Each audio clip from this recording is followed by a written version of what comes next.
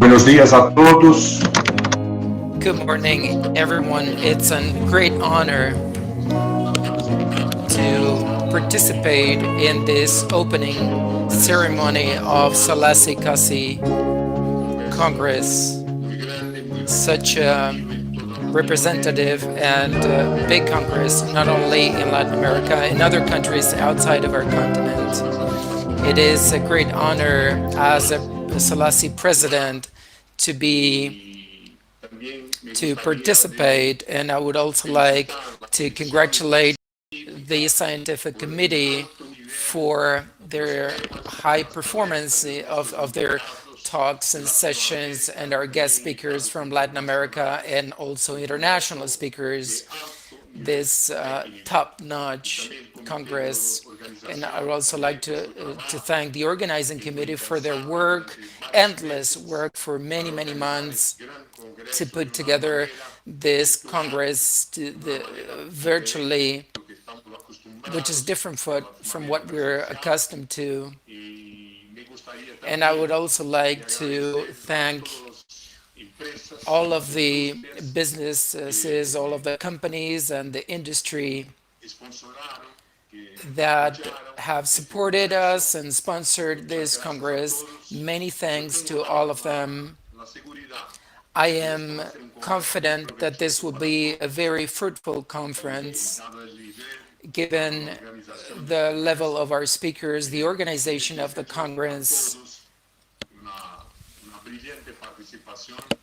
I look forward to having a wonderful Congress, and thank you very much for this opportunity, for giving me the opportunity to open such a big event for SOLACI and the whole of Latin America. Thank you. Now I'll give the floor to the rest of the speakers so we can formally open the Congress. Dr. Alfredo Rodriguez, thank you very much for your scientific support. Now I'll give the floor to the rest of the speakers. Thank you. Thank you, Dr. Mantione. I would also like to welcome you virtually to this SOLACI-CACI 2021 Congress. We are a little behind. I mean, we're 1 year behind. Unfortunately, we couldn't have an, in-person conference. Alfredo and Aníbal, thank you very much. Thank you to the organizing committee and the administrative for support for the enormous work that has been done 18 months later. Thank you to everyone for being here. I know this is different from what we're used to. It's not the same to be in person. We look forward to being in person next year. Thank you to the industry. Despite being an adverse year, they have been supporting us unconditionally. Thank you. And without further ado, we'll now we'll open this conference that I expect it'll be very, very fruitful. Thank you. Good morning, everyone, dear colleagues and friends from Latin America and other regions of the world that will be participating in this conference. A warm welcome to the Latin American Society of Intervention Cardiology, together with the Argentine Society of Interventionalist Cardiologists. As it was said before, in 2020 and 2021, the pandemic conditions worldwide, specifically in our region, prevent us from organizing and gathering in person, so we cannot have the Congress as we used to and as we would have wanted. But this Congress we have put together with a lot of great effort from the organizing committee, the scientific committee, and the support of both societies. We will be, I'm sure, very satisfactory. This work that has been possible due to the great experience of the SOLACI organizing committee that has been working in organizing conferences for many years now.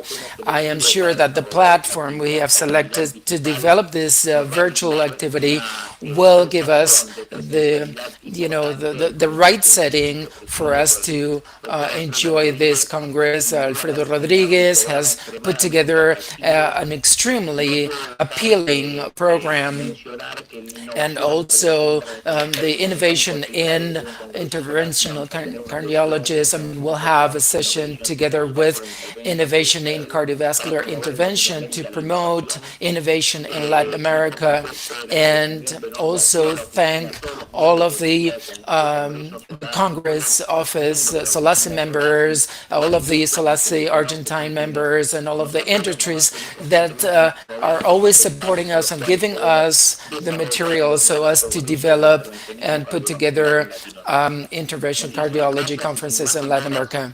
Without further ado, together with Dr. Alfredo Rodriguez, we will begin to moderate the first official session on TCT in SOLACI-CACI 2021. Thank you.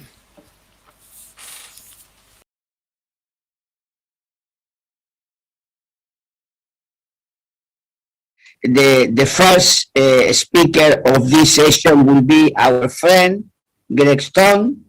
The topic of the session will be the future of percutaneous coronary intervention, and Greg will give a 20 minutes lecture about identification and treatment of vulnerable plaque. As always, he's talking about a topic he personally works many years ago and still working in very important trial. Greg, are you here? Yes, hello, Alfredo. Can you hear me? Very well, Greg. Very well. Great. So great to see so many friends, and I hope you're all doing well as can be expected. And I look forward to seeing you in person at a future SOLACI. So let me share my screen. Let's see here.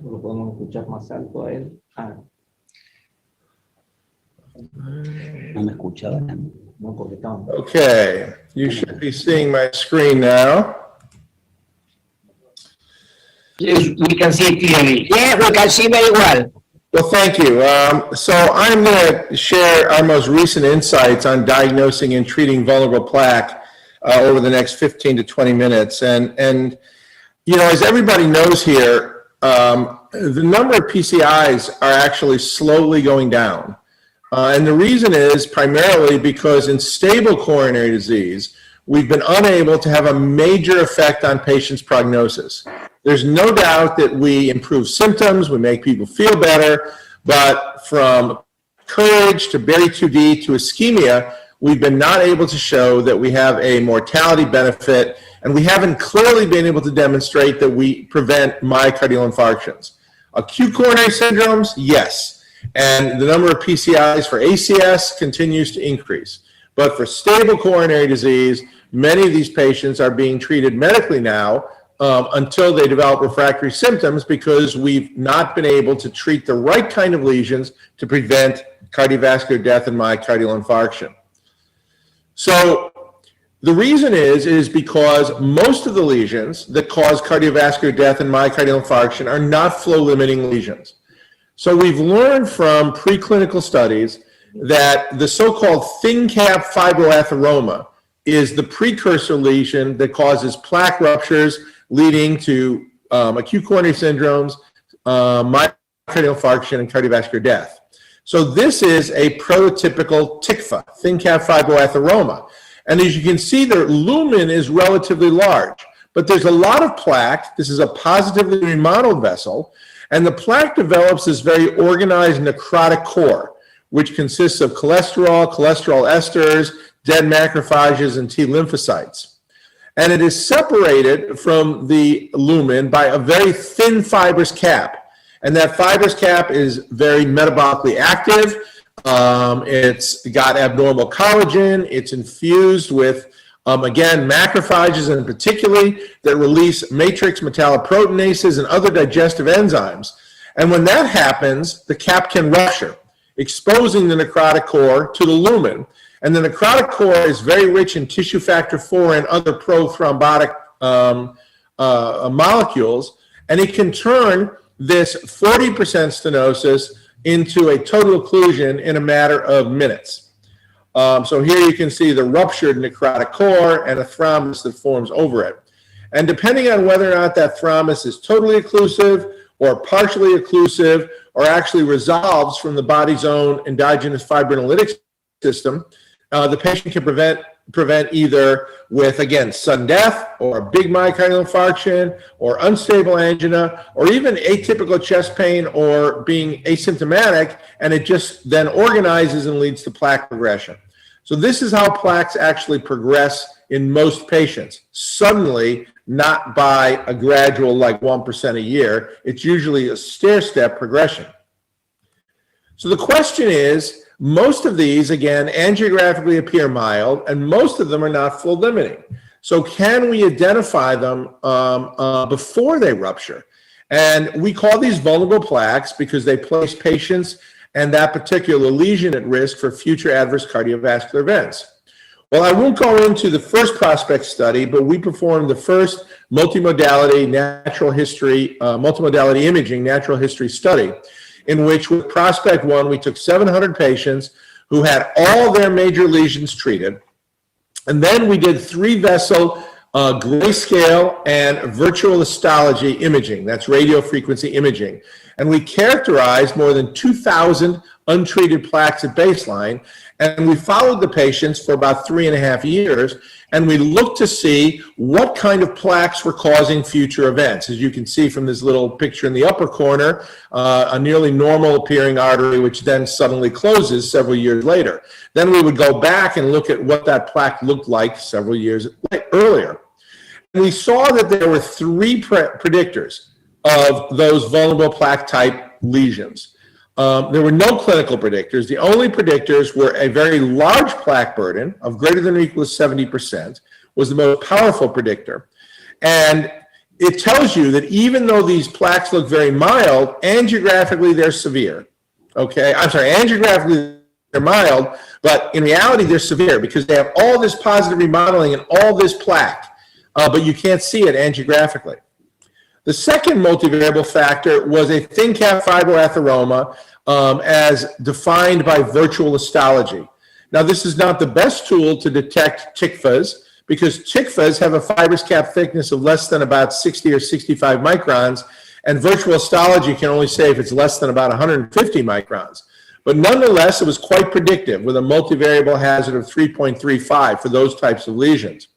And then finally, small minimal luminal areas of less than 4 millimeters squared were also predictive, even though the mean angiographic diameter stenosis was 32% of the lesions that caused a future event. Now, the problem is virtual histology is not a very usable system in that it's hard to interpret the images. It's actually a very easy to use system, but the images are not always discrete. And it's a little bit unclear for most operators what is a thin cap fibroatheroma, a thick cap fibroatheroma, intimal proliferation, fibrointimal thickening, etc. So we got very interested a number of years ago in near-infrared spectroscopy. And NIRS is actually not an imaging technique. It's actually a spectroscopic technique to chemically identify lipid, specifically cholesterol and cholesterol esters. And it does this very, very accurately. And it's been correlated very, very strongly with fibroatheromas, which are these organized necrotic cores inside coronary arteries. And what it does is there's a spinning laser, which sends out laser light at a certain frequency, usually between 1200 and 2000 nanometers. And it shines off the plaque and then it comes back.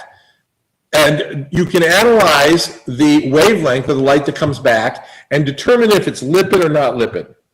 And basically, the more strongly lipid it is, we can measure that in this carpet map where we lay out the entire coronary artery. And this is like distal to proximal. And we can see if there are discrete deposits, and we can see the circumferential distribution of these deposits. So here you can see this big yellow spot, which is at least 75% of the circumference all the way around the vessel. And you can see how, again, longitudinally thick it is.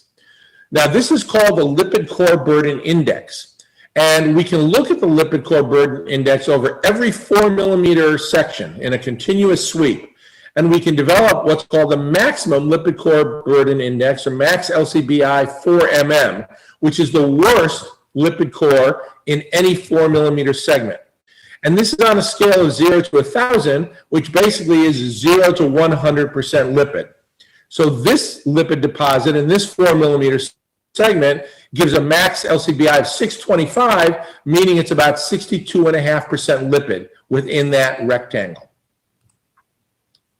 So we designed a trial where we wanted to look at grayscale IVUS and near-infrared spectroscopy, which is put together in an integrated catheter developed by InfraredX in the Prospect 2 study.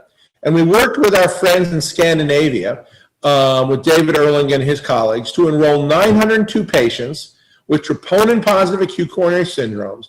They all had successful PCI of the culprit lesion and any hemodynamically significant lesion elsewhere. So their coronary tree looked pristine. And then they were enrolled and they underwent 3-vessel intravascular ultrasound. And the NIRS was blinded, so all they could see was the grayscale IVUS, okay? And then we basically followed them for 3.7 years. And we looked at almost 3,000 lesions at baseline, and we wanted to correlate the combination of grayscale IVUS and near-infrared spectroscopy data that predicted future events, with the hypothesis being that strongly lipid-rich plaques would be vulnerable plaques. Now, we did something interesting in addition.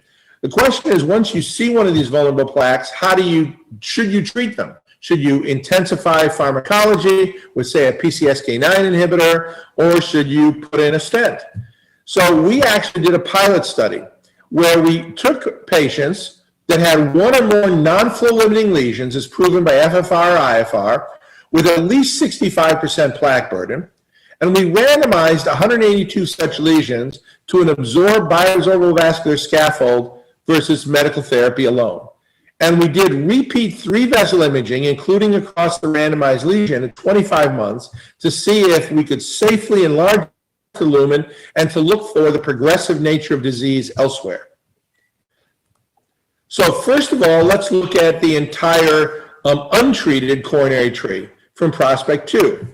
We had a median follow-up of 3.7 years, and if you look at the MACE rates, it was overall 13.2%. which is not bad in 4 years. This is a pretty healthy Scandinavian population who are really on good medical therapy. But most of their events arose from the untreated non-culprit lesions. So the untreated lesions we call non-culprit lesions. And that was 8% of events, 8% absolute events. And about 4% of events arose from treated lesions, either due to stent thrombosis or restenosis. And 2.5% of events are what we call indeterminate events.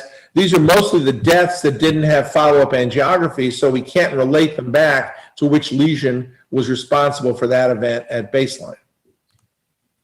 So let me show you an example of the way this works. Here's a patient who came in with a non-STEMI, and he had high-grade lesions in both the distal right coronary and the LAD. So both of the LAD and distal right were treated with a stent, and then he underwent 3-vessel imaging. And here's the right coronary artery. So here you can see the distal right coronary artery is where the stent was placed. And you can also see in the untreated mid and proximal right coronary, the untreated mid-right coronaries maybe got a diffuse 10 or 20% stenosis, and the untreated proximal right coronary artery has a more focal, maybe 20% stenosis. When you look at this by near-infrared spectroscopy, this is that long carpet from distal to proximal, and you can see the culprit lesion has no lipid left. Usually there was lipid at baseline, but it often embolizes during the procedure. So there was only one small little lipid spot within the stent. This long mid-right coronary lesion has also almost no lipid, except for maybe one little spot at its proximal edge. But if you look at this proximal lesion, it's got a big lipid core with a max LCBI 4mm of 687. Usually we think anything over 300 or 400 is significant. And if you look at those cross-sectional images, the system co-registers the IVUS image where the lipid is. And again, this arc shows you where the lipid is. Now, NIRS is not depth resolved, so it doesn't really show you in a depth fashion where the lipid is, but it tells you somewhere in this arc in the plaque is the lipid. And if you look here at this cross-sectional image, the mean luminal area is 3.8 millimeters squared. The plaque burden is 80.1%. And this lesion now has an IFR of 0.95. So this patient was followed clinically on good medical therapy and did fine for 3 years. And in the 3 years presented with a new non-STEMI, and you can see there's now almost complete obliteration of that proximal lesion right where the lipid core was. So the first question was, did these large lipid cores lead to future events, both for the patient and lesion? And we defined, to remove the arbitrariness of it, a high-risk plaque would be one with the upper quartile of max LCBI 4mm scores. And that was about 325 or 32% lipid. So patients that had one or more plaques that were 32.5% lipid or more had about a twofold increased hazard for future events. And at a lesion level, okay, you can see we've got 3,500 lesions that we've looked at. 851, about a quarter of them, had this high lipid burden. And those lesions had a 7.5-fold increased likelihood of causing an event over time. Now, we also reconfirmed that plaque burden greater than or equal to 70% was also a very powerful predictor of both patient level and lesion level events. So if you look at the lesion level, if you don't have a lot of plaque, you're not going to have an event. If you have a lot of plaque, now you've got an almost 12 times increased risk of having an event arise from that plaque, even though the FFR or IFR is negative. So when we put this all in a multivariable analysis, we found two high-risk plaque characteristics. Max LCBI greater than or equal to 324 was predicted with an odds ratio of around 4, and plaque burden, once again, greater than or equal to 70% was predicted with an odds ratio of around 5. In this analysis, now minimal luminal area less than 4 millimeters squared did not reach statistical significance. So it's really a lot of plaque, and it's plaque that's lipid rich. And so you really need both of those characteristics to have a high-risk plaque. So the question is, we can identify vulnerable plaque using grayscale radiofrequency IVUS and grayscale NIRS. You can probably also do it with CTA. But now, once you have a vulnerable plaque, what do you do with that patient? Should you do pharmacologic intensification? Should you treat it invasively with either a stent or a scaffold? Well, nobody knows, because there have been no randomized trials until Prospect absorbed. So we've been very interested in the interventional treatment of these lesions. And what happens experimentally, this is from a rabbit TICFA model that Pedro Marino was working on, is that when you put a stent on top of a thin fibrous cap, on top of a necrotic core, of course, the stent induces neointimal hyperplasia. And it basically turns what was a thin fibrous cap into, it puts a neo cap on top of it. And so you get now a thick fibrous cap, which is that entire depth of the new plus the old fibrous cap. And we were very interested in looking at bioresorbable scaffolds. This certainly does that very, very nicely. This is a calcified plaque, not a vulnerable plaque, but it just shows you here when you put these struts on top of a plaque, in 6 months, then in 24 months, you get about 200 microns of neointima. And so basically it recaps the plaque. It creates a new fibrous cap thickness of 200 microns. And we hypothesized that, again, these lesions are not severe, they're very soft, they're lipid rich, so we thought they would expand very well with bioresorbable scaffolds. In addition, these vulnerable lesions, this is a thin cap fibroatheroma seen by OCT, and they have these varying regions of both high shear wall stress and low shear wall stress. And low shear wall stress is atherogenic, and high shear wall stress promotes rupture. And when you put a scaffold on top of this and now recap it, you have much more uniform wall stress across the lesion. That should also stabilize the plaque. And finally, we were interested in bioresorbable scaffolds because they don't permanently cage the vessel. So they're the only treatment. You're taking these mild lesions, and once you treat them and once they're gone after 5 years, it's the only therapy that actually allows the lesion to grow at the treated site. And it allows for normal future Glagovian remodeling, it unjails side branches, and has all these other potential advantages.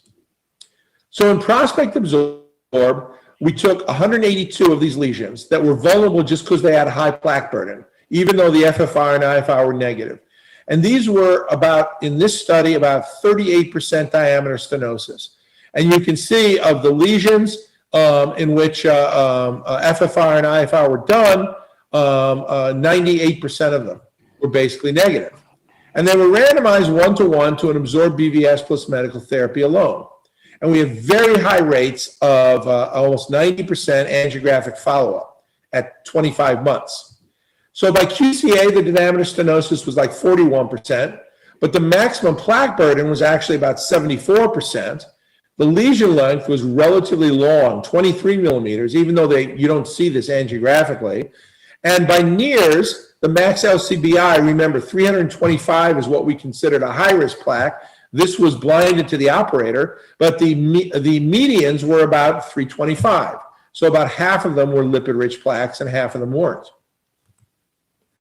So the question first was, could we safely enlarge the lumen at 25 months? And this was the minimal luminal area at baseline, about 3.1 millimeters squared in both groups. And in the BVS group, at 25-month follow-up, it was 6.9 millimeters squared, where it stayed the same or slightly decreased in the control arm. So we clearly markedly enlarged the lumen. Here's some more, and you can see we did create a neocap of 210 microns at the treated site. Aquí hay más información. IBUS. In fact, only 1% strut discontinuities or malappositions. So again, very easy to oppose a scaffold to these soft lesions and expand the lesion.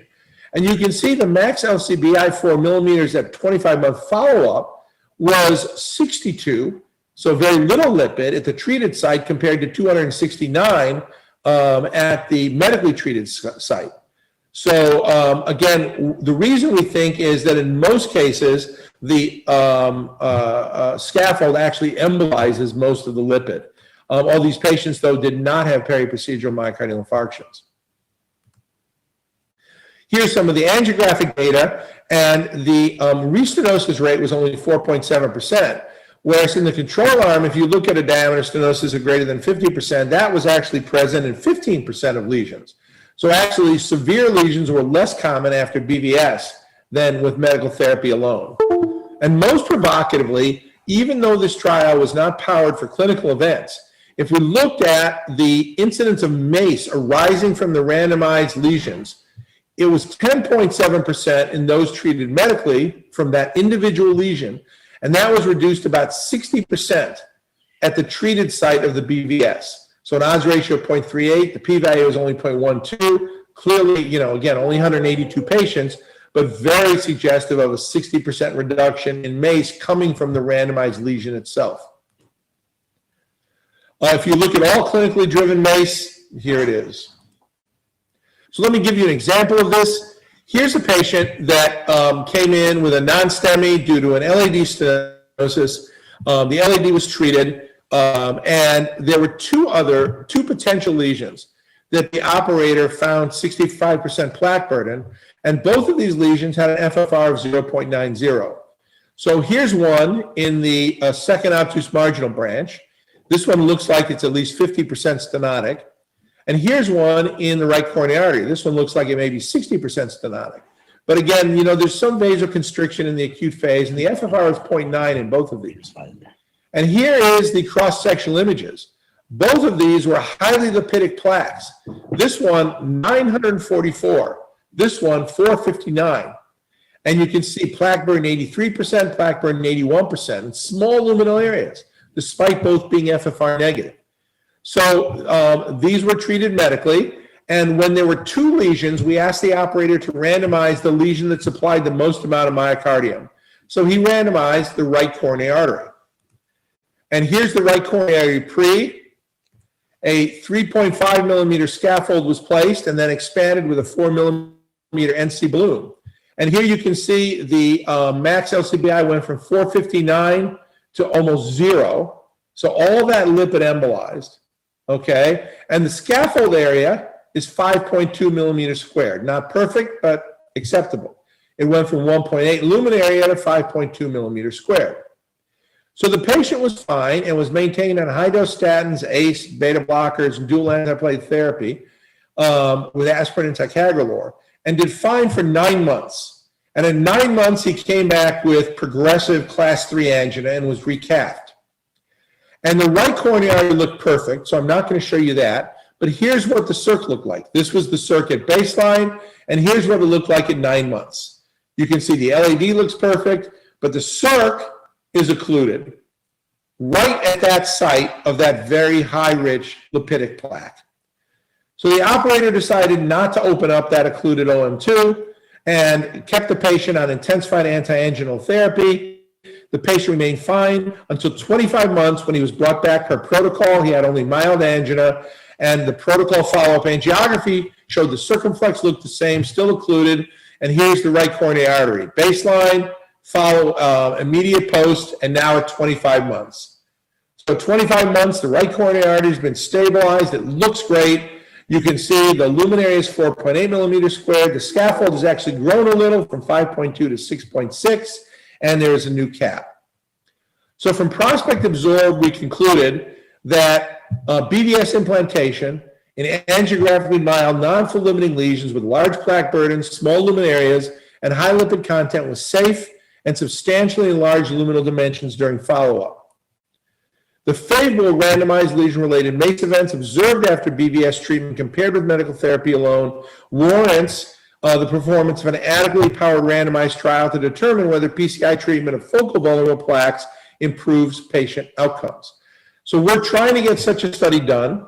SJ Park is running one study that's an outcomes trial in 1,600 patients in which vulnerable plaques are allowed in with either grayscale IVUS, virtual histology, NIRS, or OCT. 1,600 patients, I'm the co-PI of the trial. 1,600 patients, I think, is somewhat underpowered.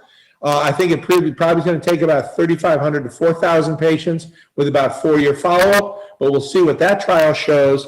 And hopefully, this can introduce a whole new field of interventionalists looking for and treating the right kind of lesions that will prevent cardiovascular death and myocardial infarction in our patients. Thanks very much. Thanks, Greg, for sharing with us this very fantastic piece of information. At this time, I would like to introduce a panel of experts from Latin America, Dr. Jorge Chavarría, Dr. Fausto Pérez, Dr. Alejandro Fernández, Dr. Pérez de la Hoz, Dr. Viviana Rubilar, and Dr. Nicolas Beas. And I would like to start with Dr. Fausto Pérez. Fausto, would you please like to do some comment or questions regarding Greg's presentation, please? Yes, it was a wonderful presentation. Greg is always ahead of our time, and to treat those patients that have some lesions beside of the acute coronary lesion. So Greg, how would you balance, in your experience, to treat this lesion and the risk of a PCI procedure with a BVS or even with a DS and clinical treatment? Well, I suspect that when we can complete that randomized trial, I think the outcomes will be improved. We can't identify every single lesion that's going to cause a future ACS, but we can identify a lot of them. And when you see one of these focal lesions, it's kind of like if the patient, develops a cavity. Should you leave it alone or should you treat the cavity? And of course, you should treat it.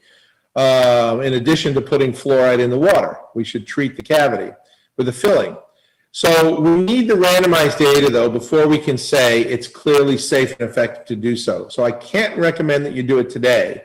What you should do today that just makes sense is if you see that a patient has one or more of these vulnerable plaques, it certainly places him or her at risk for future adverse events. So the prognostic data is undoubtable. And you should certainly do everything you can to try to get the LDL below 60, optimize all other cardiovascular risk factors, and carefully monitor the patient. Thank you, Fausto, for the question, and Greg for your answer. And I would like to invite Jorge Chavarria if he wants to make any comment or question. And after your question or comment, we will turn over to Alfredo for the next presentation. There will be time later for more comment and questions, of course. Jorge, please. Good morning. Thank you very much for this amazing presentation, Dr. Stone. Thank you, Ari. I'm a joint interventionalist, and we are following all of your thoughts about this. And I want to ask you, so with this data, are we ready to suggest that we need to use imaging in all our high-risk cases, for example, ACS, in order to evaluate the non-culprit lesions and try to detect, for example, this plaque burden and, trying to decide what is the best for our patients, or we have enough data just with the complete, for example, and just follow by angio if this is obstructive lesion and go ahead with PCI or only medical treatment? Thank you. Yeah, no, it's a great question. I mean, look, 3-vessel imaging is time consuming and it's somewhat complex, and it's not 100% risk free. In both Prospect 1 and Prospect 2, we have about a 0.2 to 0.3% complication rate from 3-vessel imaging, if you're honest. So I can't recommend that now because we can't formally link it to a therapy. So right now I would use angiography. If you saw from the FLOWER MI trial, angiography is as good or even maybe slightly better than FFR in the patient with recent STEMI or acute coronary syndromes. And that's because you're not looking to treat ischemic lesions. You're looking to treat vulnerable plaques. And it just so happens that the more severe the lesion is angiographically, the more likely it is to have more plaque. The more likely it is to have more plaque, the more likely it is to have lipid-rich plaque. So angiographically severe lesions should certainly be treated. That's what I would recommend right now in the setting of post-STEMI, just what was done in COMPLETE. And you saw in COMPLETE, by treating those lesions, we can prevent late myocardial infarctions. And the reason is not because we're treating ischemic lesions, it's because we're treating vulnerable plaques. It's just that we're not treating all the vulnerable plaques, but we're treating some of them. So I think we need to wait for the big randomized trials before I could recommend 3-vessel imaging and come up with a reasonable strategy for how to do that. And I've got to link it to a good therapy that shows improved outcomes first.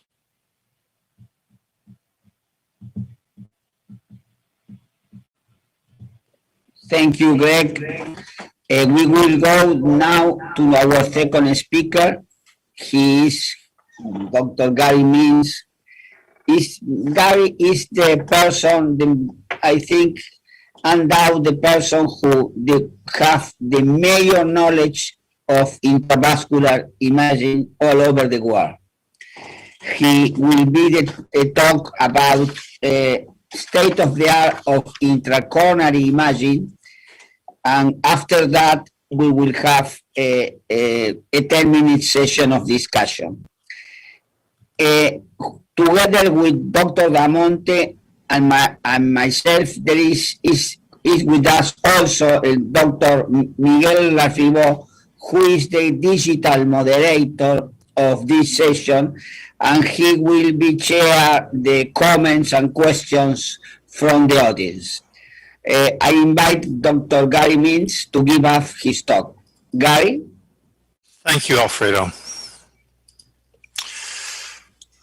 So I'm going to talk about state-of-the-art of intracoronary imaging, and these are my disclosures. In the cath lab, there are a number of clinical questions that we have to answer on an everyday basis, in fact, an every case basis, and we have a number of modalities that we can choose from. Randomized clinical trials have established intracoronary physiology as a technique of choice in assessing a non-left main lesion. We have tried for decades to identify an equivalent IVUS parameter that is as good as invasive coronary physiology. And while the minimal lumen area most often correlates with FFR or ischemia, the cut points have ranged from 4 square millimeters to 2 square millimeters. The positive predictive value is only about 50%, which means that you should never use IVUS to justify treating a lesion based upon a small lumen area. And OCT is not much better. The main reason is that the amount of myocardium subtended by a stenosis is incredibly variable. This is from a study from Jeju National University in Korea, and you can see that even a proximal mid-LAD lesion has a very, very, very wide range of the amount of myocardium that's at risk. This also applies to the left main in terms of importance. Now, the left main coronary artery is the lesion location that's least reliably assessed angiographically. For example, this study from about a decade ago showed that in 51 patients, there was unanimous correct assessment of left main severity by 4 experienced interventional cardiologists of less than 30%. And if you can't agree whether left main is significant, how can you treat it? But there is more agreement between IVUS and FFR in left main disease because of a limited variability in left main length, size, and the amount of myocardium supplied by the left main. Both FFR and IVUS have theoretical and practical limitations, but most importantly, shown in this meta-analysis from Javier Escaned's group, the outcome after deferring a left main lesion based upon FFR or based upon IVUS, the outcomes are almost identical. Here are 2 ostial left main lesions, and I'll just pause for about 2 seconds. Which of these should be treated? Which of these is significant? And the answer is neither is significant. So not only is the left main the coronary segment least reliably assessed angiographically, but the aorto-ostial junction of left main is the part of the left main that's least reliably assessed angiographically.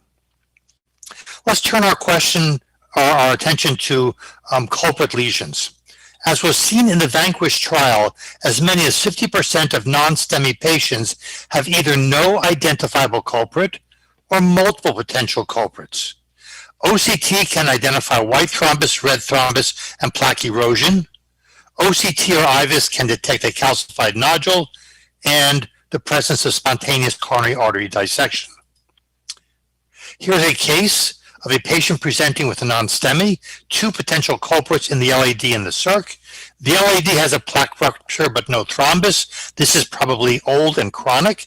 The circumflex has a lot of thrombus but no obvious plaque rupture. This is probably an erosion, and this is the culprit lesion.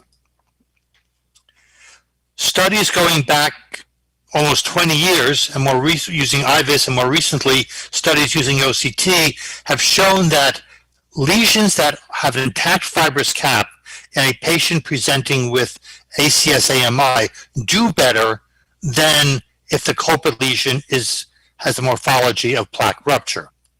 This led to the concept that maybe erosion lesions, those with an intact fibrous cap, can be treated medically.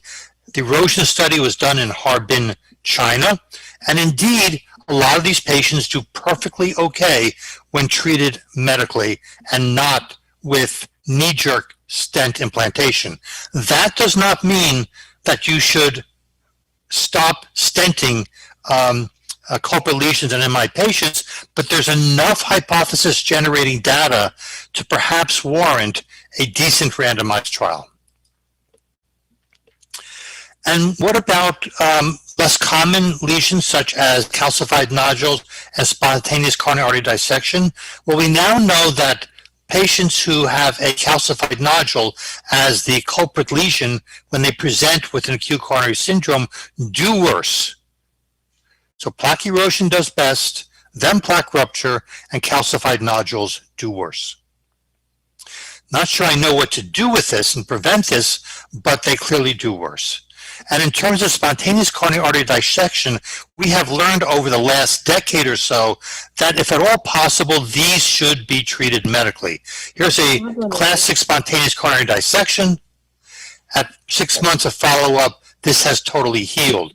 And it heals by fusing the two parts of the arterial wall. This will not re-dissect. If the patient has recurrent SCAD, it will be at another location. So manage the patient medically, get the pain and the ECG changes under control, and try to avoid placing a stent, if at all possible. In terms of predictors of stent failure, stent thrombosis and restenosis, the number one, by a lot, is stent under expansion.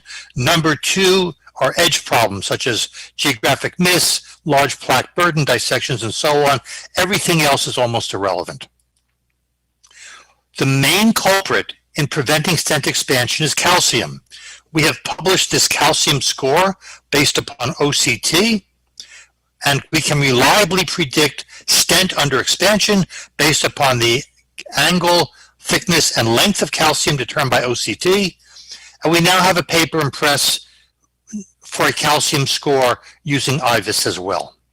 Notice that the calcified nodule is perhaps one of the strongest predictors of patients of being unable to expand the stent. And we have developed a couple of algorithms. This I did an article for Heart.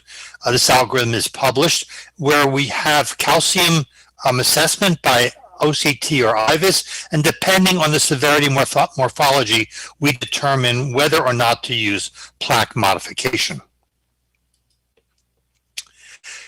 It has been thought that IVUS measures a lot larger than by OCT, but that was really 30 megahertz and 40 megahertz IVUS. With newer high definition IVUS, the difference between IVUS and OCT is minimal. So we then have a stent sizing algorithm that is universal, equally applicable to whether you use IVUS or OCT, stent sizing to the distal reference vessel, and post-dilation balloon sizing to the proximal reference. And again, I won't go into this in great detail, but you always do final intravascular imaging, and depending on whether or not you achieve your target MSA or your target stent edge criteria, you then have to decide whether or not you need to do more work, and this becomes an iterative process until you get a good result. What about data? Well, as of last month, there are 24 randomized trial publications, 33 meta-analyses, and 72 registries looking at intravascular imaging guided drug-eluting stent implantation compared to angiography. White is for IVUS, blue is for OCT, and yellow has data from both modalities. Let's look at a few of these studies. This is one meta-analysis of 10 randomized trials showing that IVUS-guided PCI was associated with a lower incidence of mortality, MI, TLR, and stent thrombosis. The two largest IVUS trials are IVUS XPL and Ultimate. Based upon intention to treat analysis in IVUS XPL, there was a 50% reduction in the primary endpoint at 1 year, and if you achieved optimal stent expansion, the event rate at 1 year was 1.5%. Ultimate, which was done in China, had almost identical findings. Notice that at 1 year, if you optimize the stent implantation, the event rate is 1.6% in Ultimate. We now have 5-year data from XPL and 3-year data from Ultimate showing that the benefit of imaging guidance is maintained and maybe even gets a little better over time. And we took the XPL and Ultimate data and created an integrated patient-level data set. And now in PRESS in JACC intervention, you can see that IVUS guidance halves the mortality at 3 years of follow-up. What about OCT? Well, we have 2 studies, not quite as much data as with IVUS, but the opinion randomized trial comparing OCT and IVUS showed identical outcomes at 1 year, and this Bayesian meta-analysis from David Capodanno's group showed similar findings. In terms of some specific lesion subsets, we have data from Korea in terms of identifying criteria for stent under expansion when implanting a stent into the left main. But more recent data from Excel shows that in Western patients, as opposed to Korean patients have a heart weight that's about 3/4 the weight of a typical Western patient. The criteria for stent optimization should be 9 in the left and 9.5 in the left main, 7 at the ostium of the LAD, and 5.5 at the ostium of the circumflex. And if you have stent deformation identified by intravascular imaging, the event rate is double, even if the stent is well expanded. In terms of outcomes data, we have several meta-analyses. This includes 2 randomized trials and 9 registries showing that IVUS-guided left main stenting reduces all-cause mortality, cardiovascular mortality, stent thrombosis, MI, and TLR. And probably the most impressive study comes from the UK. This is a national registry showing that nationwide IVUS-guided left main stenting reduces mortality by 34%. I won't go into CTO other than to refer you to this excellent review article by Fred Galassi and his colleagues. And the one randomized trial shows that IVUS-guided CTO intervention reduces the primary endpoint of cardiac death, MI, and TVR, whether by intention to treat or per protocol. In fact, the impact is probably greatest in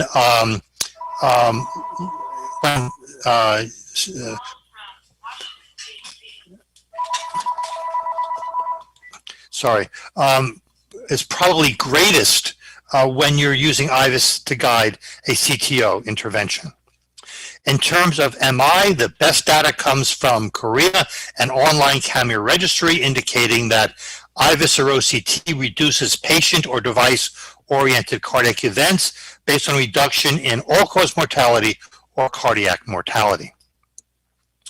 And in terms of contrast-induced nephropathy, if patient has chronic kidney disease and develops contrast-induced nephropathy, the mortality at 1 year is 25%, and it's related to the amount of contrast used. How do you avoid this? You avoid contrast. We routinely do 0 contrast PCI in high-risk patients. Obviously, you need a diagnostic angiogram, and then the patient waits a week to make sure that the kidney function has stabilized, and then using the roadmap from the diagnostic angiogram, we do 0 contrast PCI. Now, I've been asked this question. We can understand how imaging reduces stent thrombosis and restenosis, but why does it reduce mortality? Well, the answer is in this slide. Let's look at DS restenosis, and let's look at 2 studies. In this study from Europe, with 166 recurrent left main lesions after left main stenting, and when these were treated, the 5-year mortality was 30%. And this data from the Medicare database, the Medicare patients in the CAS PCI database showed that if a patient presents with restenosis and is treated at 4 years, the mortality is also about the same, 6 to 7% per year. And restenosis is not going away. It averages 10% of all the PCIs done in the US every year from 2009 to 2017. About 25 to 30% of restenoses present as an acute infarction, and 65% occur more than 1 year after stent implantation. Well, patient presents with stent failure. You have to know why. And whether it's a bare metal stent or a drug-eluting stent, the presentation and the time course can give you a nice differential diagnosis. The technique of choice is using OCT because it's the best way to detect neoatherosclerosis. So these are examples of neoatherosclerosis: a Tikva-like neointima, neointimal rupture, mixed thrombus, white thrombus, and red thrombus. Once you develop neoatherosclerosis, stent failure is predictable. And if you treat neoatherosclerosis, the event rate is higher than if the patient presents with in-stent restenosis without neoatherosclerosis. I've mentioned calcium nodules a couple of times. If you stent a calcified nodule, expect restenosis, that restenosis will occur, and that the cause is likely to be stent fracture with reintrusion of the calcified nodule. Here's a patient with chronic renal failure on hemodialysis who had a stent implanted into the right coronary. You can see a typical calcified nodule, good angiographic result, and at 2 months, the lesion is back and the calcified nodule has broken through and is back into the stent. We can also use imaging, this particularly to look at causes of scaffold failure. The main cause is scaffold discontinuity in 40 to 45% of scaffold failures. It was hoped that scaffolds would be immune to neoatherosclerosis, but it is not, as shown in this elegant study from Japan. So as I said, we've got clinical problems and we have ways to answer them.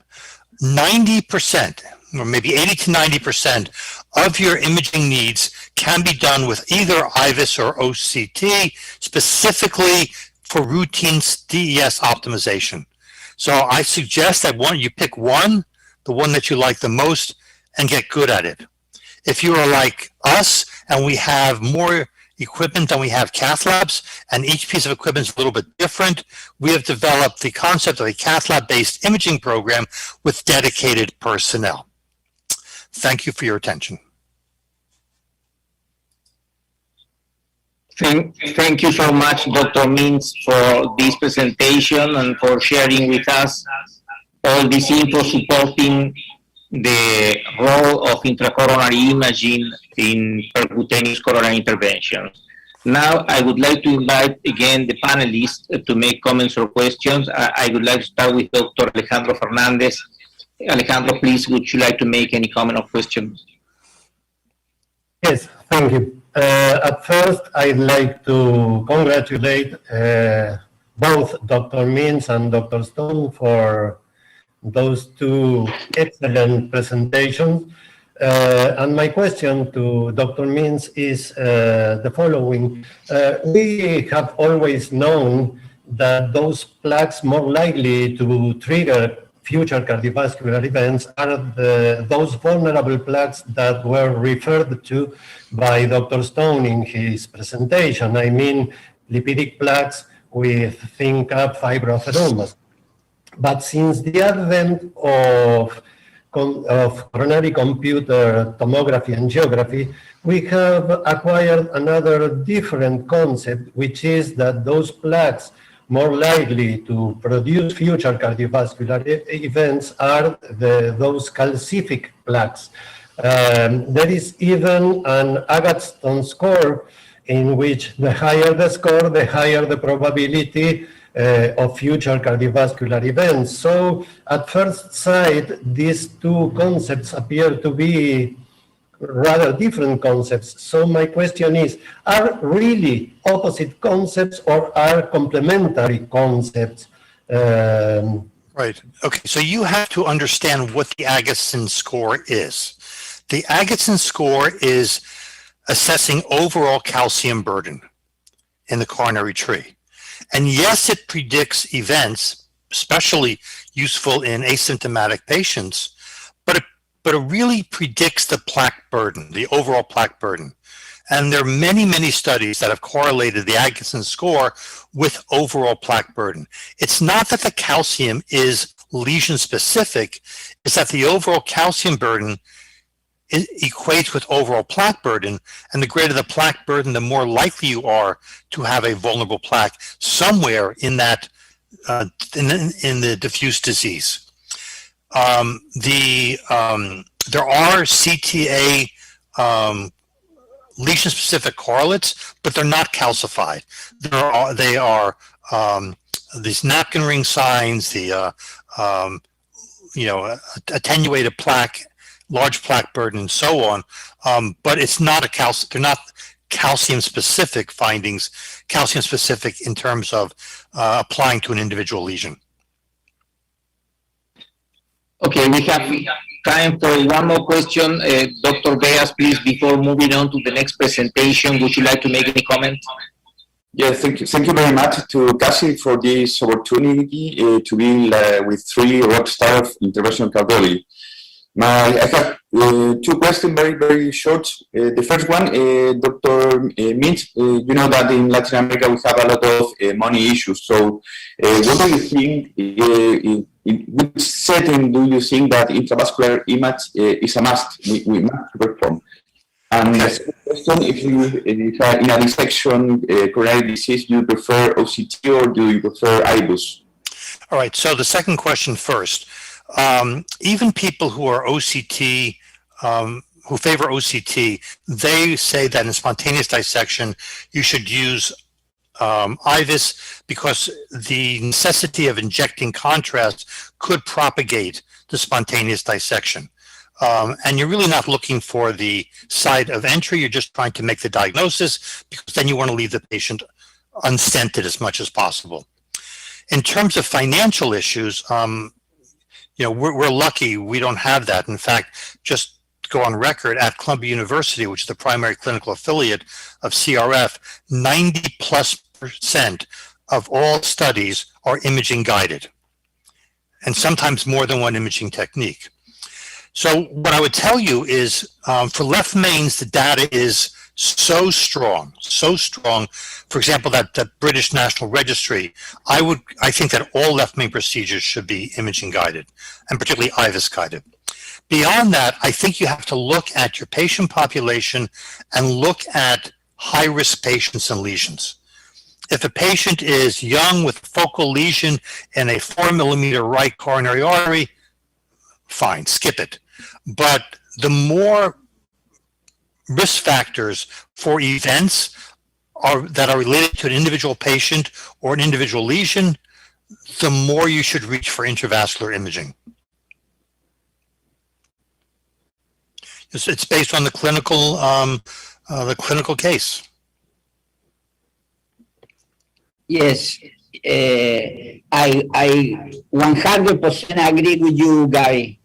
In spite of economic limitation or restrictions, left main stenting, complex left main stenting should need IBUS guiding in almost 100% of the cases. I agree.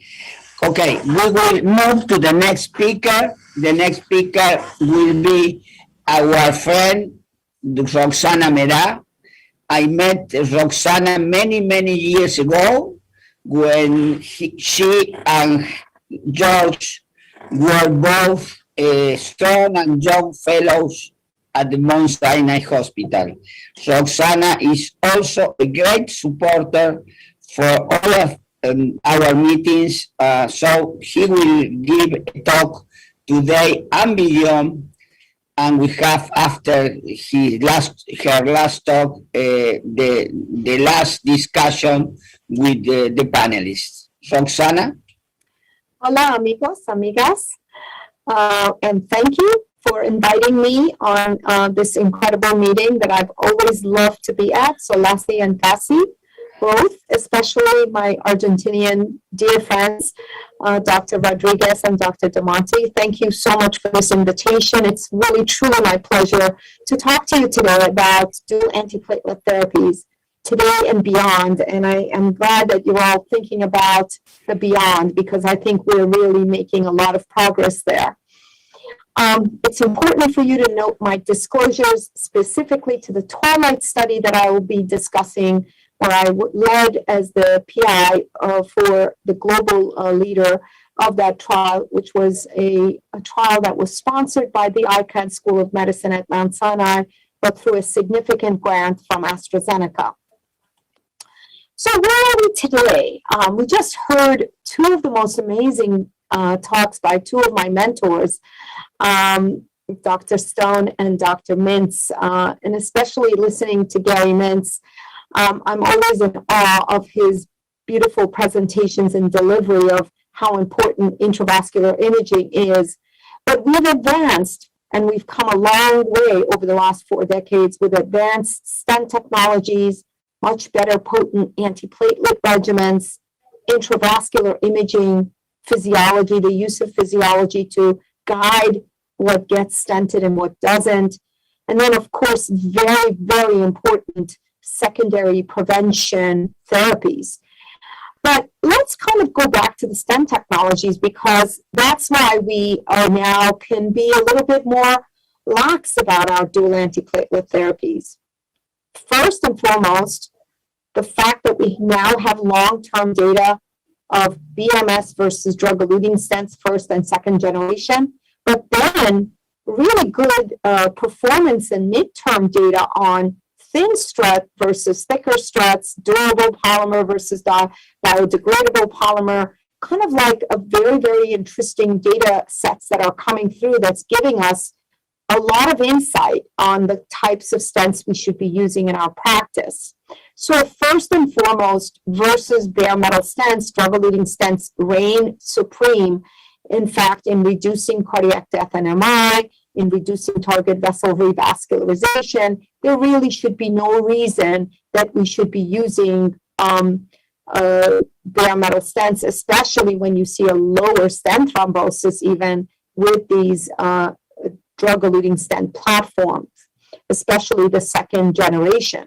And then the long-term follow-up with ultra-thin versus conventional second-generation DES is also showing us that with the thinner or ultra-thin struts, we're even seeing really interesting with a mean year follow-up of 2.5 years, showing a reduction in target lesion failure driven by less ischemia-driven revascularizations of the target vessels compared even to second-generation DES. Similar risks of MI, stent thrombosis, cardiac death, and all-cause mortality, but this is brand new data that was just presented, and I think it's important to note that we've come a very, very long way. So with this significant decrease in stent-related, and we must think about the patient, not just the stent, but stent-related complications are really been minimized. Now we need to think about who should get longer duration of DAPT, for how long, and how long should we be maintaining, because at the end of the day, this patient continues to make new plaques. We saw it from Dr. Stone's evaluation, especially in non-obstructive and perhaps vulnerable plaques that may be treated medically with dual antiplatelet therapies. And that's when we start thinking about the ischemic and the bleeding risk and putting that all together into a calculus of evaluating what our patients should be receiving. So what's that calculus? Well, let me tell you that it's not so simple. You really have to talk to the patient. You have to evaluate their thrombotic and bleeding risk. And data now show that we've got to be thinking about both. Ischemic and bleeding complications are extremely important, and the risk of that patient in the risk of evaluating their bleeding, believe it or not, reigns on top of the ischemic. So when bleeding and ischemic complications are on top of each other, where you have to make a really tough decision, it's the bleeding risk that should inform your decision-making on DAPT duration rather than the ischemic risk. That's an important observation. When you have a low bleeding risk, high ischemic risk, easy to figure that out, right?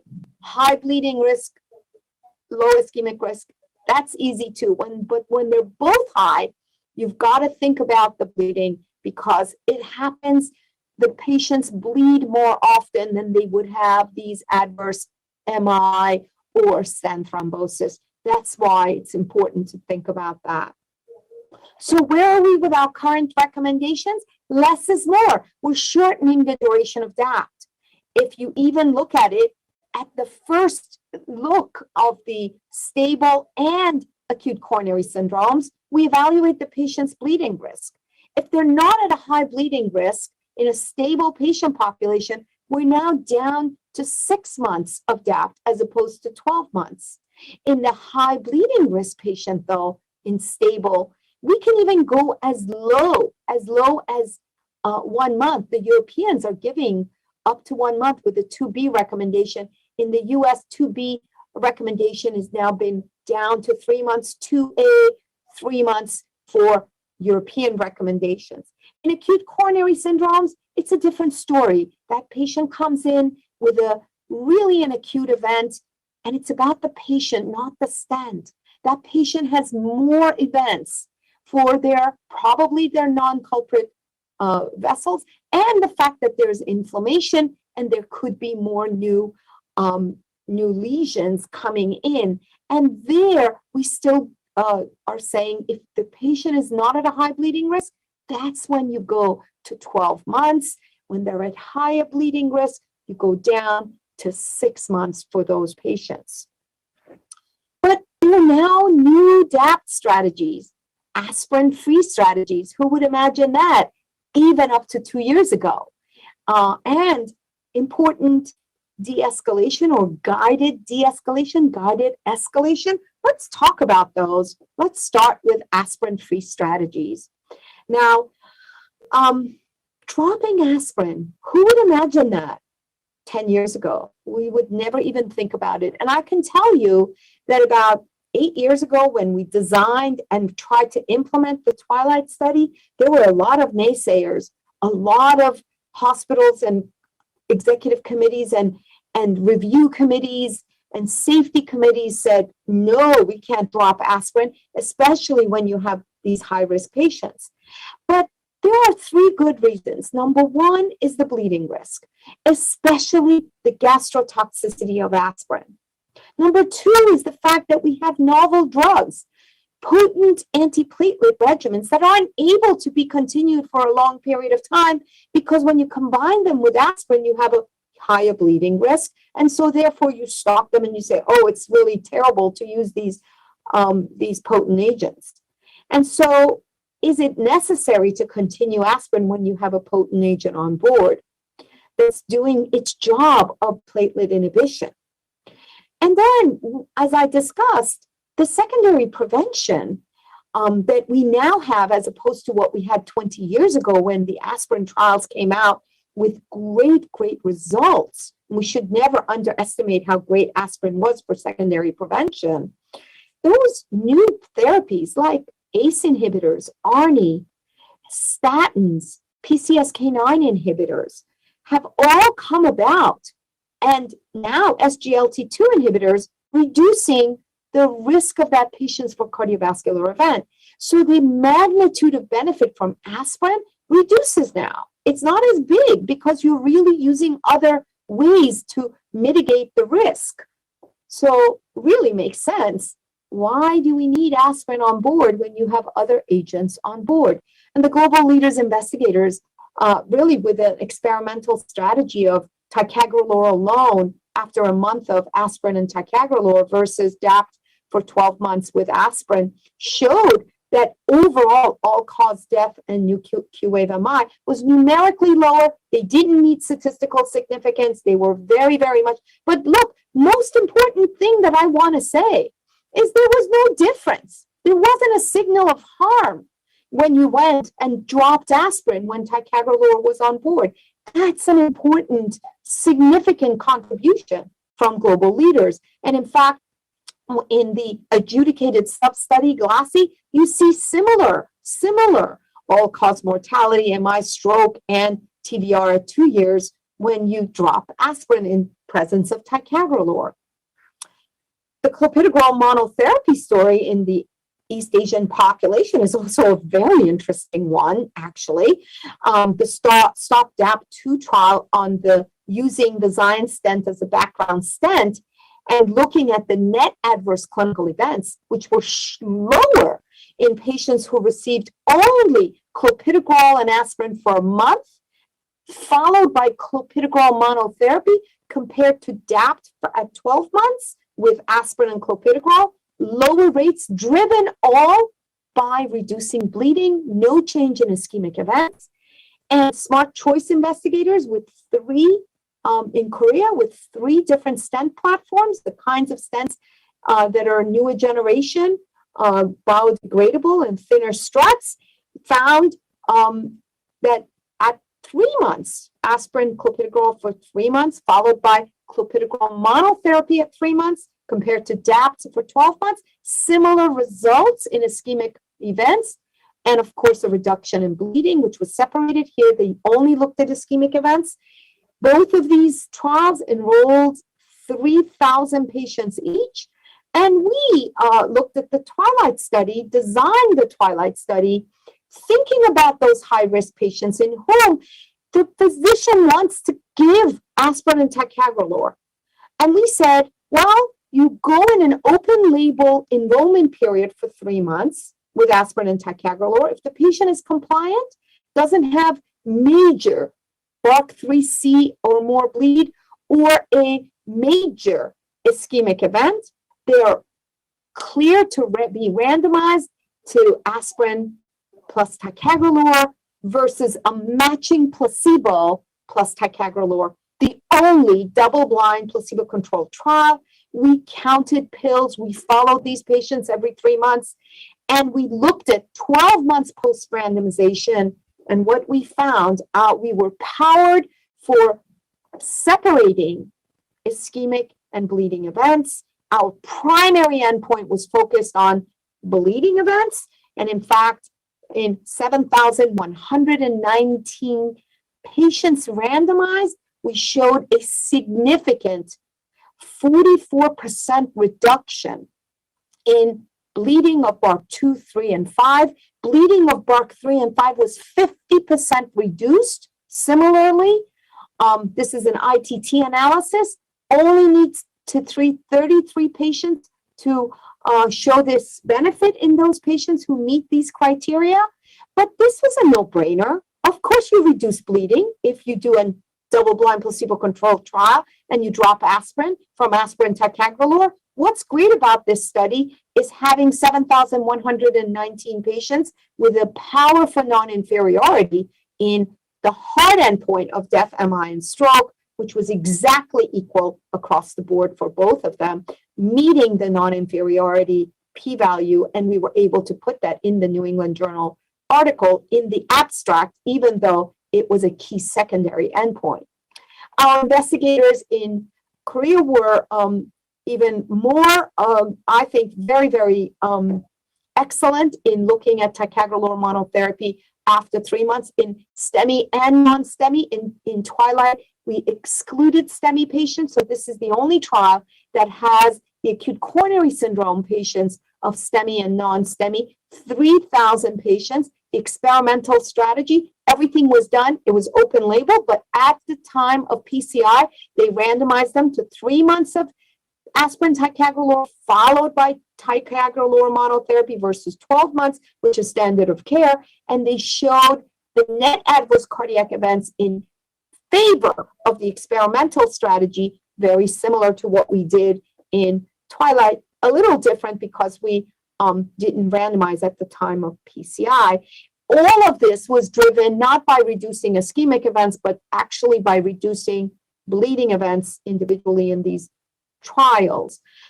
But when you put it all together, global leaders, smart choice, stop DAP, Twilight, Tycho, this is the work of Michelle O'Donoghue. Immediately after the publication of Tycho, you see that when you look at ACS and PCI patients, you can reduce when you drop aspirin in the P2Y12 inhibitor monotherapy, you absolutely reduce bleeding, and you do not increase ischemic events. In fact, if anything, there is a trend towards reducing ischemic events of major adverse cardiovascular events of death, MI, and stroke, which is quite significant. And in fact, the 2020 ESC guidelines for non-STEMI ACS patients gave ticagrelor monotherapy a 2A recommendation in select patients. This was followed in ACC 2021 when you look at aspirin versus clopidogrel for chronic maintenance monotherapy. Really interesting study of 5,500 patients who were event-free under DAP for 6 to 18 months after their index PCI. They were randomized to aspirin, which is what you would do, aspirin monotherapy versus clopidogrel monotherapy for 2 years. And they looked at the primary endpoint of this trial. They included pretty much everyone. And the primary outcome was all-cause death, non-fatal MI, stroke, readmission due to ACS, and BARC, major bleeding greater than 3, which was significantly lower for clopidogrel compared to aspirin. Again, speaking to this P2Y12 monotherapy regimen. Now, for prasugrel, we do have this really interesting prasugrel monotherapy study, the acid pilot study. I'm hoping to see that they would take this, because we really want to see, is this all just about the potent, which one, clopidogrel, ticagrelor, prasugrel? I think it's very, very important. And I think that the results looked promising. And there's lots and lots of new studies coming up where large numbers of patients are going to be looked at, where clopidogrel or prasugrel or ticagrelor single antiplatelet regimens are going to be looked at. I think it's going to be very, very exciting in the next few years to keep seeing what we can do with P2Y12 monotherapy as we go forward. What about de-escalation strategies? This is pretty important because there's been a lot of data. All of these trials somehow, especially with guided de-escalation or escalation, have never worked, whether it was genetic or platelet function. They've always had some issues of underpower situations in each of those studies. And so we never gain any kind of a major guideline recommendation for that. But this meta-analysis in The Lancet most recently looked at the de-escalation and the summary of the evidence of 11 randomized clinical trials, 3 observational studies, almost 21,000 patients, and you see them all listed here. You know them. You've seen these studies. These are guided de-escalation or escalation studies, and I think it's very, very interesting to look at it overall. When you look overall of guidance, whether it's de-escalation or escalation, you're seeing that all of these events are looking in that very good direction for guidance in escalation or de-escalation. When you look at the de-escalation, guided escalation strategies, let's focus on the escalation, making it, more potent. You're going to see less major adverse clinical events, especially when you have an issue with either a genetic allele that the patient has, or a high platelet reactivity. These were all pulled together. In the guided de-escalation, we're also seeing not an increase. When you de-escalate, you're not increasing or worsening results. In fact, there may even be a reduction in stroke, which is very, very interesting. So I think overall, what we're learning and the take-home message is that not one size fits all.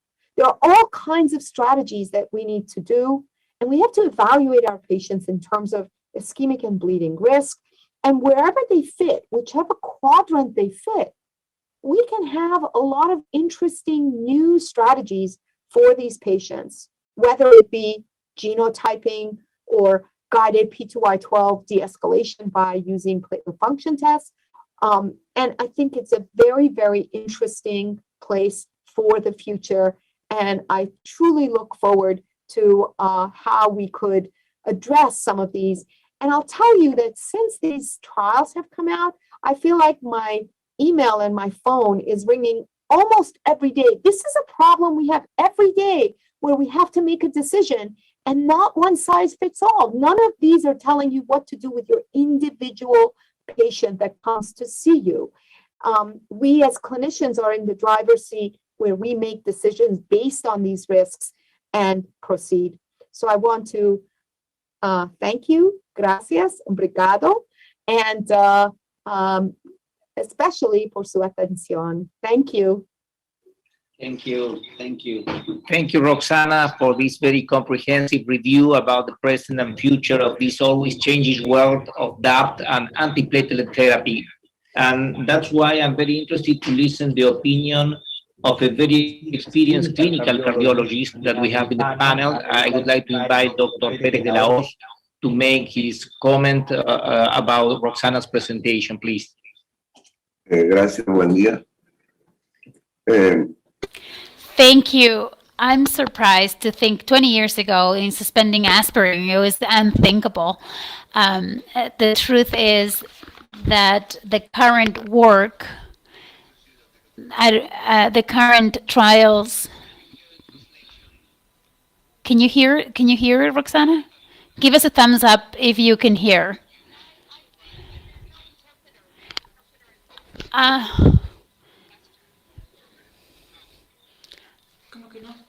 No sé. There is interpretation. Can you hear me now, Roxana? Hello? The question is, in view of the use of the DAPT with the risk of bleeding and thrombosis, and the use of a prolonged therapy, considering that there are mechanisms that exceed thrombosis, such as you mentioned, inflammation. What would be the best therapy of the monotherapy to reduce MACE in the long term? Interpreter was late. I'm sorry. She only interpreted half of the comment. So I think you're talking about a high-risk patient who presents with a stent thrombosis. Now, what's the best possible way forward to prevent major adverse cardiovascular events in a patient like that? Do you go to monotherapy, and when? Roxana. Yes. Dr. Pérez, Alfredo is Dr. Pérez de la Hoz. He also commented that taking in account there is also the problem of adverse events at late outcome is also inflammation. Yes. Not only thrombosis. Yes. If you think that there is anything else to add. To the APP. I think it's really, really important that we stop thinking about our patients only in terms of dual antiplatelet therapy. So thank you, Professor Perez, for saying that we need to think beyond just the platelets, that there is also the inflammatory condition of the patient, their lipids, their smoking status, their body weight, especially when they're large in the waist circumference, and all of those important things that make an important difference in recurrent events in our patients. And we now have a lot of therapies, statins, PCSK9 inhibitors, ACE/ARB beta blockers, as well as SGLT2 inhibitors that can handle all of those and enhance and improve the outcome. But when a patient is at a very high risk like that, I always think about what's their bleeding risk. If the bleeding risk is low, there is no reason to stop dual antiplatelet therapies. And you can keep going for a long time, especially if they're doing well and they don't have any issues. But what I tell you is don't leave them alone and never see them for another 3 years. Keep evaluating them over time. As their inflammatory biomarkers are improving, the statins are working, everything else is working, you can go to monotherapy, then protect them against future bleeding events as well. So it's really important to keep seeing these patients, these high-risk patients, on a regular basis, even every 3 to 6 months, to adjust their medications and work through their exercise, weight loss program, and everything else that you're doing in terms of other risk reduction strategies. Absolutely. Very good question. Thank you. Thank you very much. Thank you, Roxana. I would like to ask Dr. Viviana Rubilar to share with us her thought or question regarding this presentation. Gracias, Aníbal. Bueno, agradecer por... So I'd like to ask Roxana what I've read all your papers, and I know that you work a lot with women. So about that, I'd like to know what basic considerations we should take into account, if there are any, in terms of gender and the choosing of the therapy when it comes to that, to gender. Dr. Rubilar, Viviana, my dear friend, thank you for being here, and thank you for that excellent question about thinking about the genders. I only had 15 minutes, and I wanted to be sure. There is no question that we know that women are at higher bleeding risk, and also really important, and for no good reason whatsoever, we have seen that when women are revascularized, when they present with an acute myocardial infarction, when they come to PCI, they're less often discharged home on guideline directed therapies. We are less, they get less revascularization, they get less risk mitigation therapies. All of these things have to be evaluated. You need to take your gender glasses off and start to see everyone in the same way and treat them equally, and evaluate the risk of the ischemic and bleeding complications, and understanding that a frail little old lady is going to be more prone to bleeding. And of course, that is an important variable, but it doesn't mean that you shouldn't give them ACE inhibitors, that you shouldn't give them statins, that you shouldn't revascularize them, that you should ignore them. But we need to pay more attention to women with cardiovascular disease who present with PCI, because when they come, they have a lot more risk factors, more hypertension, more diabetes, more hypercholesterolemia, and their vessels are really different than males. They're smaller. The calcification is different. They have calcium nodules. So intravascular imaging is really important in those patients.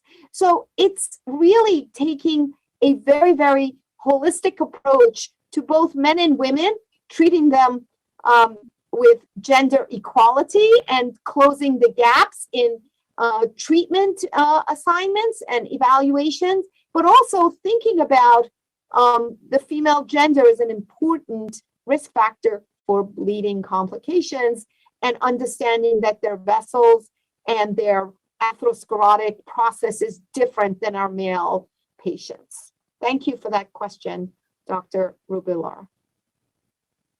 Okay, thank you everybody to be here.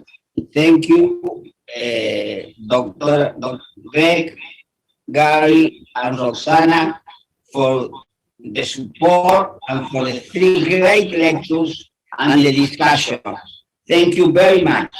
We have to move to the next session. Thank you, everybody.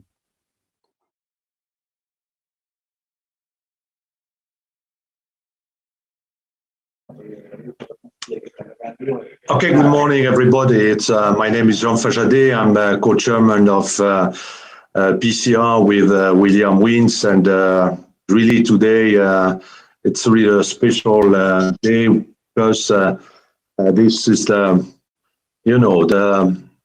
result of the long-term relationship, and really positive relationship between SOLACI and PCR, and now SOLACI-CACI and PCR.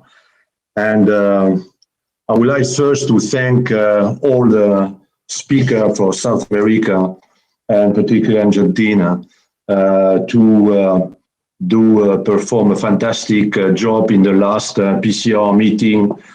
And so really thank you. I would like to thank also Alfredo Rodriguez. Alfredo Rodriguez is really for me a special friend. When I came the first time in Argentina, it was 30 years ago, I think more than 30 years. And at that time I was welcomed by Jorge, Liliana Belfer, who left us 6 years ago. And I discovered this guy, Alfredo Rodriguez. And I can tell you that this is a pity of to do not have a physical meeting. Of course, virtual meeting is really interesting concerning the power of education and knowledge, etc. No problem. And we have done a lot of, we improve ourselves in the way to deliver this kind of digital session. But sometimes you learn the people outside the session. And the first time I see Alfredo, maybe you don't remember, we were taking from Buenos Aires to San Carlos de Bariloche in the small plane. And suddenly we were over a stadium. And I didn't know, relationship between the Boca Junior and all the different group, Riverside, etc. And suddenly I heard this guy, which was quite, a standard, normal guy, joking, laughing, and talking about the stadium down, which was called the Gallinera. I didn't know what was the stadium. And he explained during 1 hour, 30 minutes, the story of the football in Argentina. That's, the interest of really close meeting. And I hope that we could come back in the next months to a normal life. And then year after year, we maintain this really special relationship between the Argentine group and the PCR. And really, Alfredo, I would like to thank you for this friendship, more than 30 years.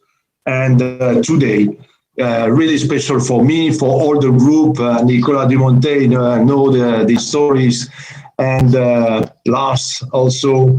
And really, we are happy for the group of EuroPCR to share with you this wonderful session. So, I hand over to you, Alfredo. Thank you. I am here only to thank Jan. It is true, the history is complete true.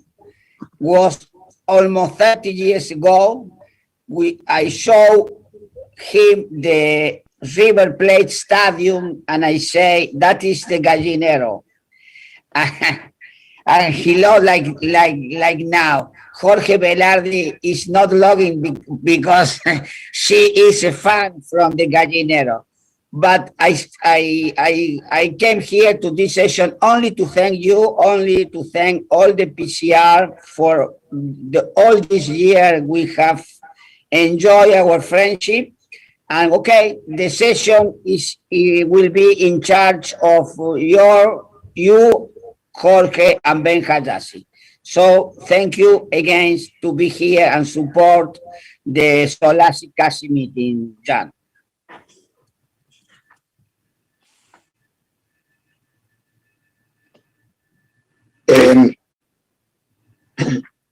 Alfredo, I understand the idea is to discuss what is the relationship between coronary artery disease and at the time of TAVI, right? I mean, that's the main concept. Assuming that we have very severe stenosis and needs to be treated with TAVI, what to do with the coronary artery disease, how to diagnose, how to treat, and what. Is that your main purpose? Is that correct? Yes. That the purpose is that, yeah. Yeah, so I can briefly present the three objectives of this session we built together. Today, what we want to learn all together is first to understand how to manage coronary artery disease in patients with severe aortic stenosis eligible for TAVI. First part of our discussion today. Second part will be centered about how to predict, how to avoid peri-procedural coronary obstruction during a TAVI procedure once the TAVI indication has been accepted. And third will be after the TAVI, because we as interventional cardiologists know that performing a PCI through the frame of some models of transcatheter heart valve can be challenging. And it has to be discussed, it has to be educated we have some techniques to make it easier. So these are the three main topics we'll treat today.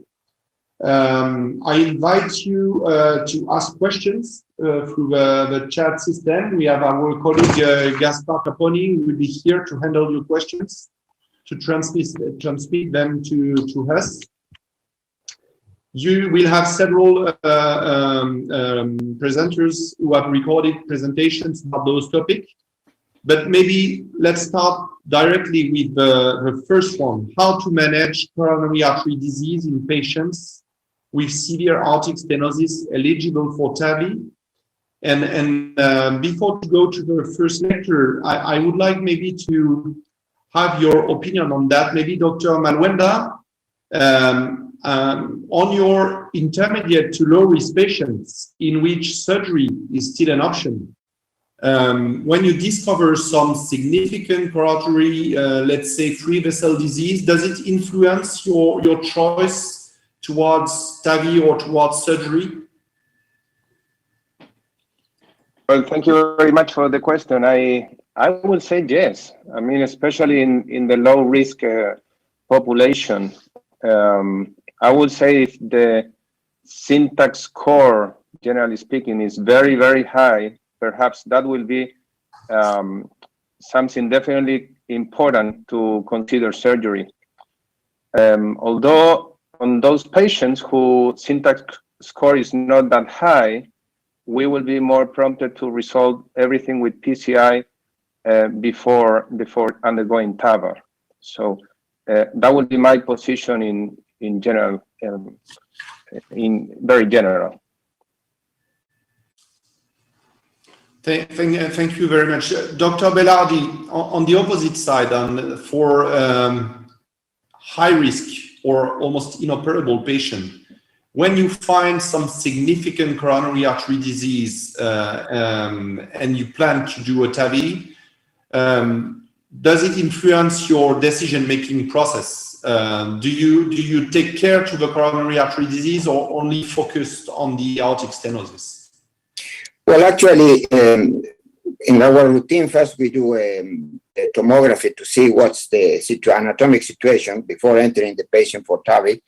And at that time, if there is a severe disease by tomography, then we do a cardiac cath before the TAVI. Another time we have to make a decision whether it's a triple vessel disease with a main trunk, things very serious in the way of coronary artery disease. At that time, what we do is stop and discuss and have a heart team discussion regardless of the decision, regarding the decision where to do surgery or if that patient with very severe triple vessel disease and main trunk needs to be rethink or reshape the possibility of surgery. If not, most of the time, 1 out of 3 patients that have TAVI in our centers get a stent. So it's 33% of the patients. In that sense, the discussion is what to do, if do it before or do it at a time. And that's divided opinion. Some people prefer to do it beforehand, before the TAVI, and do the surgery. Do the stents wherever they are needed, wait a couple of weeks and then do the procedure. Other people is, unless it's very, very complex anatomy, prefer to do everything at once. And I don't know if that answers basically our approach. Yeah, yes, it's very clear. Thank you. Very clear statement. And it leads directly to, I think, to our first lecture, whose main goal is to answer to the question when to do PCI in TAVI patients, which patients need to be revascularized, and what should be the criteria and the decision-making process when you have a TAVI candidate who has coronary artery disease. So in order to answer to those questions, Tiffany Patterson, who is interventional cardiologist in London, has recorded a presentation that we're going to listen now.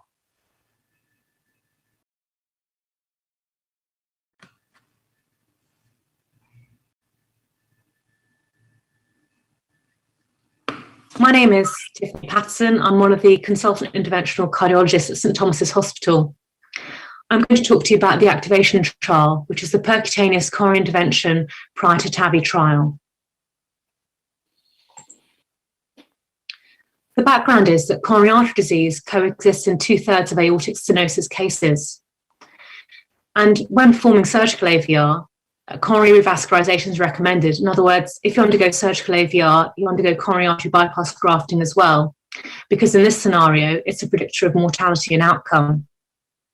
However, in terms of PCI prior to TAVR, this is less clear and there's insufficient evidence. Also, PCI prior to TAVR is not without risk due to the possible hemodynamic instability and also the need possibly for adjunctive devices such as rotational atherectomy. The aim of the activation trial was to determine if PCI prior to TAVI in patients with significant coronary artery disease would be non-inferior to no PCI. In terms of trial management and coordination, the chief investigator was Simon Redwood. Co-sponsors were KCL and Guy's and St Thomas's NHS Foundation Trust. The trial was kindly sponsored by Edwards Life Sciences and Boston Scientific and coordinated by CERC. The final data analysis was performed by Tim Clayton and Matthew Dodd. This trial was investigator-led and was an international multi-centre trial. It was a randomised non-inferiority trial design and randomisation was performed in a one-to-one fashion. In the intervention arm, PCI and antithrombotics were left to the operator's discretion and ethical approval was granted in the UK. The primary outcome was all-cause mortality and rehospitalisation from any cause at 1 year post-TAVR. It was a non-inferiority analysis with an upper confidence limit of 7.5%. Secondary analysis was performed in the as-treated population, which will be presented in the final manuscript. The sample size was calculated at 310, which was based on an event rate of 45%, which included death and rehospitalisation, with the aim of a 10% absolute reduction with 90% power and 10% loss to follow-up. Key secondary outcomes were mortality and bleeding events and major adverse cardiovascular or cerebrovascular events at 1 year, death, MI, stroke or acute kidney injury. Important events were adjudicated by a clinical events committee.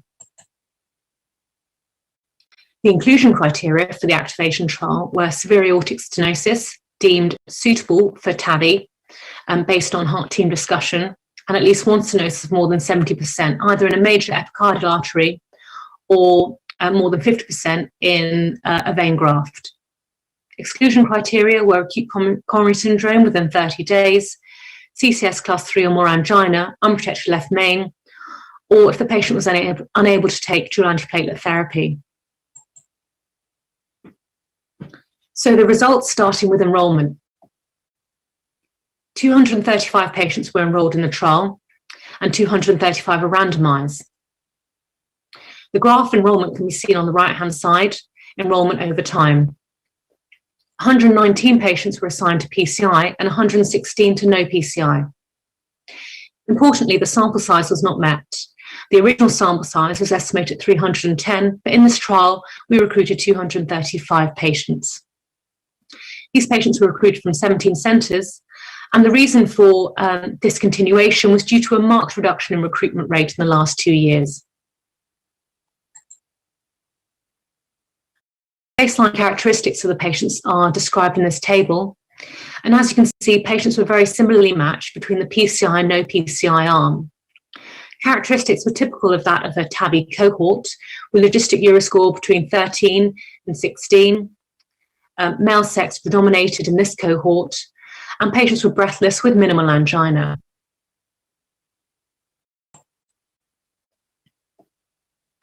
Baseline medications were very similar also between both cohorts.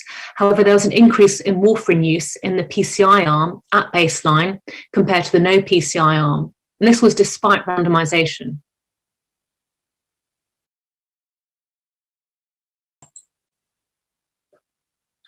With regard to the angiographic details, we can see that the left anterior descending artery was the artery that was most commonly diseased and would require treatment.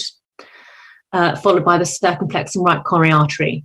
And the vast majority of patients required single vessel or two vessel PCI.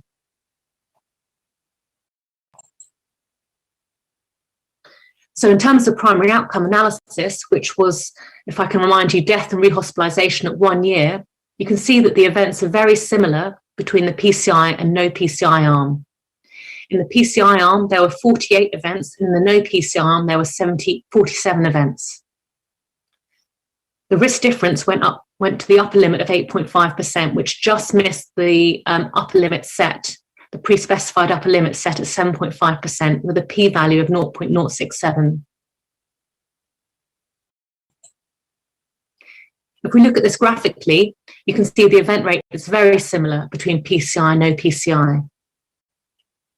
And once again, the upper confidence limit reached 8.5%, which was just off the 7.5% margin, with a p of 0.067.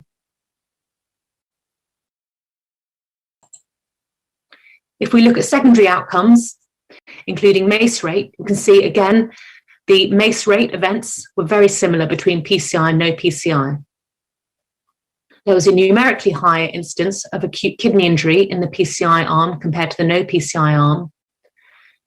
And interestingly, there was a significant increase in bleeding events in terms of any bleed in the PCI arm compared to the no PCI arm.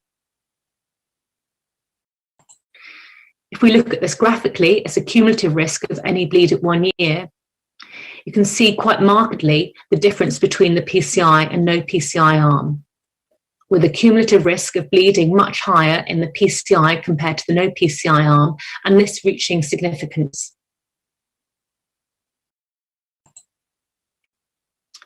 So in summary, our conclusions are that activation is the first randomized trial of PCI versus no PCI prior to TAVI. And the main findings are that in patients with severe aortic stenosis, significant coronary artery disease and minimal angina, death and rehospitalization at 1 year were very similar between both groups. However, the non-inferiority margin was not met, and the p-value was 0.067. But importantly, PCI resulted in a higher incidence of bleeding. And here are my acknowledgements. Many thanks.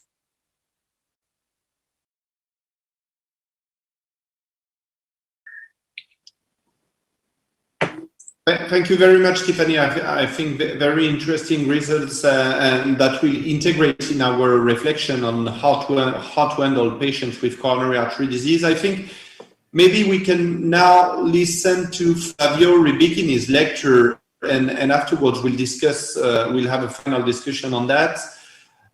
Flavio Ribicchini from University of Verona was invited to present on FFR assessments of coronary stenosis found in patients eligible for a TAVI procedure. And to answer those questions, how does aortic stenosis influence the measurements? It is better to assess FFR before or after. And I think it's important to have also those informations in mind, and then we'll discuss the management of coronary artery disease in such setting.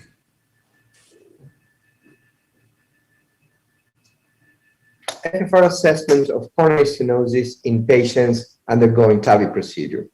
Whether aortic stenosis influence the measurements, and whether is it better to assess FFR before or after TAVI.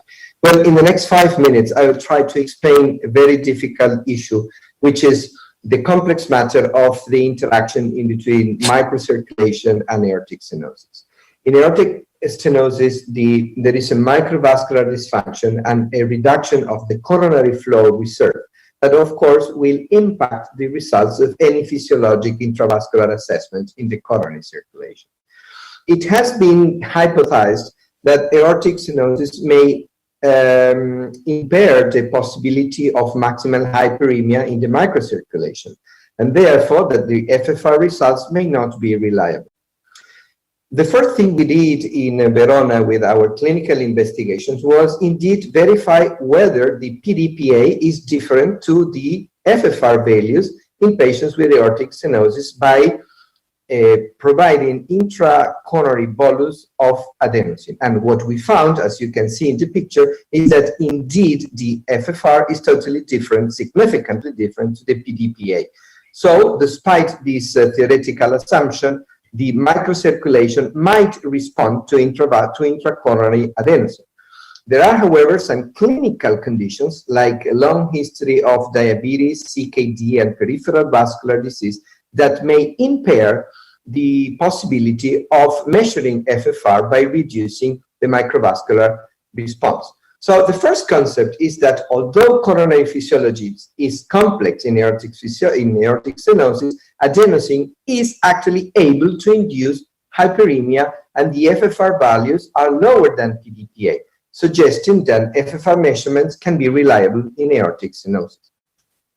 The second point is whether the cutoff value of FFR 0.75, which is used conventionally in patients with coronary artery disease and without aortic stenosis, can be extrapolated to patients with aortic stenosis. In this study, we analyzed 37 coronary lesions in patients being in waiting list for either TAVI or SAVR. And what we found was a correlation in between the FFR measurement and the gold standard, that is the SPECT myocardial scintigraphy. As you can see, those patients having an inducible ischemia at the SPECT examination do have significantly worse angiographic appearance of the stenosis, and significantly worse FFR and IFR values compared to patients without inducible ischemia. But the most interesting thing is that the cutoff value that we found as providing an excellent sensitivity and very good specificity for the diagnosis of inducible ischemia is 0.76. So practically identical to the value of FFR we use in current practice for patients with stable coronary artery disease without aortic stenosis. So the conventional cutoff value correlate with inducible myocardial ischemia in patients with severe aortic stenosis. The last part of my presentation relates to the study we did already 5 years ago using the TAVI patients as the clinical model for the research on the variability of the FFR measurement. Indeed, what we did was in patients with severe or intermediate coronary stenosis measuring FFR, like in this patient with a focal stenosis of the left main, you see the FFR value on the LAD and the SIR being unchanged after the implantation of the core valve. We did that in 76 patients with more than 150 lesions and find out what you can see in this graphic. Mainly, basically, the mean value of FFR before and after TAVI does not change. But if you go into detail, you can see that those patients having a normal value above 85 do not change. Those having an intermediate value, a borderline in between 75 and 0.80, may drop to positive values, while definitely positive values below 70 are getting worse after valve replacement. And this has been observed either in the LAD, the SIRC, and the right coronary artery. So basically, positive values get even worse, they not get normal, and normal values remain normal. So in conclusion, FFR values before and after TAVI show predictable changes. Post-TAVI values should be used for decision-making, especially in borderline cases, for two reasons. First of all, because borderline lesions, 81, 82, 80, 79, will become positive after TAVI. And of course, the need to revascularization should be assessed after the removal of the aortic stenosis, since this is the most reliable value and is the physiologic condition the patient will be living with after the aortic valve replacement. Thank you.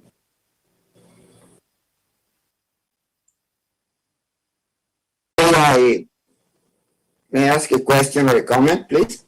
Yes, please.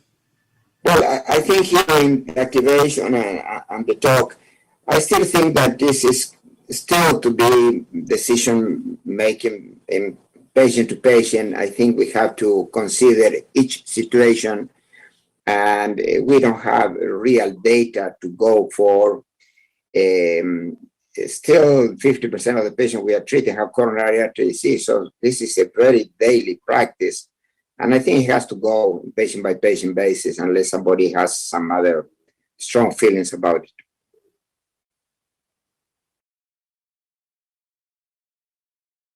I have an interesting question from the audience for Dr. Vicini. What about IFR? FFR and IFR proved to be equivalent in other scenarios. What about in aortic stenosis scenario? I don't know if it is a response to that question. No, unfortunately, Flavio is not connected, but does anyone in the panel has experience with IFR in the setting of aortic stenosis?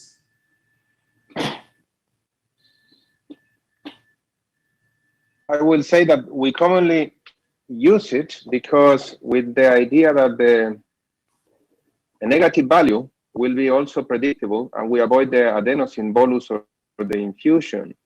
So since we have available, we use IFR, and if it's become clearly negative, we don't do adenosine. But that is more from the practical point of view. I don't have a particular data to support this, but we do it. Nicolas, maybe before to go to the next session, I think we have a chance to have Tiffany Patterson, who is connected with us. Tiffany, I think in the activation trial, the ostial RCA lesions, the left main lesions, were excluded, right? Yeah, exactly. We excluded left main disease. Okay. So maybe you, in few words, you could tell us, since you have presented and known those results of the activation, how did it change your decision-making process regarding the significant coronary stenosis you find at the time of pre-op screening? Thank you. Yeah, it's difficult, isn't it? Because when you see severe narrowings, you feel like you should treat them because we're interventional cardiologists, but actually our practice has completely changed. Left main disease aside, in the absence of angina, we don't treat coronary disease before TAVI, and we found actually the TAVI procedure as well, the outcomes are no different at 1 year.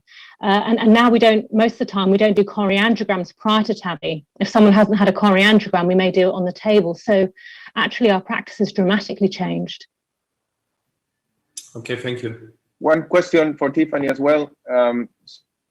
So is activation representing more high and intermediate risk, or I missed what was about the score and the risk of the population? Well, Dr. Maluenda, the point you made is very important, because actually, if you look at them, they didn't have high syntax scores, and most of them were single or two vessel disease patients. Also, the mean logistic Euro score at the time was about 12%. STS score was about 6%. So they were more in the intermediate higher risk cohort, but with more simple lesions.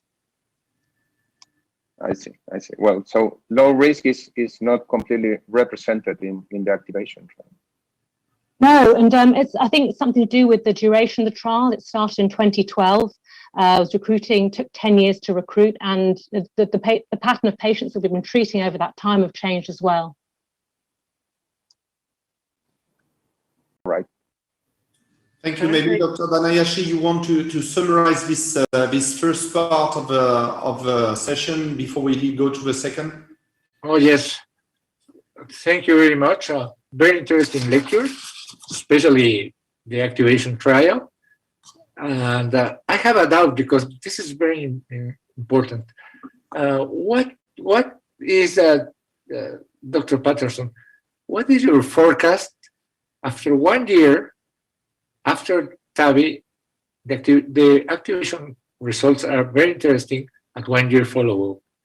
What do you think is going to happen after that, after 1 year post-TAVI in patients with coronary artery disease?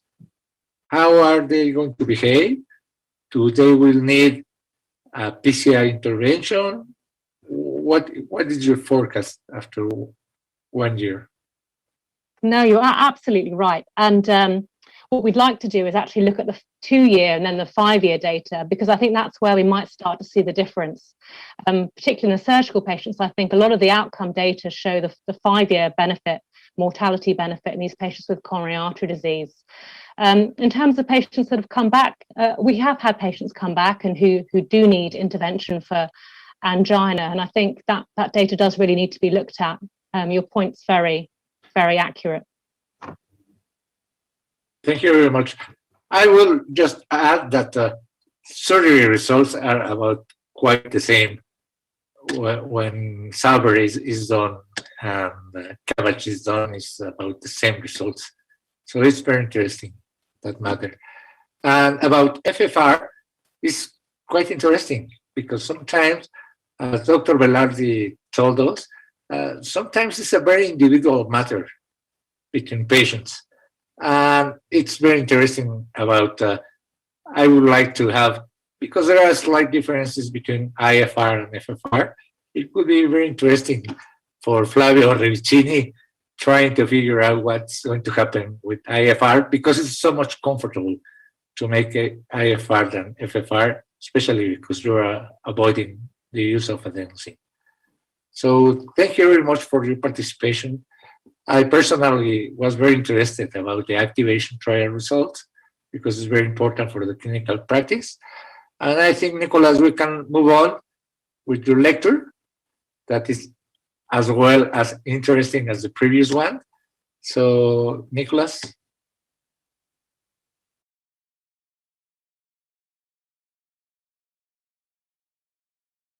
Nicolas, are you with us?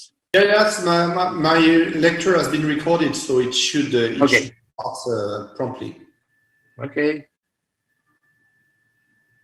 So in the meantime, I don't know if thank you very much for this invitation to present about how to predict peri-procedural coronary obstruction during TAVI. So I think regarding this issue, this video explains the issue, and we are, as interventional cardiologists, understand at first sight, seeing the severity of this complication. Fortunately, it's not frequent, and this is extracted from my early experience of TAVI, and what dramatically changed regarding understanding and preventing this complication is really meticulous, rigorous aortic root anatomy assessment by CT scan. And this is all what we're going to cover during the following minutes. First, what CT scan allowed us during years, we started with this technique, is to understand the mechanism of this complication. Here is an aortic root view seen at CT scan. Here is a basic drawing showing the frame of a transcatheter valve that you implant in the aortic stenosis. And the first mechanism of peri-procedural coronary obstruction can be that you have a bulky, heavily calcified leaflet pushed by the frame that is going to obstruct the ostium of one of your two main coronary arteries. Second mechanism is that you have still your frame of your transcatheter valve that is going to push a quite long leaflet, even though it's not bulky, heavily calcified. And because of the different dimensions of the valsalva sinus, width, height, length of the cusp, you might have the situation when this leaflet pushed by the frame is going to gel to occlude the valsalva sinus and then to occlude the perfusion of your coronary ostium. And this is the main second mechanism of peri-procedural coronary obstruction. And as soon as we discovered and understood that, we also understood that everything is almost predictable by rigorous CT scan assessment. So let's go through case examples. And let's go with the, I would say, routine CT scan assessment prior TAVI, as I do, trying to think about this issue of peri-procedural coronary obstruction. So first, and you see on the top of the image your annulus measurement, you will alternatively will have to look at the top and the bottom of the image. So here at the top, you see your annulus measurement. Why? Because it's important to know what will be the size of prosthesis you need to implant in such patients. So you have your annulus, then please look at the bottom, you scroll just a line on the takeoff of your coronary, here the left main, and first measure the height of the left main, here 10 millimeters. But as you will see afterwards, you can't rely only on one cutoff value. So now look at the bottom, you measure the valsalva dimension, and you have also to measure your height of valsalva, so the height of the sinotubular junction, for the reason I've just explained regarding the mechanism. And the diameter, the width of a sinotubular junction, because this will have to be compared to the size of the prosthesis you will implant.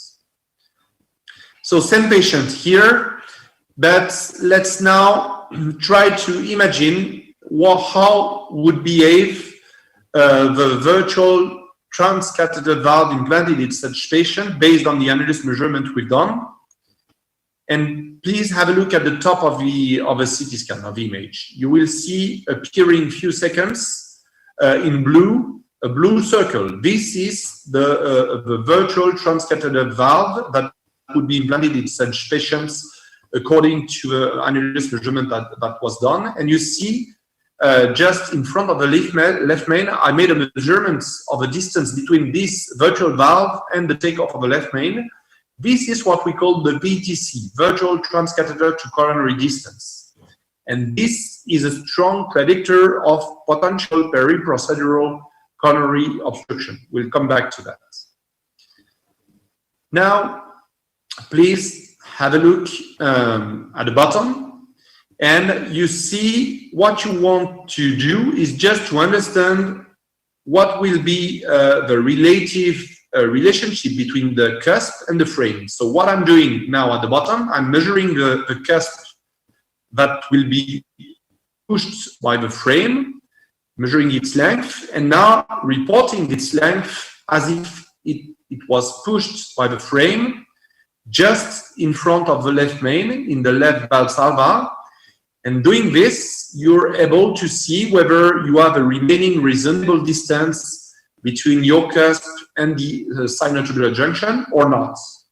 And this is how you can estimate or predict this risk of peri-procedural obstruction. And this is summarized here by this example. So you see on the left, this virtual maneuver of putting the length of your cusp pushed by the frame just in front of a coronary artery and see whether you have enough distance relative to the STJ and the takeoff of the coronary artery. And on the right, the VTC. And I was talking about the cutoff. What came from the vivid registry initiative that gave you a lot of publication is that as soon as you have a VTC below 4 millimeter, beware, you are at high risk of potential peri-procedural coronary obstruction. So let's have a look here at a case that is more dangerous regarding this issue. Again, same philosophy. You see at the top the virtual valve in blue dots, and you're going to see the measurement of the VTC. You see that 3.5 millimeters, so high risk, high likelihood. And now, same measurements, that is done now at the height of a sinotubular junction. And what you see here is that this distance is almost virtual. It's 1 millimeter. Now let's have a look at the bottom. You have your virtual valve implanted, and you have a soaring mitral flow surgical bioprosthesis degenerated. You know by manufacturer instruction that the leaflets of the surgical valve are 15 millimeter of length. So when you report this length of 15 millimeter as if it was pushed by the frame of a transcatheter valve, what you see, and therefore you anticipate, is that here you will gel the left sinus, you will seal the sinotubular junction, and close the perfusion of the left main if you implant transcatheter valve here without any strategy to protect peri-procedural coronary obstruction. Here, another example, just illustrating that you can't rely on one single cutoff value as, for example, left main or right coronary height takeoff to predict this risk. You see here, the left main is quite low, 5 millimeters of height, but the valsalva is really large. The SCAI is really dilated. And you see at the top, when you measure the virtual distance between your frame and the coronary artery, you are more than 13 millimeters, and it's the same for the sinotubular junction height. So you see here, although you have a very low takeoff of your left main, below 10 millimeters, almost at 6, you'd have totally no risk of peri-procedural coronary obstruction, simply because this risk is multifactorial. And this is what you have to assess when you do your pre-op CT scan assessment. So here is the summary of this CT scan comprehensive assessment. Annulus, valsalvas, STJ measurements with height, coronary height, of course, but you understood looking at the previous example that one cutoff is not enough to predict coronary obstruction. Qualitative cusp assessment, calcium localization at the bottom of a leaflet or at the leaflet, severity, length of a cusp, and simulate your virtual valve implantation, measure your VTC, measure your virtual distance from valve to sinotubular junction, and then imagine the behavior of a cusp pushed by the frame.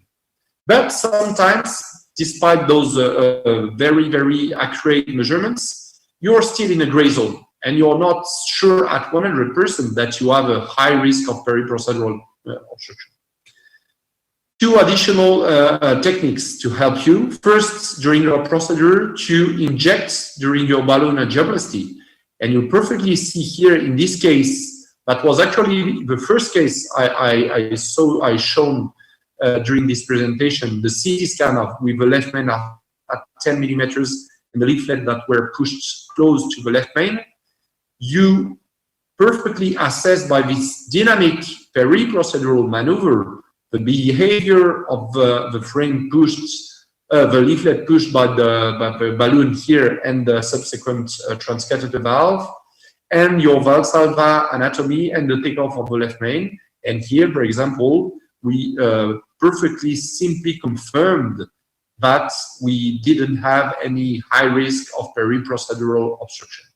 In case you still have a doubt, you do what was shown here previously. You put a wire and a guiding catheter and a wire preventive in your coronary artery. And after valve implantation, you can assess potential conflicts between the takeoff of your coronary artery and the structures that may provoke obstruction by IVUS. This is very smart, elegant. That was proposed by Flavio Ribicchini's team and published in that publication that I invite you to read if you want to learn more about that. So to conclude, simple ideas and simple things. Mechanism, leaflet pushed by transcatheter head valve frame, obstructing the coronary ostium, or closing the STG. Detailed CT scan assessment by the operator is mandatory, and we reviewed the different steps that will allow you to perfectly predict this risk. The goal is to assess the virtual interaction between your frame and the aortic root, global aortic root anatomy. And in case of remaining doubts, gray zone, possible peri-procedural assessments, either by angio during BAV or by IVUS after valve implantation. Thank you very much. Thank you, Dr. De Montiel. I think because of matter of time, we have to move on. And if you'd like to introduce Nicolas, the next speaker. I think with this lecture we've understood what are the determinants of peri-procedural coronary obstruction. So now it's interesting to know how to prevent it when you implant your transcatheter valve. Basically two techniques. So first we're going to listen to Darren Milotti from Galway, Ireland about the chimney technique, and after that to Mohamed Abdel Wahab about the basilica technique.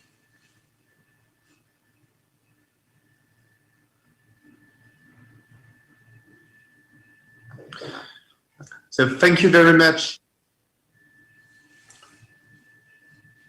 So in the next few minutes, we are going to give a brief overview on the technique and outcomes of the basilica procedure. So let's start first with the acronym. So basilica stands for bioprothetic or native aortic scallop intentional laceration to prevent iatrogenic coronary artery obstruction. So the name seems a little bit, or the acronym a little bit long, but it describes a very simple concept, as you can see here on the right-hand side, which is the concept of leaflet modification or leaflet splitting in order to avoid leaflet-induced coronary obstruction. So as you can see here from this video, from the seminal work done by Khan et al., this is a transcatheter procedure which is performed immediately before TAVI, and the target aortic leaflet is split using focused radiofrequency energy directed by catheters and guide wires. The split leaflet then splays in systole, and afterwards, after implantation of the transcatheter heart valve, in order to prevent coronary occlusion and maintain coronary flow.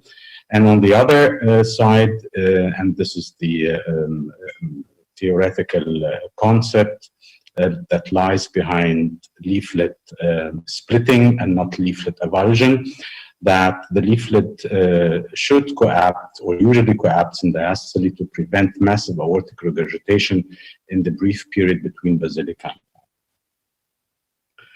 So what would be the main advantages of this technique compared, for example, to the chimney or snorkel technique that was previously presented? So the main advantage is that this actually addresses the pathology or the actual etiologic cause for TAVI-induced coronary obstruction. In addition, by avoiding a stent in the coronary ostium, there is no risk of stent thrombosis or restenosis, and also re-access to the coronary artery would be possible and should be maintained. On the other hand, there are some disadvantages. The main one is that this is a new technique for most interventionalists. We are using dedicated and non-dedicated wires and catheters, so it could be a little bit cumbersome to learn and execute.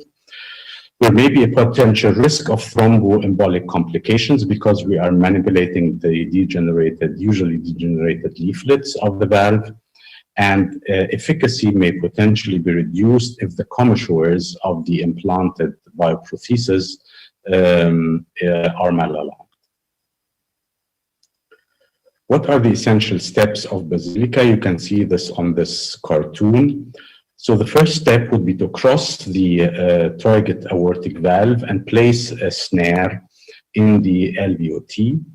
The second step would be to place the so-called traversal system, the system that is going to traverse or penetrate the target aortic valve leaflet. And this is actually the rate-limiting step of the procedure. This is the most important step that usually needs some time and some attention to anatomical details. After correct placement of the traversal system, the leaflet is traversed by a specific guide wire that is insulated in insulating polymer jacket using electrification of its distal end. After crossing and when the wire reaches its target, the wire is snared, and then we deliver what we call the flying V, which is a kinked portion of this specific wire that will act as an electrical or a transcatheter knife in order to split or lacerate the leaflet. The leaflet is then lacerated by pulling on both catheters by again electrifying the distal end of the wire. And after leaflet laceration, the last step would be to implant the transcatheter valve as intended without causing coronary obstruction. This is a case example of what we may call a straightforward case. You can see here that this is a degenerated bioprosthetic valve, in this case a microflow valve. You can see here in the image in the middle, the placement of the catheter in what we call the side view. This is basilica procedure that was aiming at the left coronary cusp.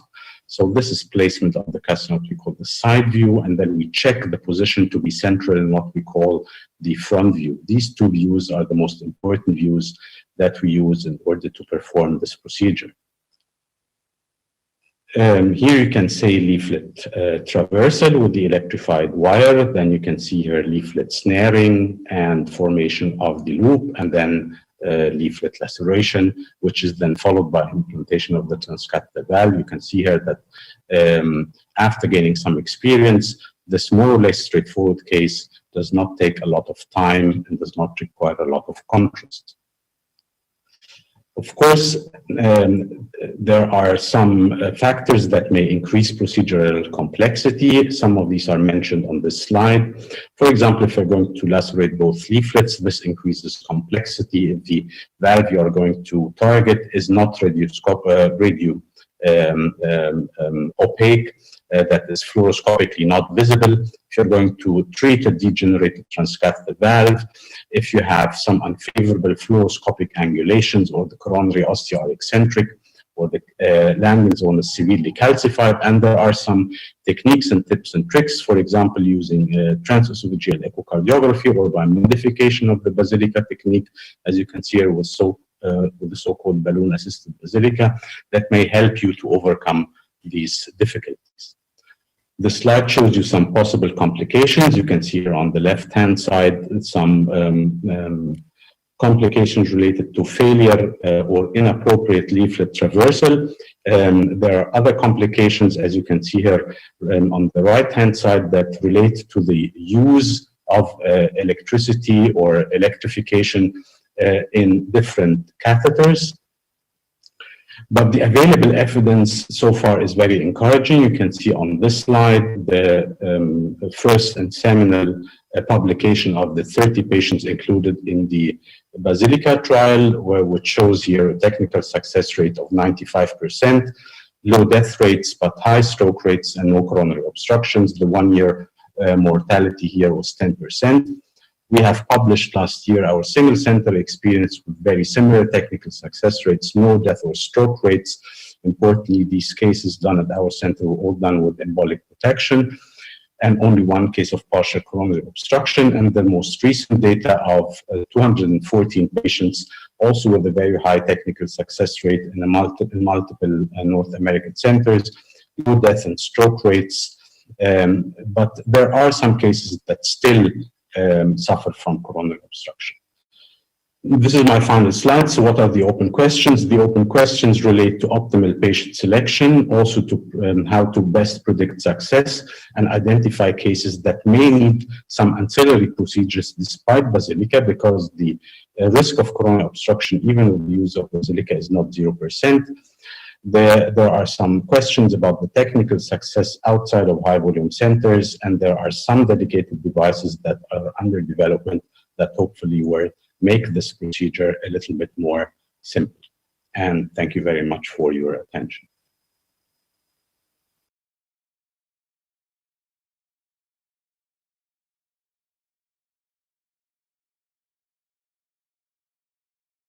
Hello, everybody, and thank you for asking me to discuss chimney stenting at this joint SOLACI and PCR session. My name is Darren Mylott. I'm an interventional cardiologist from Galway in the Republic of Ireland. These are my conflicts of interest. So coronary obstruction, to start with, is clearly a devastating complication of TAVI. I hope many of you never have the misery of experiencing this. It's awful for patients and their families, of course, but also for the cath lab team and the doctors involved. And I think that we've learned a lot since these very early days of TAVI, where we had occasional mishaps such as this. One of the things I'm going to discuss during the next few minutes is an interesting multi-center registry on a technique known as chimney stenting that we performed among 16 centers, which included 60 cases of chimney stenting amongst almost 13,000 TAVI procedures. That gives us an incidence of 0.5% for chimney stenting, which is gratifyingly quite uncommon. Nevertheless, if we go back to the mechanisms of coronary obstruction for which chimney stenting was developed to prevent or to treat, of course we have displacement of the native coronary leaflets themselves across the coronary ostia. But more common in valve-in-valve cases, you have displacement of the surgical leaflets across the ostia, or indeed displacement of the surgical leaflets to come in contact with the sinotubular junction, which can sequester or reduce blood flow into the sinuses themselves and therefore cause indirect coronary obstruction. Now, it's important to know that while coronary obstruction occurs more commonly in valve-in-valve cases, it also occurs more commonly in particular devices. Most common is those surgical aortic valves with externally mounted leaflets, such as the mitral flow or the trifecta valve. Less common again are stentless bioprosthesis, and it's usually pretty uncommon with stented bioprosthesis because the posts are on the outside in these devices and prevent expansion of the leaflets, the degenerated leaflets across the left main stem or the right coronary artery. More important, however, is that we have developed advanced imaging techniques to predict who will and who will not develop coronary occlusion that are relatively accurate. There you see two cases. The top one where we measure this VTC, or this virtual distance between a transcatheter heart valve and the left main. And in the first case, you see it's 1.98 millimeters, below that 4 millimeter threshold where the risk of coronary occlusion is high. On the case below, you see the VTC is 9.3 millimeters, and therefore the risk of coronary obstruction in this case is extremely low. So this VTC, or indeed the VTSTJ, the virtual distance between the transcatheter heart valve and the sinotubular junction, are the most commonly used measures to predict who is going to develop coronary obstruction in contemporary practice. Chimney stenting itself, well, as I mentioned, we performed this registry. Very important to note that the most salient finding from this registry was that the only strong predictor of 30-day myocardial infarction, cardiogenic shock, or death was the absence of coronary protection. And so that means that if you think about someone might be at risk of coronary occlusion during TAVI, if you protect the left main or the right coronary artery with a balloon or a stent and a wire, well, then you're very unlikely to have a very bad outcome. If, on the other hand, you do not protect, then you have almost a 7.5 times greater chance of a bad outcome for your patient. So that's probably the single most important message of the talk today. The technique itself, we place a coronary wire, or sometimes two, into the left main on this case, for example. We then back the catheter out, having delivered a stent to the mid-LAD and leaving that stent parked there. We go ahead and deploy our transcatheter heart valve to the point where we can assess whether coronary occlusion is a reality or not. If we believe it is, we then withdraw the stent from the left main, allow the stent to run from the left main up along the side of the transcatheter heart valve, above the level of the sinotubular junction if possible, deploy the stent while finishing the deployment of the transcatheter heart valve, and hopefully therefore keeping the calcified leaflet away from the ostium of the left main stem. There are certain varieties of doing this, and we can come to that in a few moments. Some technical considerations are which guide catheter you would choose for a left or a right coronary artery. We tend to use a JL4 for the left, and a JR4, quite simple guide catheters for the right, and that these allow us to back up into the aorta, although some people like to keep them in the left main stem because it can be difficult to advance them towards the left main when the sinotubular junction is tight, if you either want to intervene further, or indeed if you want to withdraw your balloon or stent. Guide wires, which one would you choose, or a single or a double? We've started to put 2 guide wires. It gives us a little bit more support. We tend to use non-polymer jacket wires because they can migrate distally during the TAVI. A more contemporary technique is to actually leave a guide liner in the left main stem during the deployment of the transcatheter heart valve. And that's because sometimes you can have difficulty taking out the stent alongside the transcatheter heart valve if you decide not to deploy it. And so a guide liner parked in the left main can overcome this particular issue.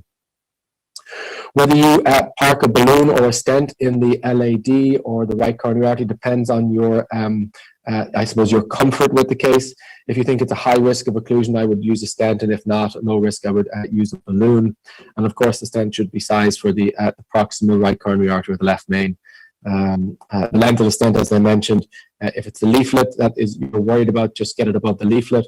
And if it's sinus sequestration, you've got to have a stent long enough to come above the sinotubular junction. Important to optimize the stent either with angiography, and usually an LAO cranial view is a good view to see both the right and the left ostia. We started doing IVUS assessment on these because we did find that in about a third of cases there was malexpansion of the stent running alongside the transcatheter heart valve. And indeed, we always keep the stent balloon in situ until we make sure that we finished with the transcatheter heart valve implantation in case we need to post-dilate. If you post-dilate your transcatheter heart valve, you need to have a balloon in your chimney stent so that it doesn't get crushed, and you can therefore do a kissing between the chimney and the transcatheter heart valve balloon dilatation. And as I mentioned, about a third of people need a second stent or post-dilatation of the stent to prevent compression. To finish, as I mentioned, if you don't chimney stent, consider an IVUS to see where the leaflet is displaced across the left main or the right coronary artery.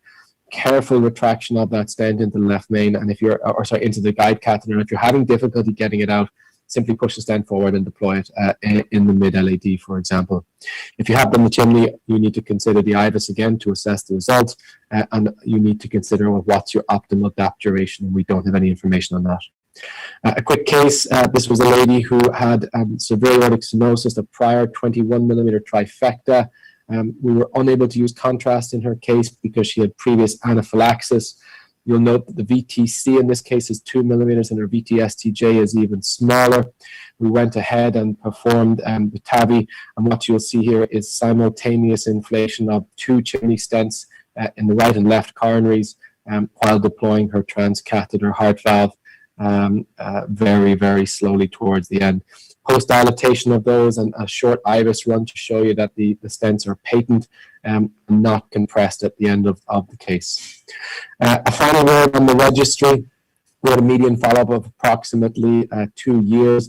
Out of the 60 cases, we had 2 patients who had either an in-stent restenosis or a potential late thrombosis, so 3.3% failure risk, so not a bad outcome in these patients. Of course, longer-term data is required to understand whether this technique is indeed just a bailout technique or could be considered upfront.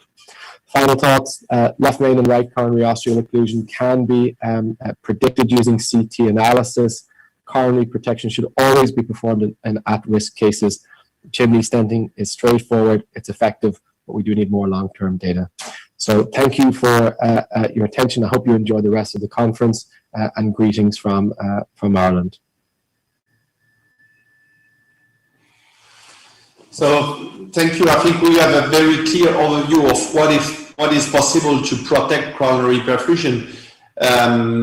Gaspar or colleagues, do you have any questions? I think we have a chance to have Mohamed Abdelwahab, who is connected with us, who presented on the Basilica technique. Yes, I have a question from the audience for Dr. Mohamed. Many common interventional cardiology will be afraid of performing the Basilica technique, and the chimney technique feels natural for us. So what do you suggest Mohamed to feel more comfortable with this technique? I don't know how to start the program, something like that. Well, I mean, as I mentioned, this is actually one of the disadvantages of Basilica, but it appears to be different than what we're doing every day.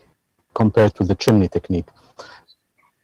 But on the other hand, what I like about the technique is that it more or less tackles the pathology. So you don't implant stents in coronaries that are actually healthy. So you're tackling the leaflet that is going to cause obstruction. And as I mentioned, there are, we started to understand now, not all basilica cases are equal. So there are simple cases and there are more complex cases. So I would recommend starting with the simple cases, and I think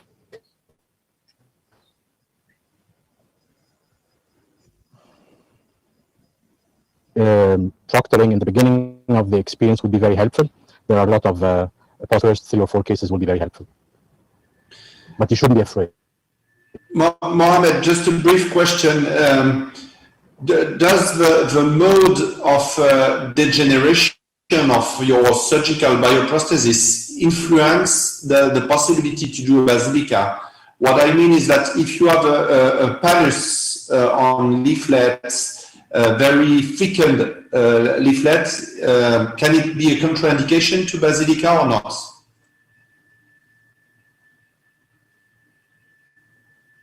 It's for you, Mohammed.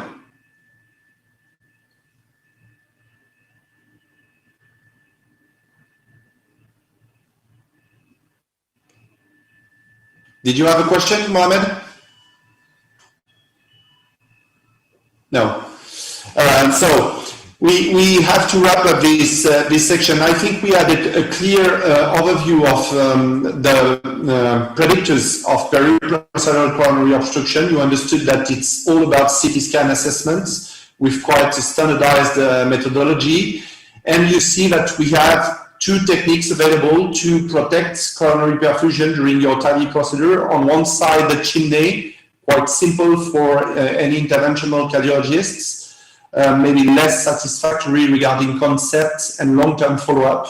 And the basilica, more demanding, needing some proctoring, needing careful selection, but probably anatomically speaking and conceptually speaking, more satisfactory. So our last round now of discussion, last part of this session is after we have implanted our transcatheter valve, how do we handle coronary artery disease evolution?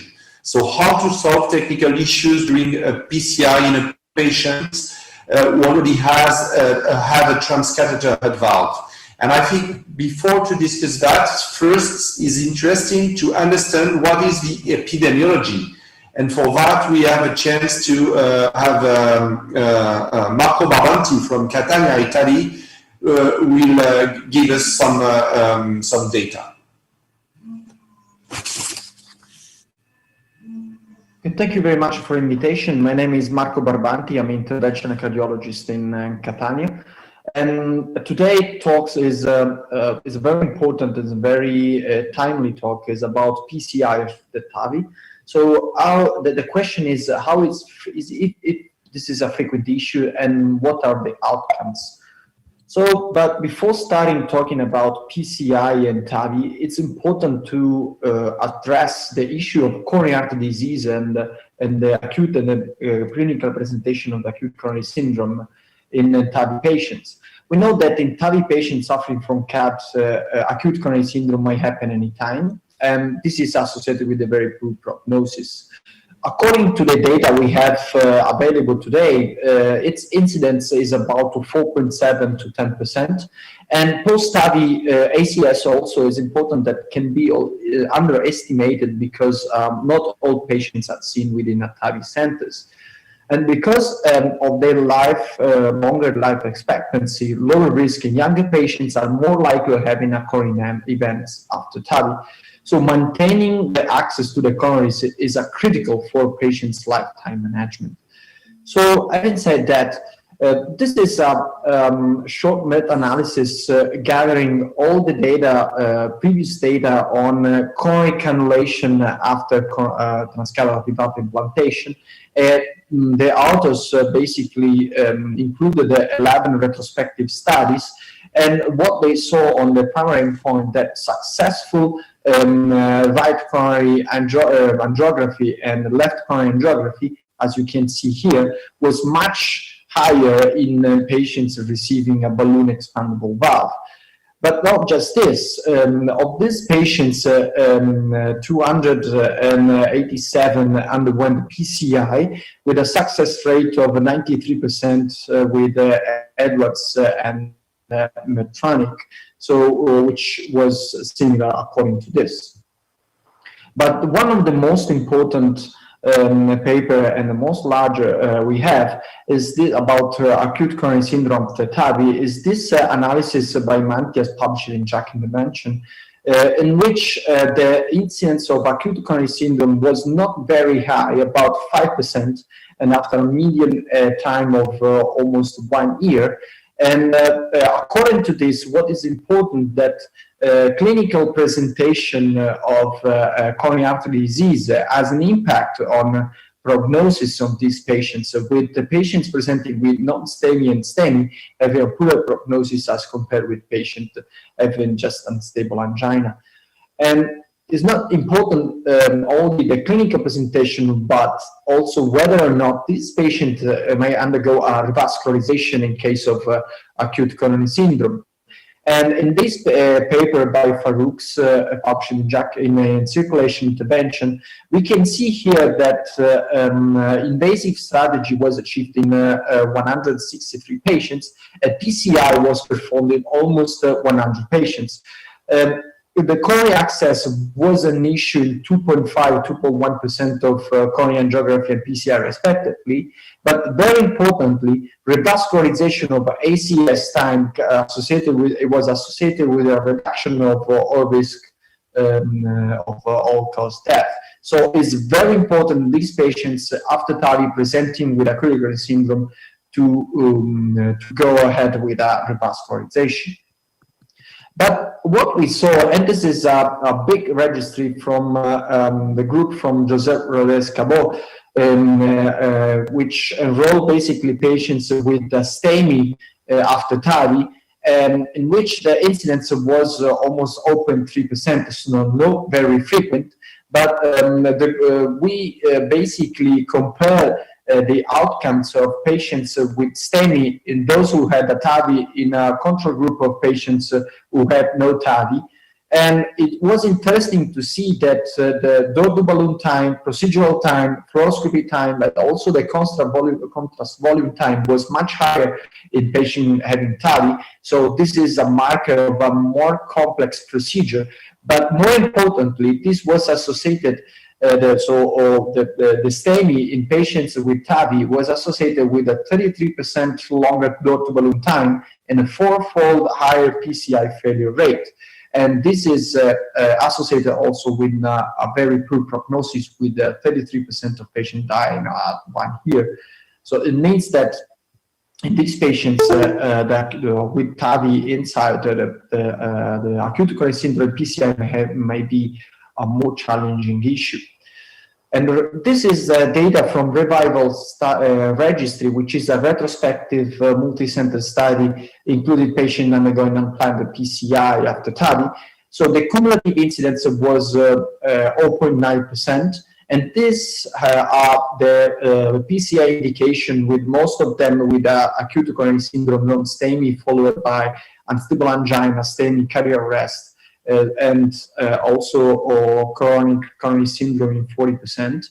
PCI success was quite high, 96%, but although there are no statistical difference between balloon expandable valves, self-expanding valves, there is a numerical decrease in terms of PCI success when comparing these two different TAVI platforms. And this means that there are some factors that can impact the coronary access and the success of PCI in TAVI patients, so in patients who already have a TAVI in. So some of them are just anatomical, including the sinotubular junction dimension, sinus 8, the big bulkiness of leaflets, length, sinus of basal width at the coronary 8. Some of them are device and procedural related, including the orientation of the commissural tab the single skirt height and valve implantation depth. So it means that there is an important impact on the design of the transcatheter valve in the potential success of PCI in these patients. And of course, when we are talking about different TAVI platforms, we have to distinguish between short frame versus long frame, open cells versus closed cells, and supraannular versus intraannular leaflets. With the short frame, open cells, and intraannular leaflets, some of the features that could reduce the risk of having any PCI failure. Of course, also the commissure alignment, which is so far has been for many years been random in TAVI, and now we are trying to refine our implantation technique by obtaining orientation of the commissure of the valves with the commissures of the prosthesis. So also is an important aspect in predicting the possibility of having PCI, a successful PCI. This is the first study we conducted that actually investigated the risk of coronary cannulation failure after transcatheter valve implantation. And we saw here that this event was observed in 7.7% of patients, but more importantly, almost all cases of unsuccessful coronary cannulation were observed with an evolute valve. But not just the valve is important, but also how the valve was implanted with high implantation depth, more associated with more challenging coronary access, and higher ratio between the valve implanted and the sinusoidal valsalva. So it means a more oversized valve associated also with high risk with coronary cannulation. And regarding also the most recent evidence, which we just released in Jack mentioned, with this multi-center analysis, I'm investigating the coronary access and PCI success after transcatheter valve implantation. Let's focus on this population. We can see here that unsuccessful PCI in this population was achieved in 8.6%, with only 6 patients with coronary access issues and 8 patients with no reflow and other reason for PCI unsuccess in this particular population. And once again, when we assess the predictors of PCI unsuccess, so it was interesting to see that the long THV stent frame was independently associated with unsuccess right coronary artery cannulation and left coronary cannulation. So to conclude, and when talking about PCI after TAVI, it's very important to consider some tips and tricks and some flowcharts in order to obtain a high rate of success in these patients. And we can see here in this flowchart that will be published in the Neurointervention in a few months. It's important not just to obtain the selective cannulation, because in case you obtain a selective cannulation, you can perform PCI in a standard fashion. But when you have the selective cannulation, first of all, you have to try to have a coaxiality from the catheter and the origin of the coronary ostia. In case you cannot, you don't have a coaxiality, you have to try to change frame. But in case it's not possible to obtain a coaxiality, you can still obtain a good cannulation by using a Fishy technique and using guiding extension catheter to obtain a selective coronary cannulation and then perform PCI. So this is a quite useful flow chart for obtaining coronary access and successful PCI after TAVI. So in conclusion, we can say that coronary artery disease is highly prevalent within the TAVI population. Lower risk in younger patients are likely to develop coronary events, and especially with progressive evolution of either existing or new lesion over time. PCI at TAVI so far is not very frequent, but is feasible, but it's associated also with the higher rates of unsuccess and complication compared with the non-TAVI setting. Specific anatomical and THV patient interaction factors are associated with a more challenging or even impossible coronary access after TAVI, and the design and implanted THV matters, and THVs with short frame, open cells, and are proven to maintain an easy coronary access. Thank you for your attention. Thank you very much. I think we have the chance to have Marco Barbanti, who is connected with us. So if you have questions to ask him about his presentation, please feel free.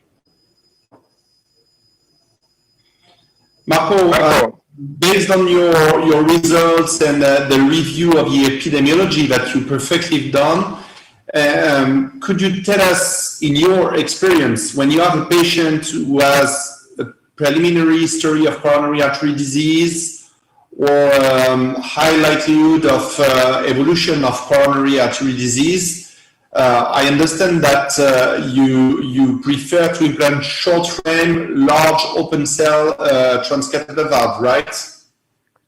Yes, Nicholas, this is very true. I think the presence of coronary artery disease now is becoming a very important feature to include in our short list when deciding what type of valve to use in our patients. So far, we use, just the risk of conduction disturbances, the presence of LVOT calcification, so the risk of having significant PVR. But that I think the presence of coronary artery disease now is important, and of course we have to put this element in the global context of age, in the global context of the risk. So I think it's not a global golden rule in case of coronary artery disease implant a valve with such characteristics, but of course it's something that should be borne in mind to increase the chance to have an easy access to the coronaries. And of course, that we saw also in our experience that we might have some procedural experiments. So in case of, for example, aortic implantation, if, for example, we already have a pacemaker inside, we can afford to implant the valve a little bit lower in order to reduce the risk of having an access impairment. So it means that we have to have a very much more dynamic way of thinking what type of valve to implant and how to implant it. So basically the answer, the final answer, so patient selection in TAVI is becoming now much harder than before, that we have plethora of valves to be implanted, and not just this, but there's different way to implant it. There's not only the right way to implant one single valve, but we have a very tailored for each patient.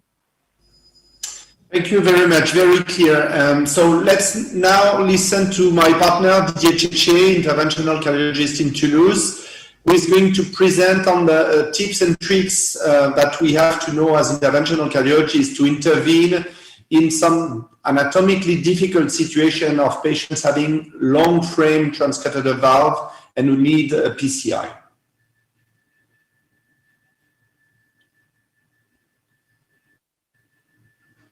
My tips and tricks for performing a PCI in a patient having been treated by TAVI.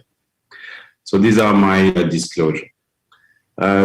First of all, let's set the scene for this very important issue, that is coronary cannulation post-transcatheter aortic valve implantation. Overall, only 3 to 5% of the patients require PCI in the largest registries post-TAVI, but we can see that the success rate of cannulation of the coronary arteries is not 100%. And close to 6% of the patients who require PCI are not going to be successfully treated because of an inability to cannulate the coronary artery. So this remains a burning issue. There are several reasons for not being able to access the coronary arteries. The first one being it could be combined, being the native leaflets, bulky leaflets of the aortic valve being displaced towards the ostium of the coronary arteries, and or the posts of the TAVI devices being located in front of the coronary osteums. The second group, the second type of reason, being the kind of sinus sequestration by the externally mounted leaflets of the failed bioprosthesis after a valve procedure. So these are the two most important group of reasons for inability to get access to the coronary arteries post-TAVI. Having said that, keeping in mind the matrix of the configuration, the geometry of the devices that we're going to use, the dimensions, the best way to provide you with some tips and tricks is to go for a couple of clinical cases. So the first case I wanted to share with you is a case of a patient who required PCI for an acute coronary syndrome, and this is one of the most feared configurations, not being able to access the coronary arteries in a case of acute coronary syndrome. And in this example, one of the tricks that was utilized was to use a 0.035 regular wire just to better get access to the sinus of valsalva, to the left sinus, and then it was a non-selective engagement of the left main, as you can see on the right screen, with first a guide catheter, a second a guide extension, and third a more hydrophilic wire. And it was really a guiding catheter extension that enabled a safe cannulation and then the performance of the PCI with the final result, as you can see. So first trick. Let's share a second case. In this case, it was a patient that was treated 10 years ago with an Evolut R platform. And as you can see, this was a very high implant with an appropriate, fortunately, an appropriate commissural alignment. And that patient developed a significant disease at the level of the distal left main. But it was quite difficult because of the high implant to get a coaxial engagement of the left main. See, it's chronic total occlusion of the obtuse marginal, but we're going to focus on the left main. And we managed to cannulate the coronary ostium to advance a floppy rota wire, but as you can see, there was that interaction between the struts of the Evolut platform and the rota burr 125. So what we did was then to re-engage a different strut and to use an hydrophilic wire, a Terumo-style wire, just to get access to the proximal part of the coronary artery and to get a better engagement of the left main. And then it was guide extension, then a placement of a rota floppy wire. And in that case, we were able to safely perform the rota procedure as we meant to. Then to deploy our coronary stent to go for a regular pot and achieve that final result for the patient. So the use of an hydrophilic wire may be very important just to relocate everything towards the appropriate strut and in at the appropriate coronary sinus. So in this third case, I would like to share another trick. This was a patient who was treated with a portico device, open cell design, but just a way to illustrate what is recommended. The first thing is to try to get access, to be sure to be central in the stent frame, and you do that by using your 0.035 wire, locating your guiding catheter into the left ventricle, just to make sure that you are central in the stent frame and not between the stent frame and the aortic wall. And then you withdraw your wire, and using the guiding catheter, you can easily get access to the coronary ostium in a safe way, being within the stent frame. And most of the time, we downsize the guiding catheters because we are working in a smaller environment. Then it was a very simple procedure. Once again, a calcified disease. And by using the technique of entering the left ventricle, then getting access to the appropriate strut into the sinus makes it easier for you to get to the end of the procedure in a very safe way. So this is the final result for this patient. So if I want to summarize during the last minute the main tips and tricks for coronary access post TAVI, I would say that first I would recommend, if you don't know the patient, to do an aortic root shot just to understand the anatomy for your patient. Second, I would consider using a pigtail catheter or placing the wire into the left ventricle to ensure that you are inside the transcatheter out valve especially in dilated aorta, because the risk of being beside the stent frame is really important. When you are treating the left main, we downsize, half the size, because we are working in a smaller environment as usually, whether it be extra backup shapes, Jenkins left and Platts left shapes, we downsize half the size. So for right coronary artery, most of the time we use regular catheters. It may be more challenging to cannulate the right coronary artery. So all these tricks that we shared are really important. Non-selective wiring of the coronary artery makes sense for TAVI, and using microcatheters, guide catheter extension has to be quite liberal just to make sure that we get access to that coronary arteries. We may need anchoring balloon techniques to advance guide catheter extension into the ostium, and sometimes deflectable catheters like the Cobra, the Evento, or steerable microcatheters may also be helpful. Thank you very much for your attention. So a very useful practical lecture from Didier. Any of you has some more tips and tricks to share with us about this particular issue?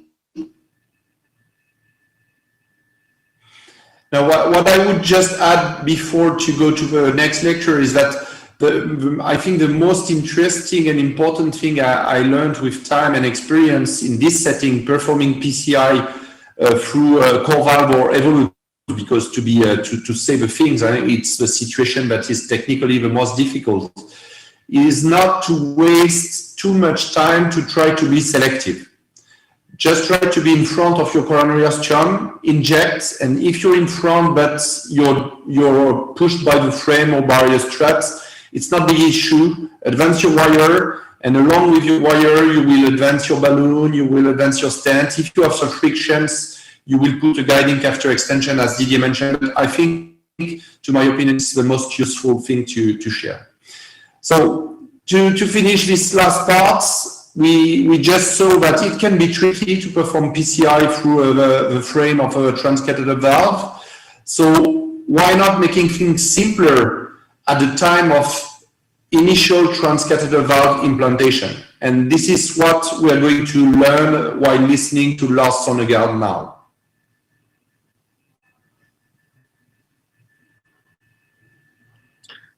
So thank you for the invitation to give this talk on patient-specific commissural alignment.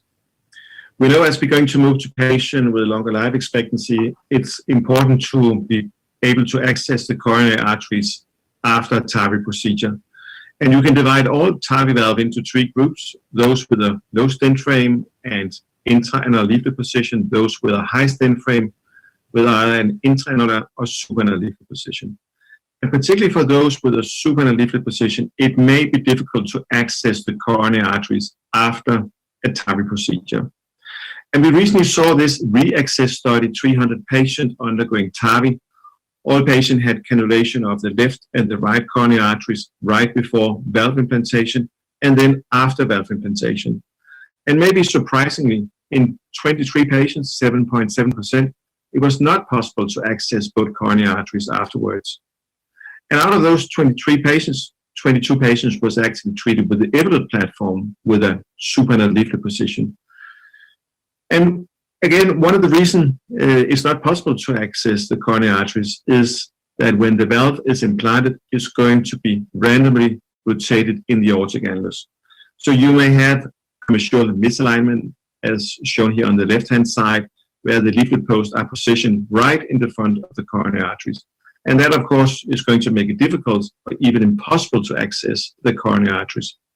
So what we should aim for is the same as the surgeons are doing, to have commissural alignment to rotate the transcatheter heart valve in the same way as the native aortic valve.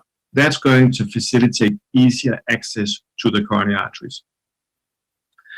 It's been suggested that the delivery system can be inserted in a certain position, which is going to give near commissural alignment for all patients. For the Evento platform, is recommended to introduce the delivery system with the flush port 3 o'clock instead of, as it used to be, at 12 o'clock. But if you look what it actually does, you see here patient where the delivery system was introduced with the floor support 12 o'clock, 40% of these patients had severe commissural misalignment.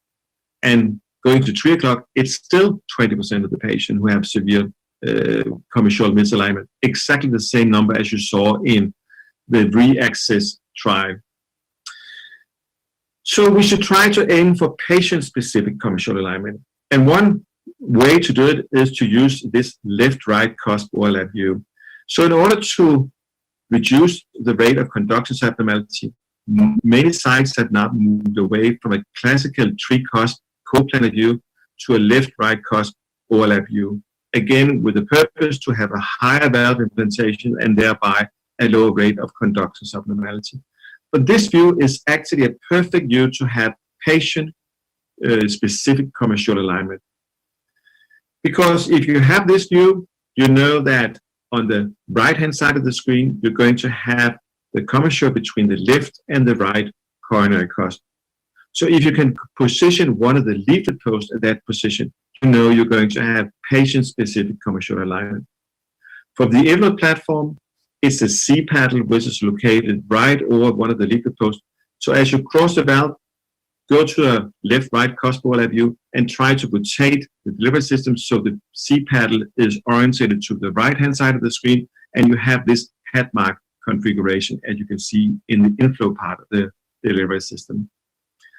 So again, here, this is shown in another view. The eye is the C arm. You see the left and the right cusp is overlapping. The commissure between the left and the right cusp is pointing to the right of the screen. So just aim to position the C paddle at the right-hand side of the flow screen. This is shown here. You see again, in this cusp overlap view, you see the C paddle on the right-hand side, and you see the head mark configuration. And after valve deployment, you can confirm, still in a cusp overlap view, that the C paddle is actually on the right-hand side of the screen, meaning that the patient have patient-specific commissural alignment. It can also be done for the accurate NEO platform. In those patients, you see this free stent strut here. This again is located right under one of the leaflet posts. So this needs to be pointed to the right-hand side of the flow screen before valve deployment. For the accurate valve, it may be more difficult. Or the navigator valve, you see the leaflet post is seen here in the middle of the stent frame. So you need to have one on the right-hand side and two overlapping each other on the left-hand side of the screen. So we actually did a study here with 20 patients with the Evento platform, 20 patients with the accurate NEO2, and 20 patients with the Portico platform. And all patients had a CT scan after implantation to see whether there was commissural alignment. And you can see here for the Evento platform, it was 90% of the patients who have not more than mild commissural misalignment. For the accurate valve, it was 100% of the patients who have commissural alignment or not more than mild. And for the Portico, it was 75. And there's two factors which actually dictate how well you can position it. First of all, how easy is it to see those leaflet posts? And you can see it's very easy with the Evento platform, the C paddle, for the accurate NEO platform with the free stent strut, where it's more difficult with the Portico platform. Actually, it was 5 out of 20 where you couldn't see it. The second issue is how easy is it to rotate the delivery system to have patient-specific commissural alignment. Again, this is very easy for the accurate and the Portico platform, but more difficult with the more bulky and stiff Evento platform. So that's dictating it. So just to summarize, commissural alignment is important for coronary access, particularly as we're going to move to patients with longer life expectancy. Introducing the delivery system with the flow support in a certain direction is going to give us near commissural alignment in most patients. It needs to be 3 o'clock for the Evento platform, 6 o'clock for the accurate NEO2 platform, and 12 o'clock for the Portico, now the navigator platform. Using the left-right cusp overlap view, you know exactly when you is in that C-arm projection, you just need to orientate the leaflet, one of the leaflet posts at the far right of the flow screen. This is going to allow for patient-specific commissural alignment. Thank you.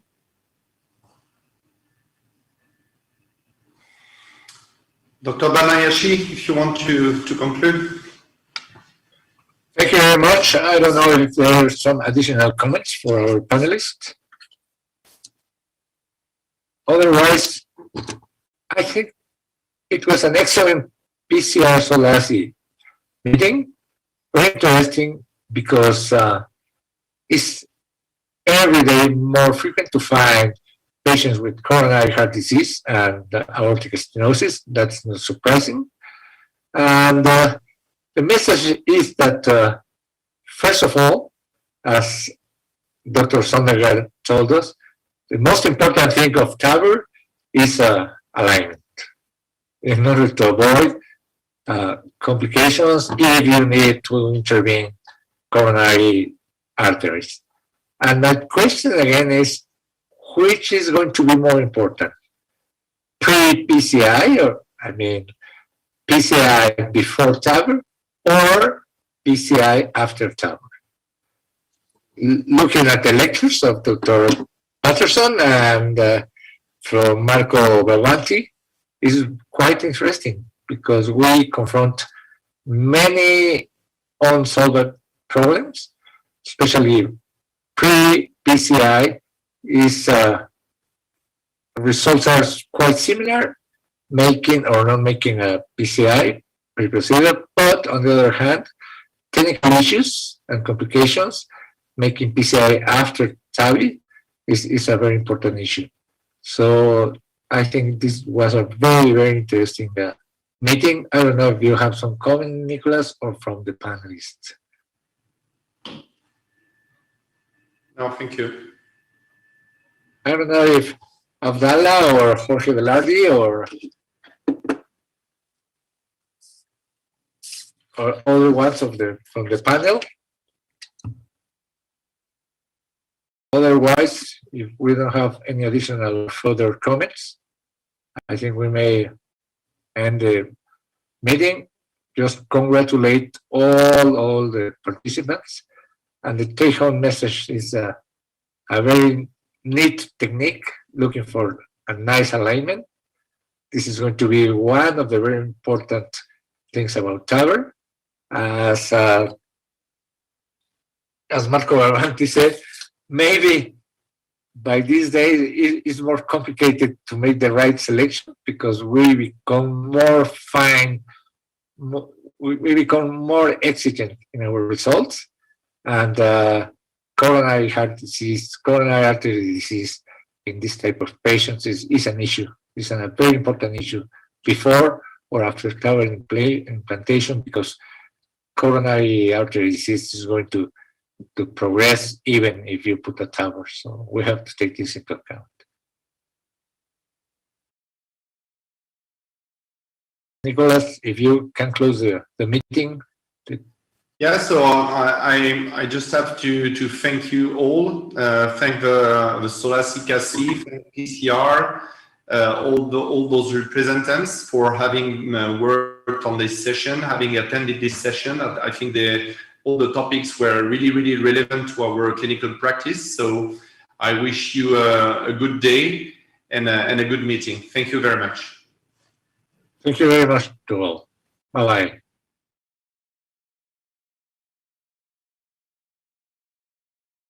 Good afternoon, everyone, and thank you to the organizers of SOLACI-CACI for inviting me to coordinate this session, Structural 1.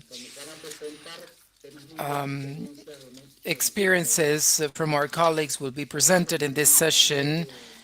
Here with us, a panel of experts, Esteban López Marinaro, Lorena Villagra, Carlos Giuliani, welcome and thank you. Let's begin with the first presentation by Paula Cataldo from the Thoracic Institute from Chile. He will be introducing interverticular communication acquired, ventricular communication and percutaneous closure experience in the interventional technique and long-term follow-up. Welcome, Paula. Good afternoon. Now, I will discuss intraverticular communication and percutaneous closure, the experience in the interventional technique, and long-term follow-up. My name is Paula Cataldo.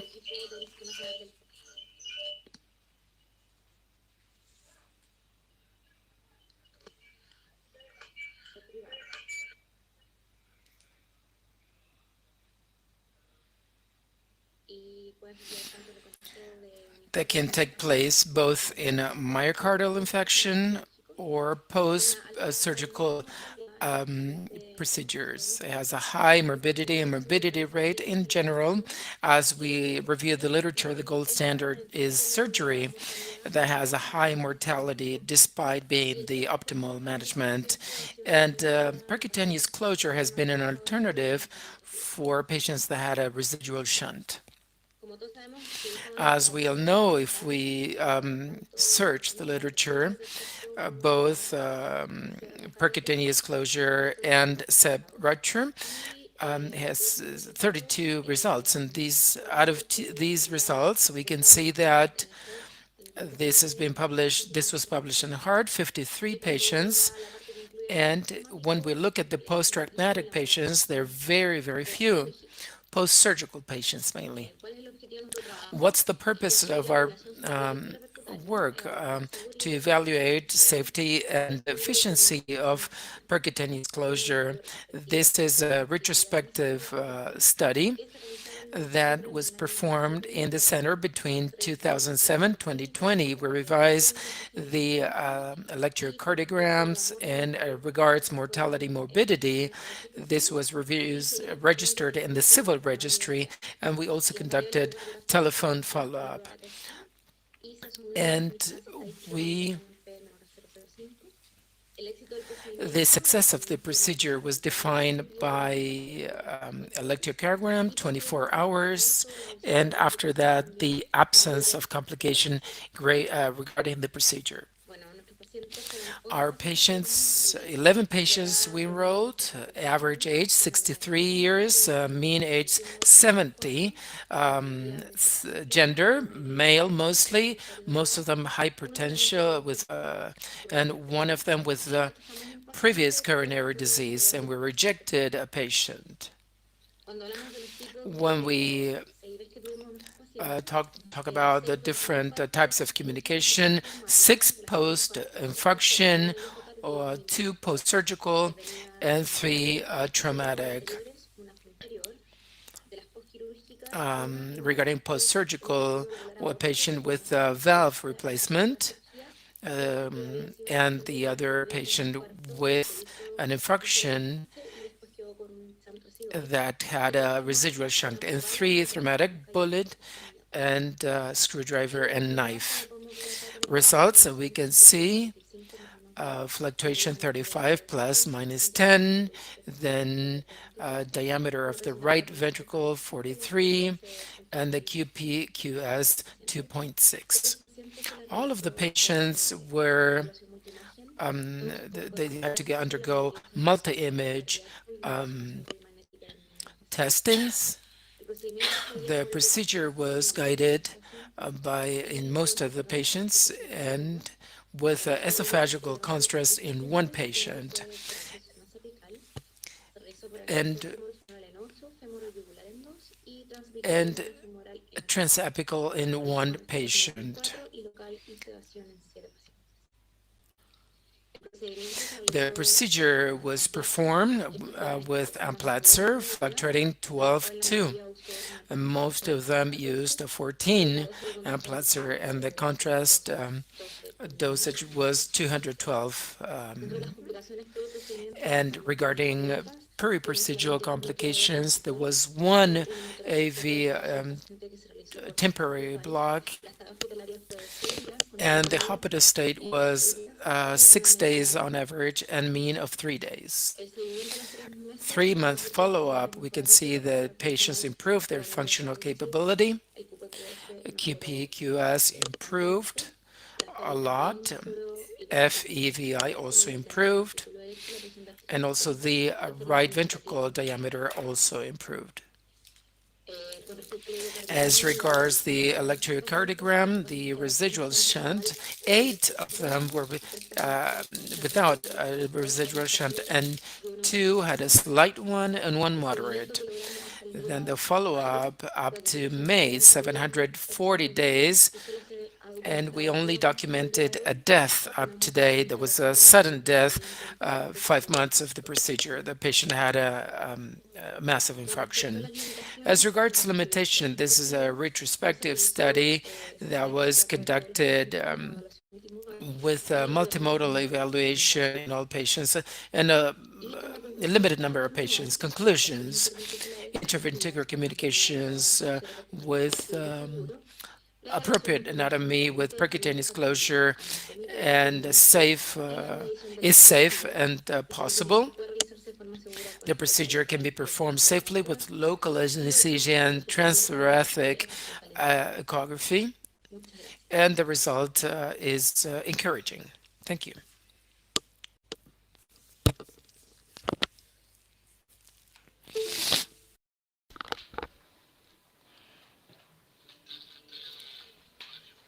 Mario, you're on mute. Okay. Pabla, thank you so much for your presentation. And I wanted to ask Jose Gomez Moreno if you have any comments about what Pabla said. Just a small comment because of time. In COVID times, patients come late with consultations, so we started seeing more CIV post-infarction. And there is a question that we ask ourselves regarding the time and the features of the re-edges for an implant, taking into account the expansion of the infarction concept.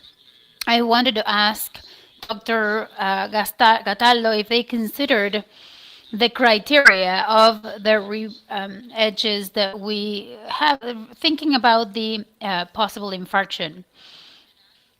Well, in general, when we treat strokes that are acquired, the devices are always taking bigger than the dimensions that we see. What we have in our center, what I already mentioned, we do it multi-imaging. Many patients have MRI and TC scans, and we see whether the SVA, if it is feasible, and we can measure the reborders much better to have the right device, if we have the right device. Perfect. And something else to mention is they are not done in acute. This is not done in acute patients. In fact, this will be published next month. And as post-COVID, actually we see a lot of CIVs post-COVID. It was the evolution of the death and mortality of these patients. Antonio, do you have any questions or comments?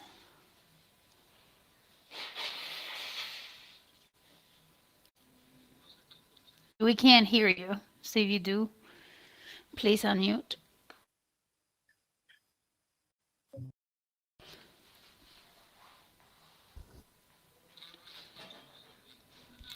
We cannot hear you, doctor. Okay. Hernan Pavlovsky, any question? Very briefly, so that we can go to the next presentation. Can you hear me well, Mario? Yes, now we can hear. First of all, congratulations. Really good presentation. There is very little literature regarding over the last years when we don't see a lot of complications, mechanical complications of acute infarction. The communication is really good. The percutaneous procedure is really good. Maybe I wanted to ask, what did you use? How did you measure the device size? Pre-procedure and post-procedure, whether transthoracic was enough to do it? That's my comment. Do we need to do it transesophagic or esophagic, or we do it Well, I think that the approach with a multi-functional approach, we do it with scanner and MRI and CT scan. In the case of the shunts that we have in the follow-up are non-existent almost. The procedures, we usually do them without general anesthetic, without echo transesophageal. So in fact, for us, in our series, we haven't needed to do an ECG during the procedure. Okay. That was the question. Thank you, Paula. Thank you, Paula. And now we're going to go to the second presentation. Dr. Storan Lopez Marinardo from the Santa Clara de San Juan, Argentina. He's going to talk about TAVI implantation in severe aortic disease in a bicuspid valve.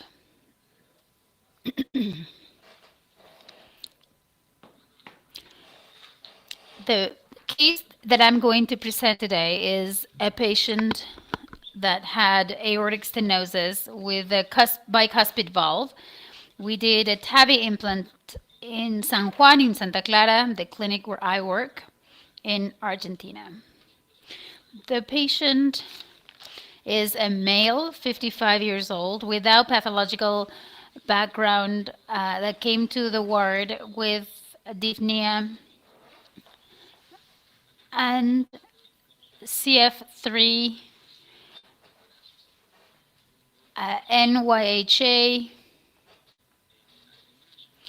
At the entry, he was hyperdynamic, tachycardia, hypertense, desaturation, air environment, and in the physical examination, we found a systolic murmur with Gabardine phenomenon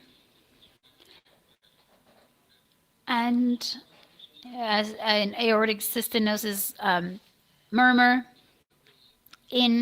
At respiratory level, he had bilateral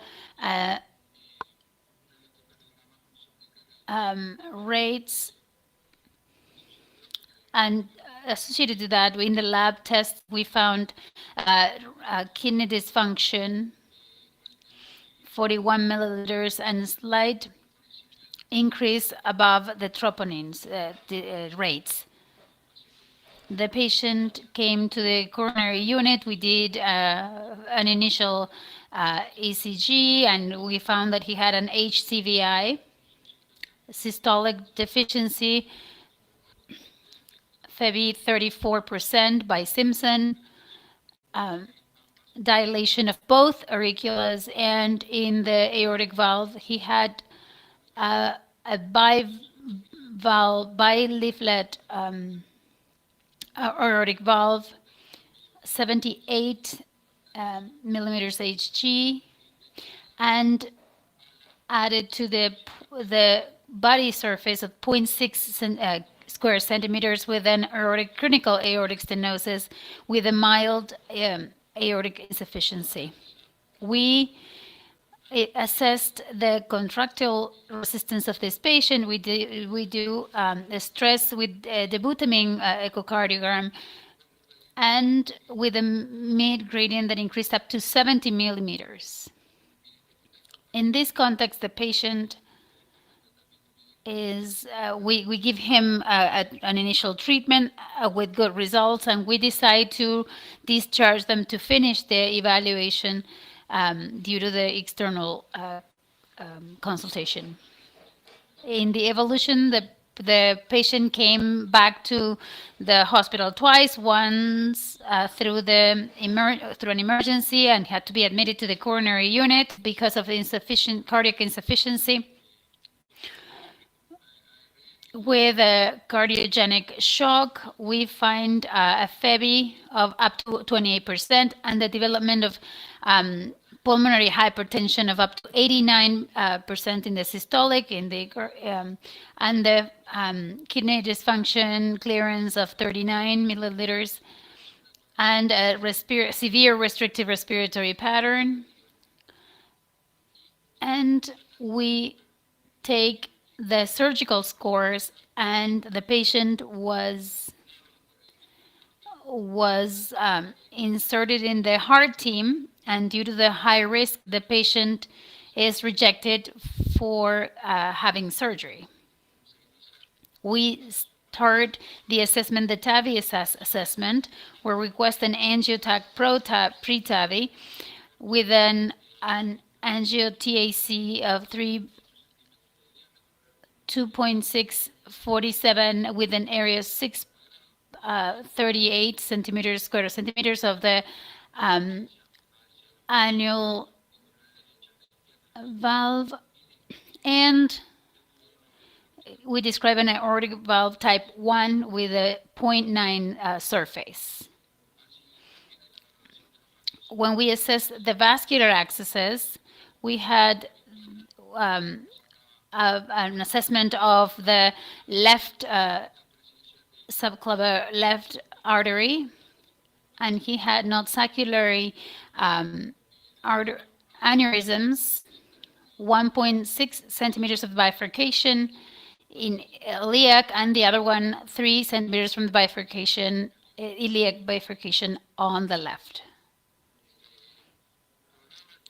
We planned the implantation, the TAVI implantation. We do it under local anesthetics with sedation in the femoral axis, 18 French, femoral axis, arterial lateral, contralateral, to have angiographic control, 6 French, and a vein femoral axis for rapid pacing. We finally cross the valve.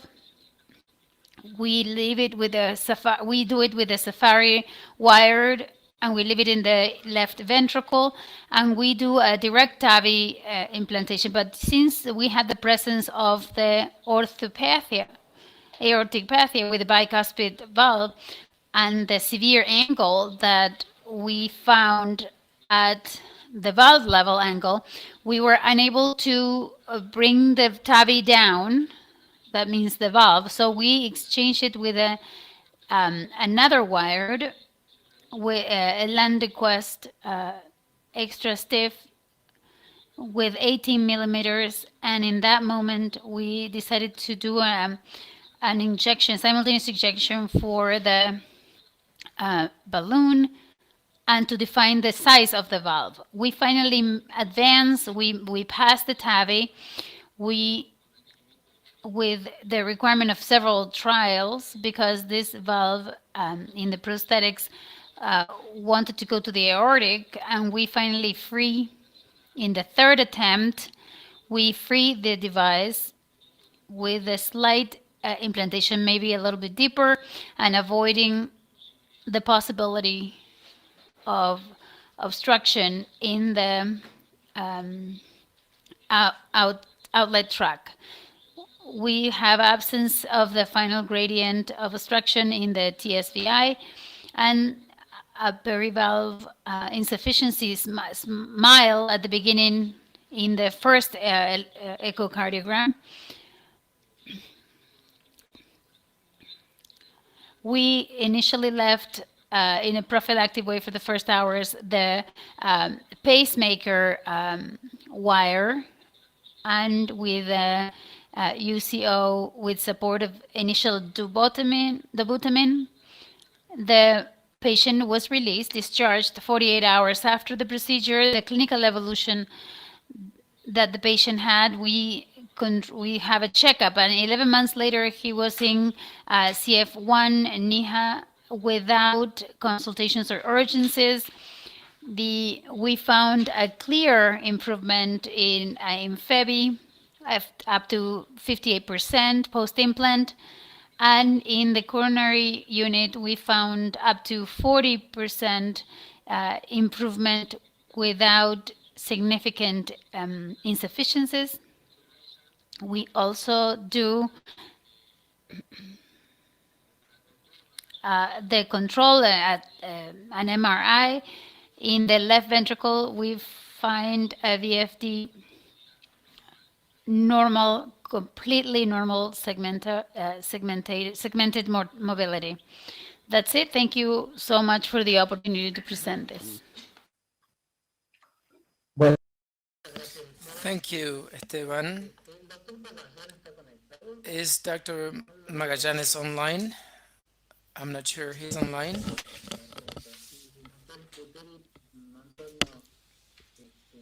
And can you hear us, Dr.?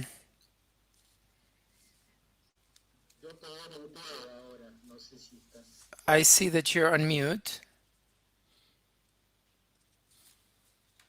Doctor? No te escuchamos, lamentablemente. Tenemos un problema técnico. Bueno, Or probably there's some technical issue. Let's now go on to the next speaker.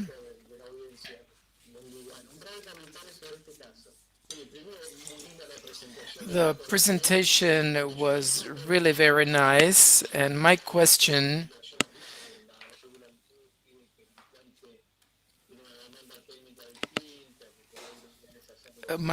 about the case, if when you treat the bicuspid valve, if the criteria is, you continue and optimize the procedure. If you change some criteria regarding the three-cusp valve, regarding the angiographical image, because bicuspid valves are in the gray area, so we're very demanding regarding the technique, but so that is the question. What do you think when you treat a bicuspid, and what differences are there in comparison to three cusps? So in our patients, is that bicuspid valve, the type 1 valve, and the criteria depending on the previous analysis, and if there are calcifications, which is the most common thing, then we attempt in the implantation whether rotation is required, particularly with self-expandable devices. esto con válvulas balón expandible y And in my experience, I believe self-expandable devices are better than balloons, particularly for these bicuspid types of patients. I think these would be the criteria that we consider in post-implantation to assess whether these patients, it's interesting to be to wait a little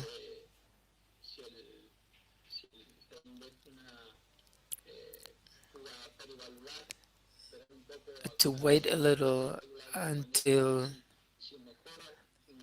to see an improvement, whether there's an improvement, so as not to perform several post dilation or be too demanding regarding the final outcome. Can you hear me now?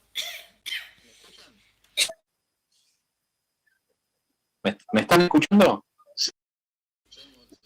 We can hear you.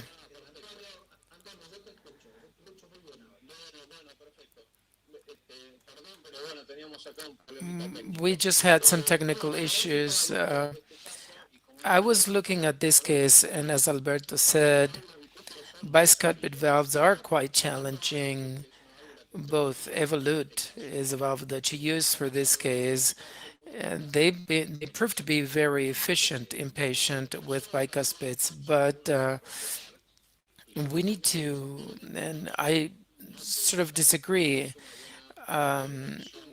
pre-dilate is not a good option for those patients. In fact, dilation in bicuspid patients should be 1-1, very aggressive. It is the only patient, I think, requires a pre-dilation. I agree with the fact with using more rigid wires. There's a Landers wire that is very good for this, but without a doubt, I mean, it should be pre-dilated. I mean, these patients with bicuspid. And the other tip that could help us is where to measure these patients. This valve looks very nice. I mean, the result is very, very good, even though the implantation is low. So there's not much to say about it, but with bicuspids, we're more likely to have more mistakes um, than success. So probably the measurements should be above the level of the ring, the annulus. This is regarding my experience, right? Thank you, Antonio. Thank God you're back. We'll continue with the next presentation. Sergio Tarvin from Brazil, who will presenting a percutaneous closure of an atrial septal defect with anomalous systemic venous drainage using an unusual vascular access. Good morning. My name is Sergio Tarbine from Constantine Hospital from Curitiba, Brazil. I'd like to thank the SOLACI-CACI organizing committee for accepting this, our participation, and we look forward to having a wonderful Congress.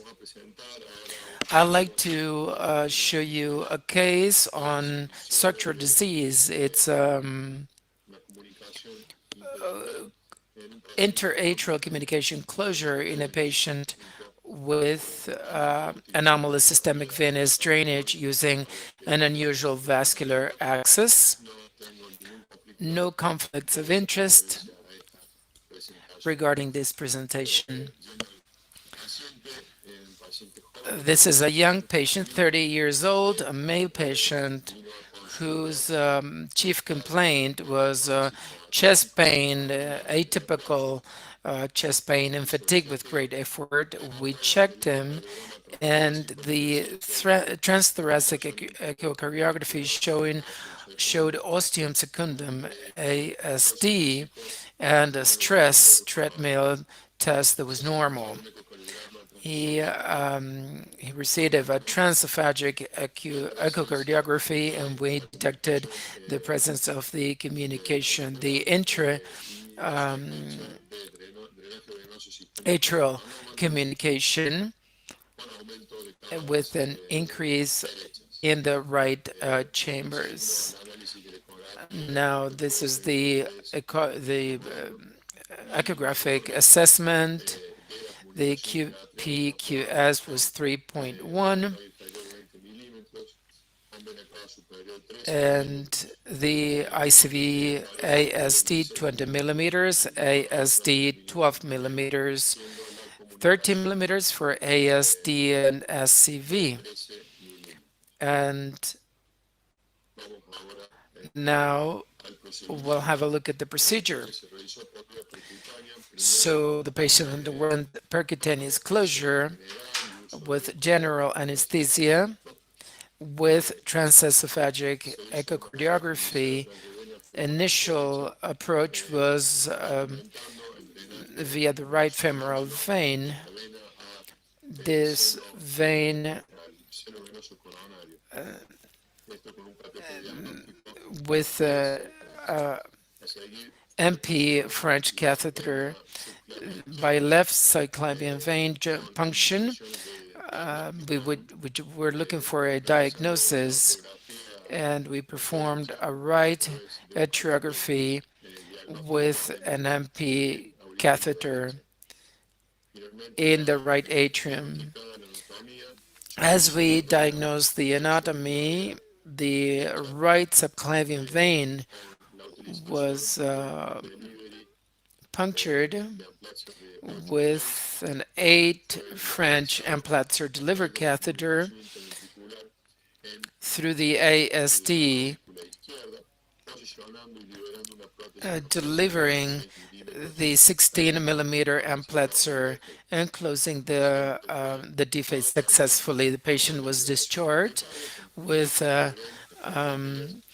clopidogrel after 2 days, and he evolved positively. As we can see on the images, the echocardiography, here the defect with signs of pulmonary hypertension. This is the transesophageal echocardiogram with communication, just as we described it, and atriography. First, the lower cava and the subclavian vein and the pigtail catheter that was used.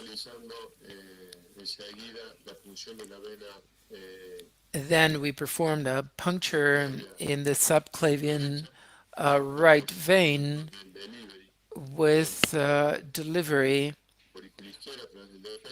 in the left atrium, and the deployment of the prosthesis successfully as it's shown via this image. And then the intra-atrial communication was sealed. Again, thank you to SOLACI-CACI, and warm regards to all of our friends in Buenos Aires, and the best wishes for this event. Thank you. Thank you. Very nice presentation. Dr. Villagra, do you have any comments? Yes. I want to congratulate the doctor, and I wanted to make another comment and a question. First, congratulate you because of the diagnosis. The anomaly of the systemic venous drainage, anomalous systemic venous drainage is not the most frequent one. And the question is, when you presented the patient, you said that you suspected because of the dilation of the right atrium, something that you normally see.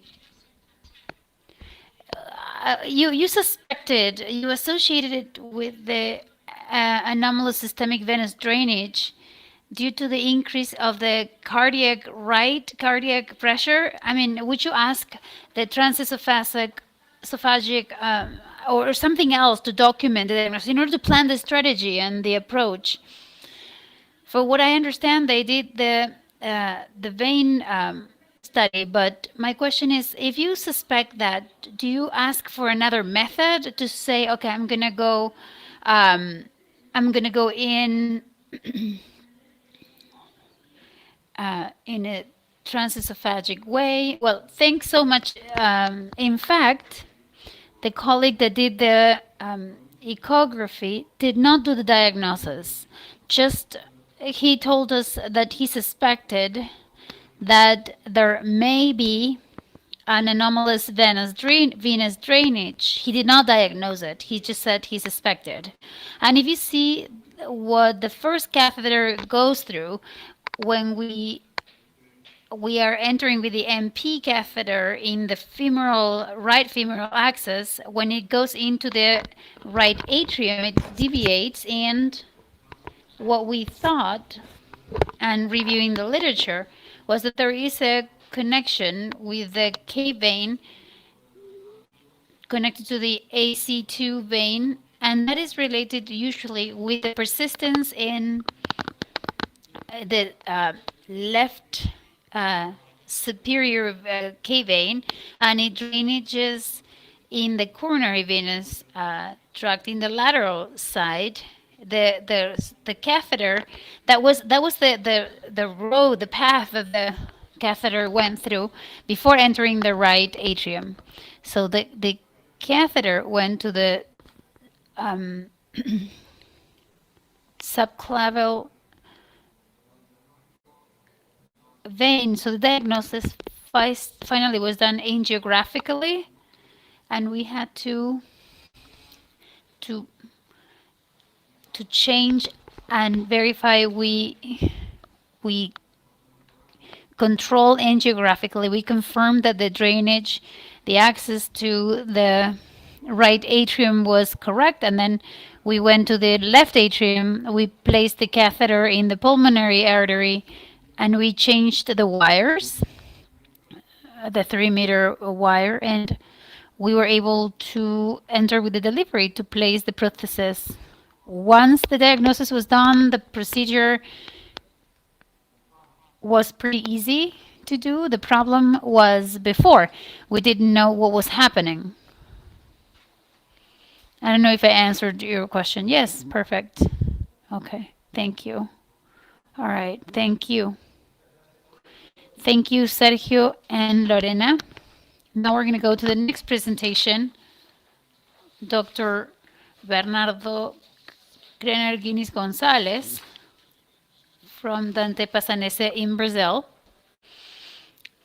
Implant of transeptal valve in decompensated septal with the prosthesis, a new therapeutical process. Welcome, Bernardo.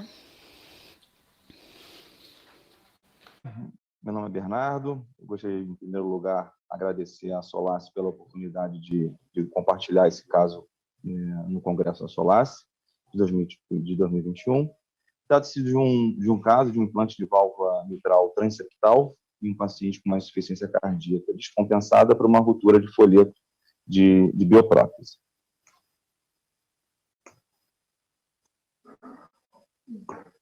Não está indo a minha... Por que não passou o slide?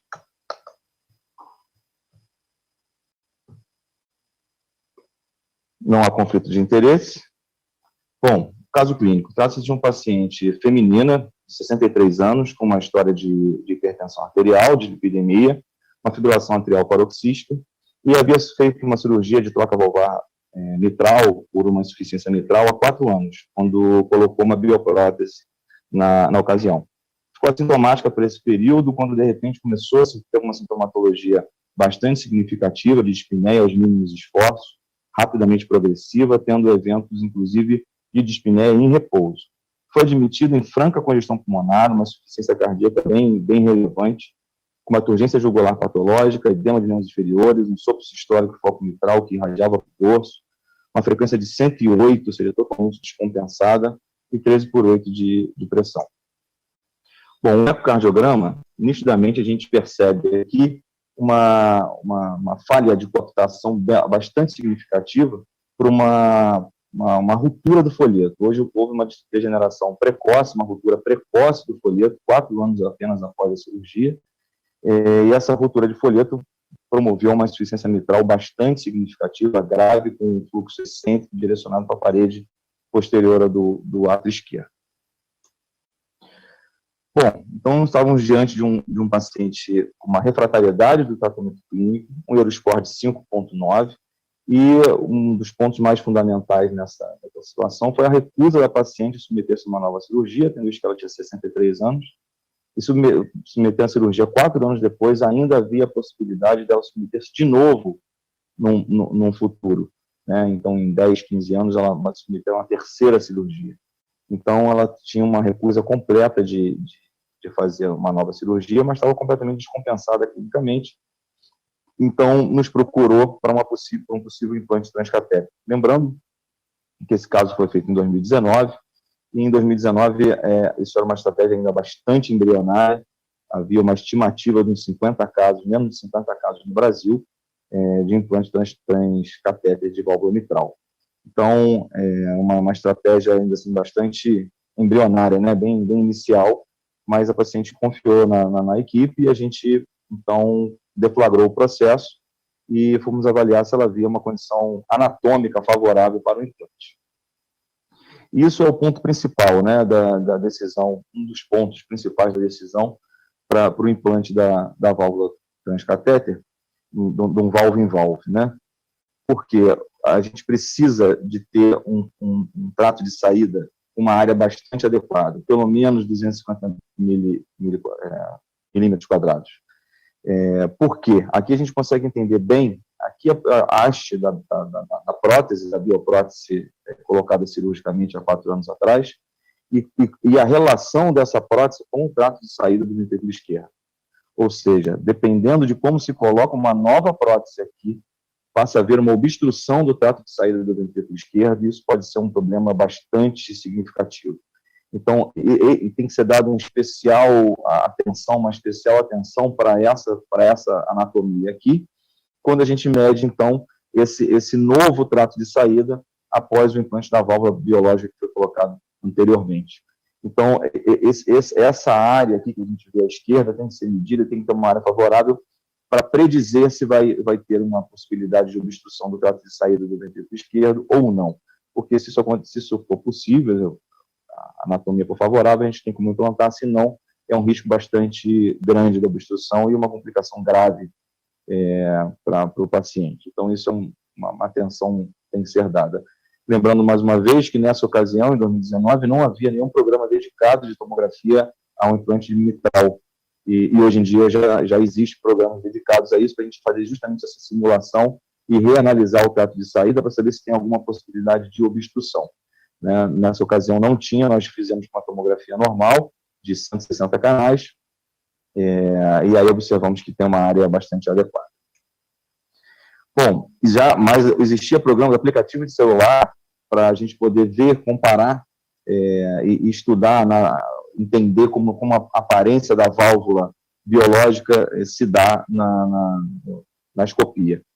Então, existem esses aplicativos, quando a gente diz qual foi a válvula implantada, ele nos mostra a imagem que vai aparecer e como a gente deve implantar, né, ajudando a nos posicionar, botar o posicionamento correto da válvula para a gente não ficar nem ventricularizado demais e nem demais para o átrio também.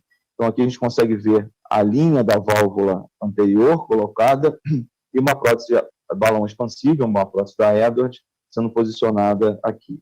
Além da relação do trato de saída, a gente tem que decidir qual válvula implantar. Tanto esse aplicativo nos orienta a dizer que na válvula colocada tal, a válvula indicada é a Y, a X e tal, nos ajuda a decidir qual é a válvula a ser implantada, mas a gente, de qualquer forma, a gente refaz as medidas do anel interno e do anel externo da prótese previamente implantada.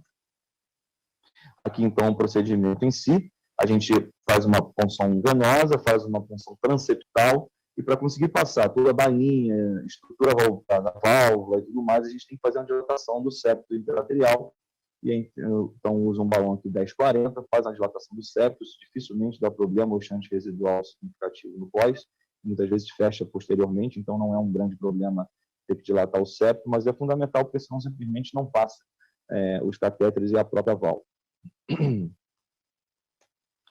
Aqui, então, o posicionamento da válvula mais ventricularizada, a relação com a prótese anterior e o posicionamento da válvula. Aqui com um pouquinho de paralaxe, mas a gente corrigiu isso na sala, e a gente vai, então, mostrar a liberação. A liberação da válvula tem que ser bastante lenta, porque ela ainda pode se movimentar, e mesmo levemente insuflada, a gente ainda tem possibilidade de tracionar a válvula e rever a posição. Então, a gente faz uma insuflação bastante lenta, para ter certeza do posicionamento, e junto com um implante de marca-passo em rapid pace, para não ter nenhuma movimentação da válvula.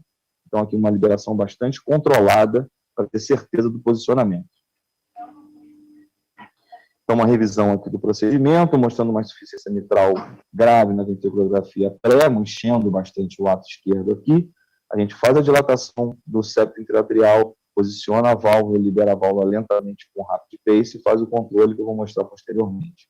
Então, o procedimento é feito com uma punção transeptal, ínfero-posterior, faço um guia 0,18 para ver a pulmonar superior esquerda, onde vai, a partir dali, subir com uma bainha direcionável, posiciona um fio pré-moldado no ventrículo esquerdo, e aí a gente faz o implante da válvula. Aqui, após o implante da válvula, fazendo uma ventriculografia esquerda de controle, onde a gente vai ver que não existe nenhuma insuficiência mitral. Né? A válvula totalmente funcionante, norma funcionante, bem implantada.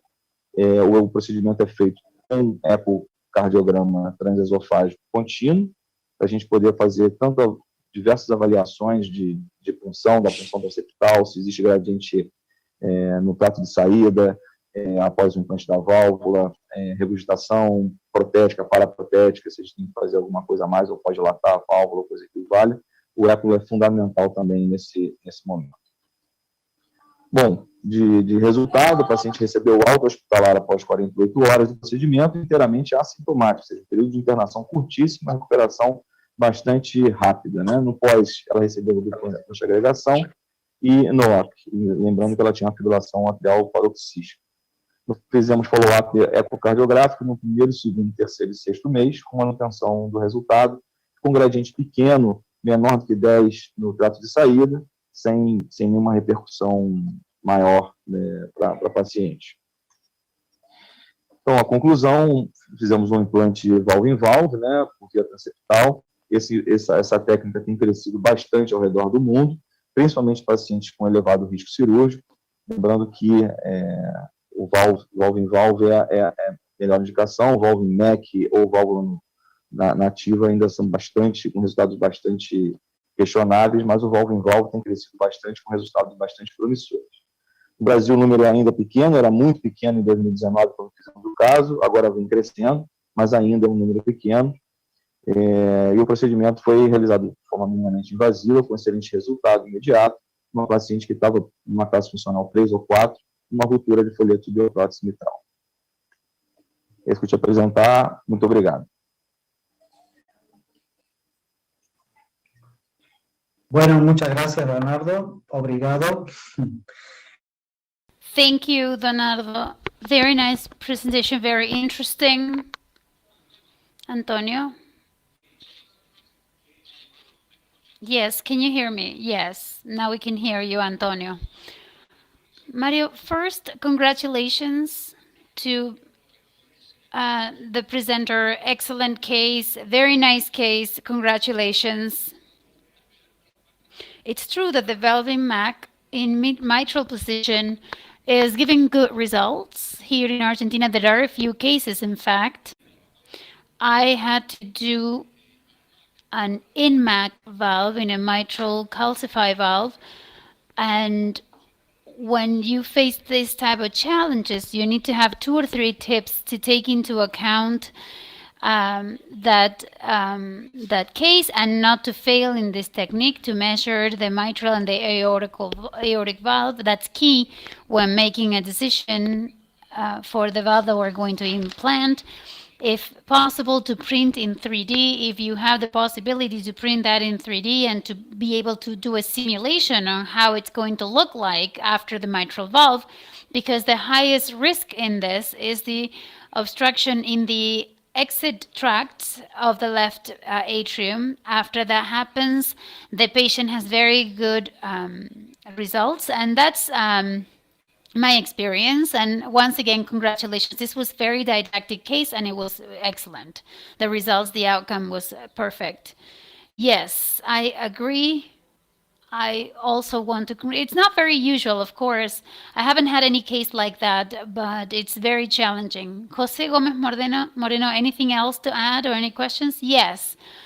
To my friend Bernardo from Brazil, when it comes to selecting the type of valve you're going to implant, how do you evaluate the implant valve before, through the cracking concept and the danger of cracking the ring during the implantation?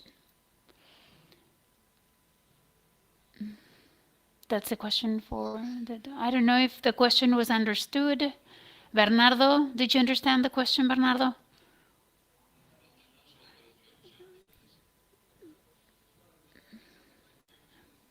There is no translation into Portuguese, but I don't see Bernardo connected.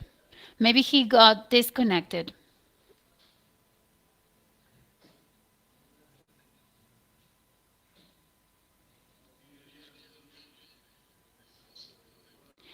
Okay, the concept of evaluating and assessing the logic when it comes to selecting the type of bioprosthesis that you're going to use. Look, the truth is, in my experience, the experience I have with prosthesis in mitral, prosthesis with Sapien 3 Edwards. I still haven't had the chance to use a dedicated valve. I don't know if there is any available in Argentina, so I haven't had a chance to assess any other action. The only valve that I've used in mitral position is Edwards. That's my experience. I don't know yours, Jose, if you have any experience at all. My question was specifically about the valve-in-valve. What type of biological valve, previous biological valve, and what type of considerations you would have with Edwards Sapiens? Yeah, there are some valves that are crackable. There is a list of valves. I don't have it in the top of my head now that you can crack, but the truth is that in mitral position, my experience tells me that I haven't had any cracking of a ring in mitral position. I think it's pretty risky. I haven't done it. I don't have that experience to tell you anything faithfully, to tell you how that is done or how that results. Okay, perfect.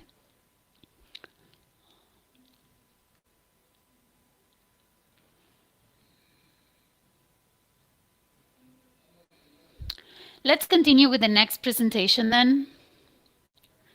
Dr. Carlos Giuliani from Güemes in Buenos Aires, results of percutaneous aortic valve implantation valve-in-valve in 2 centers in Argentina. Carlos, whenever you're ready, your presentation. Good afternoon, everybody.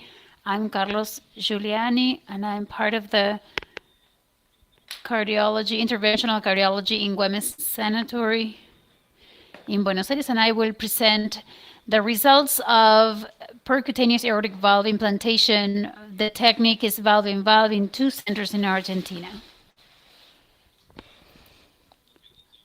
I have no conflicts of interest. These are my disclosures, and we know that that patients with biological aortic valve dysfunction through valve-in-valve with the valve-in-valve technique has been a good strategy, mainly for those who high risk, surgical risk. The goal was to channel analyze the characteristics of these patients that require valve-in-valve in 2 centers in the city of Buenos Aires. The methods: we analyzed a database of 252 patients consecutively, and they received TAVR percutaneous since 2010 to 2019. We included 15 patients that required valve-in-valve therapy. The statistic analysis was conventional for descriptive statistics and comparative statistics. As baseline characteristics in our patients, they were intervened with a mean age after failure in the prosthesis valve of 3 to 5 years. The patients were mostly male, 53%, average age of 76 years old, with risk scores pretty high, 13 on average, and an SDS of 12, and that came in functional class 2, 3, and 4 with cardiac insufficiency in 34% of the cases. The bioprosthesis failure had to do mostly with the panos, and the gradients 80% of the cases, and we had other cases with aortic insufficiency, 13%, secondary endocarditis. The failure in the prosthesis in the valves was mostly due to post-stent, mostly epic, 73% of the cases, with a prosthesis size of 21 to 25 millimeters, 80% of the set.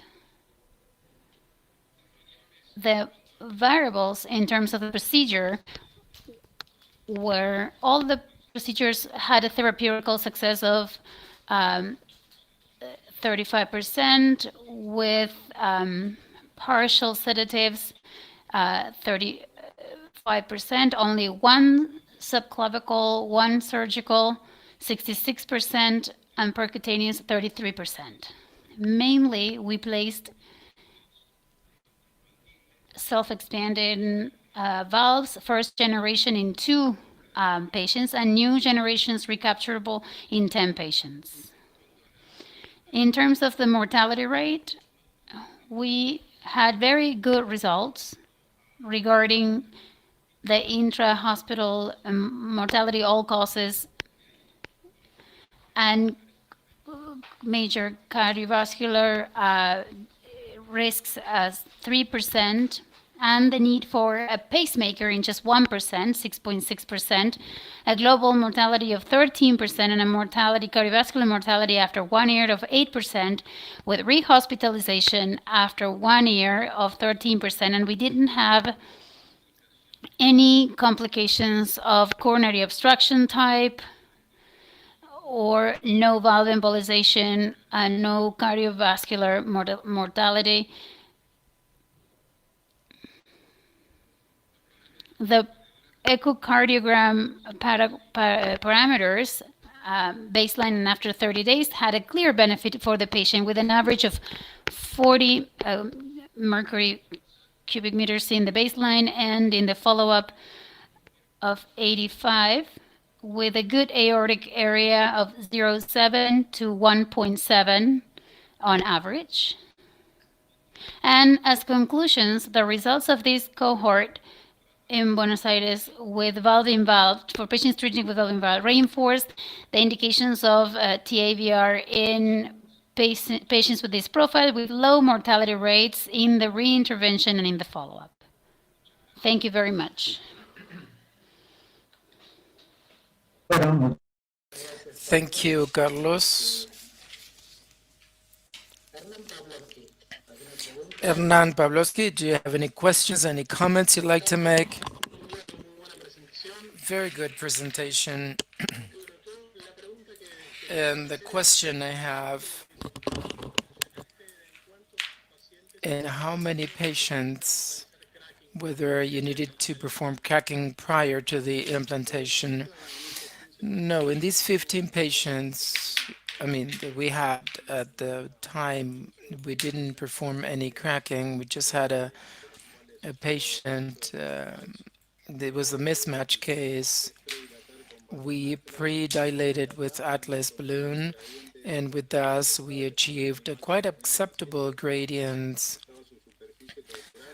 And we obtained a hypopose gradient of 23 millimeters of mercury. Was the only patient that had a high gradient. The rest, very acceptable gradients.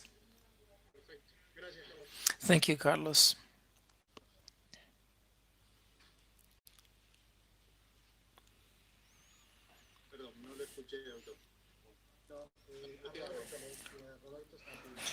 Roberto Sapini, do you have any comments or questions? Thank you. Very nice presentation.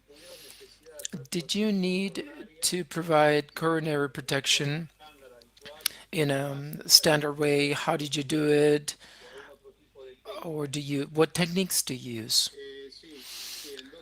In 2 cases, we had to perform CT scans. We measured the VTC, and there was really borderline, that is between 4 and 6. We protect with a coronary cord and a coronary wire, and if necessary, we implant. We had no cases that we needed to implant, so we removed the stent, and then we don't use the stent. But in 2 cases, we used protection with wire. Antonio, can you hear us?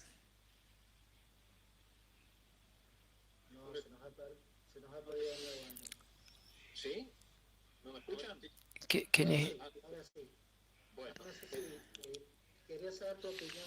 I would like to hear from your opinion about the coronary protection. When we perform a valve-in-valve, one of the things that we're not afraid of is coronary obstruction. I'm more afraid to other things, for example, to have a more gradient. because the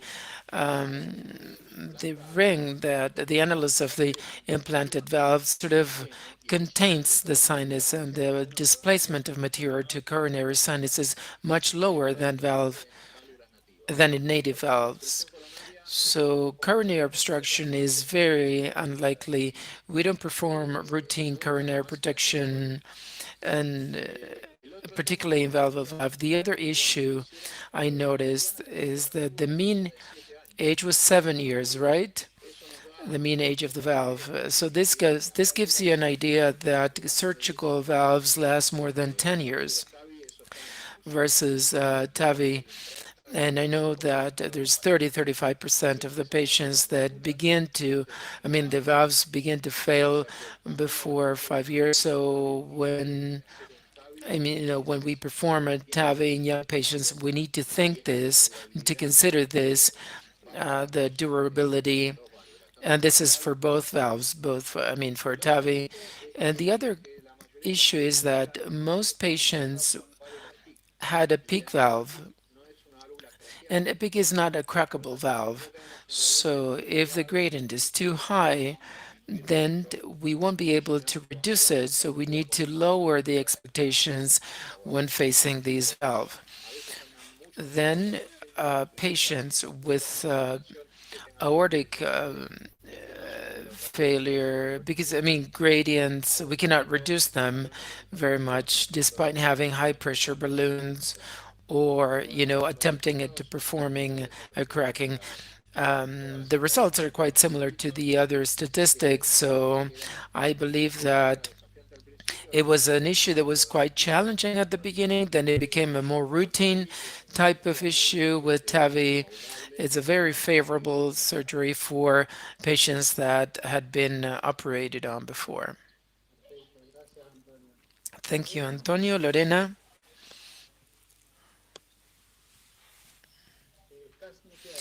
You're on mute, Lorena. Two questions. If in a valve-in-valve follow-up, you see an increase in gradients, do you have a protocol in place, some anticoagulation protocol? And the other thing, even though it was answered by the doctors, that does not protect coronary in-valve cases, I'd like to ask you about if you have any indications for basilica techniques, your experience, because the indication of basilica in Argentina, if you have any experience or indications. The first question regarding follow-up, we perform routine follow-up of all of the TAVIs at 7 months, 7 days, and then 6 months and a year. And in the follow-up, we don't see an increase in gradients. We haven't had any experience in these cases of valve thrombosis or anything like that. As a standard, we have DAPT, aspirin, and clopidogrel for 2 months, depending on the comorbidities of the patients. But after 3 months, and then just aspirin. DAPT for 3 months and 2 months, and then aspirin. And the second question about the basilica technique. Well, in our center, we haven't had an experience with basilica technique. I think that in the region we have in Argentina as a whole, there are very, very few experience with basilica technique. So again, we don't have an experience with that technique.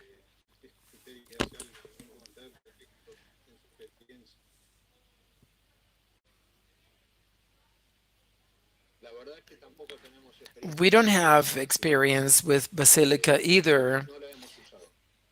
We are not using it. I couldn't give you any data because I haven't performed that technique. Jose Moreno. I'd like to have your opinion about the DAPT, the DAPT, how long, which drugs. Basically, what we can say in our learning curve is that we assess TAVI the same way we assess other risks. And eventually what we're doing, 3 to 6 months of DAPT, that depending on, of course, the type of patient we're dealing with. I mean, if the patient has a risk of bleeding and the type of, what type of drugs we're using.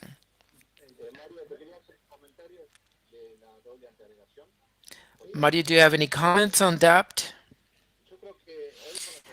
I believe that with the results of popular TAVI, we need to select patients very well. I mean, what kind of regime we're going to use. If the patient has coronary disease and we perform angioplasty, then there's no room for discussion. DAPT is required. 6 months, 3 months, depending on the stent that was used.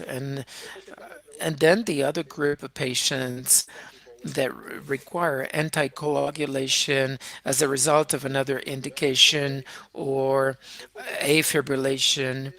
And there's another group of patients that nowadays the trend is to have them on aspirin only, or at least this is what popular TAVI shows.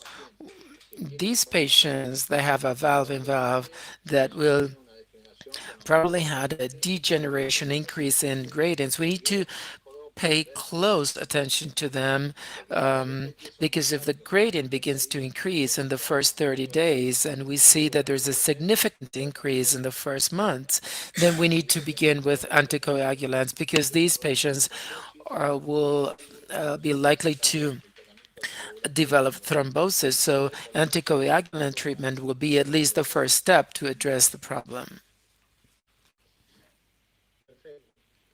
Great. Thank you. Thank you all.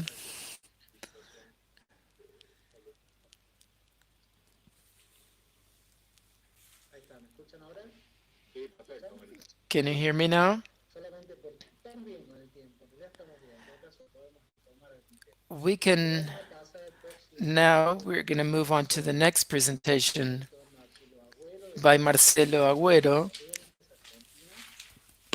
from Corrientes, Argentina on severe hemolysis post-closure via transeptally. Good afternoon. My name is Marcelo Agüero from Corrientes. This clinical case is on severe hemolysis post-transapical closure of the mitral leak. This patient is a male patient, 73 years old. Chief complaint is angina. He undergoes catheter test. In September 2018, he undergoes combined surgery, biological prosthesis 29. The patient is discharged, no complications, favorable outpatient evolution. And 6 months after the surgery, he comes back with dyspnea signs and new signs. So a transthoracic and transencephalic assessment was performed.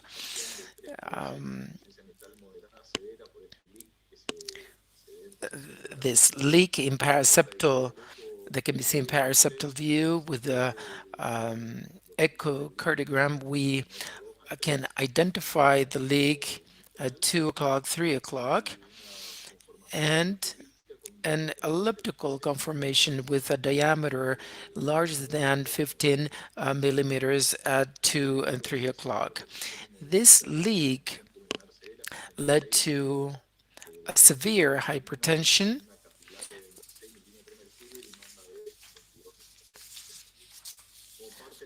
as part of the evaluation, the assessment, this patient undergoes a volumetrical tomography, a VCT, and at 2 o'clock and 3 o'clock in the mitral annulus with this CT.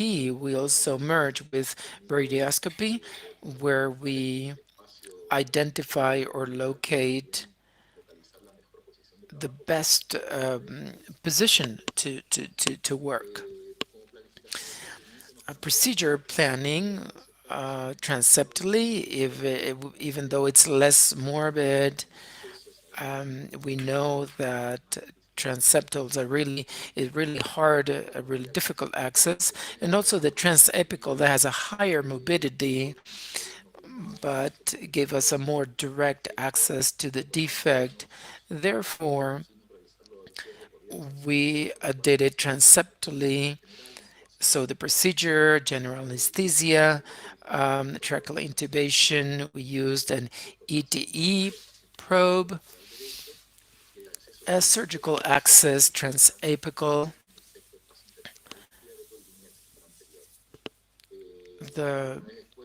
Once it is exposed, then it is punctured, and a wire to the aortic vein, and this is transesophagic. Then the wire goes to the aortic vein. This is the defect area between the prosthetic valve to try to sort out the defect. We were able to do that after multiple attempts, and we left a floppy 2 wire just in case we could lose the position. We could see how the wire is going through. Once the left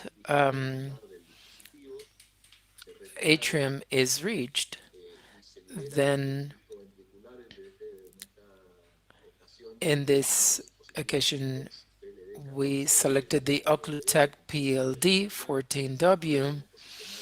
We were able to put it exactly in the leak, and we released it with an appropriate result, an appropriate and echographic result. This is the post-discharge follow-up. A month later, the patient comes back with dyspnea and signs of congestions. Hematuria was detected, anemia, and then the patient is transfused and discharged. 3 weeks later, comes back with dyspnea, and then hematocrites 18%, hemoglobin 6.4%, and the result was chloruria. And then the diagnosis, hemolytic anemia, with a clinical suspicion produced by a residual defect.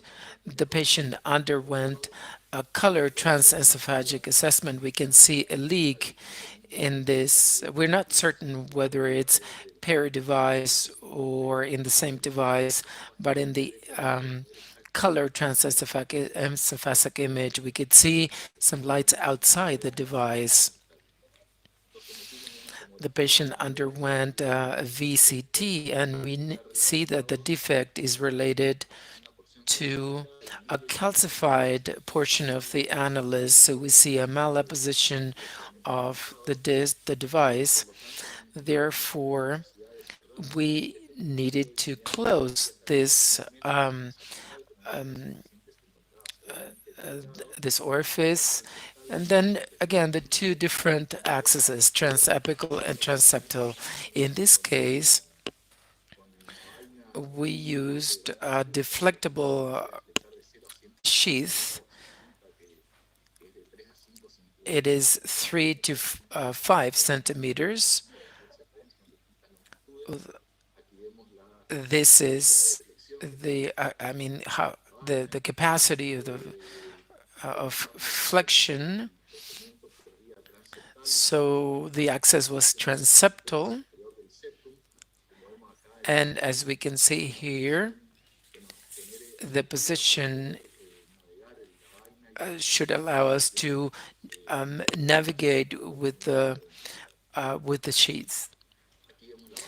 This is the sheath already deflecting anti-clockwise, and how the tip of the sheath is oriented to the area of the leak.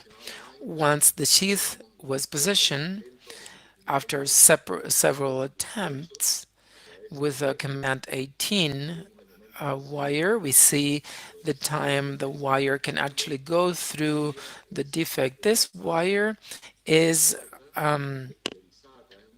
looped in order to support and thereby move forward. This was the device we wanted to place in this area. This is how the valve is going through. And then a cessation of the leak. The device in this case was Occlutech PLD 5T, 5 millimeters. And we see how we are deploying the device. Then the sheath is pulled back, and how we were able to obtain the final cessation of the leak. This is the previous and the post transophagic assessment. We can see how in the pre and post we're able to reduce the risk.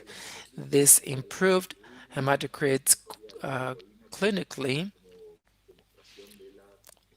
to prove the parameters of the overall parameters. Conclusions: the training of the interventionist cardiology regarding multimodal images is mandatory for diagnosis and planning of the treatment of perivalve leak closure. Mitral localization leaks are particularly challenged. They can be treated either transapically or transeptally. And to obtain clinical benefits, we need to try to obtain the least possible flow degree. Thank you.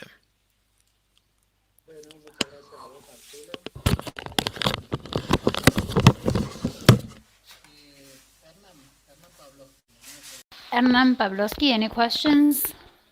First of all, congratulations, Marcelo. This case was quite complex to start with, and it became even more complex in more than one opportunity, and the resolution was fantastic. Really good resolutions with great images. My question was, as you said in your conclusions, it was the approach was multi-approach. Do you emphasize the MRI or the echocardiogram, the 3D, one in particular, or you take images from all of them? One has more, is weighted more than the other? No, in this case that is so complex, we get support from all the images as much as we can.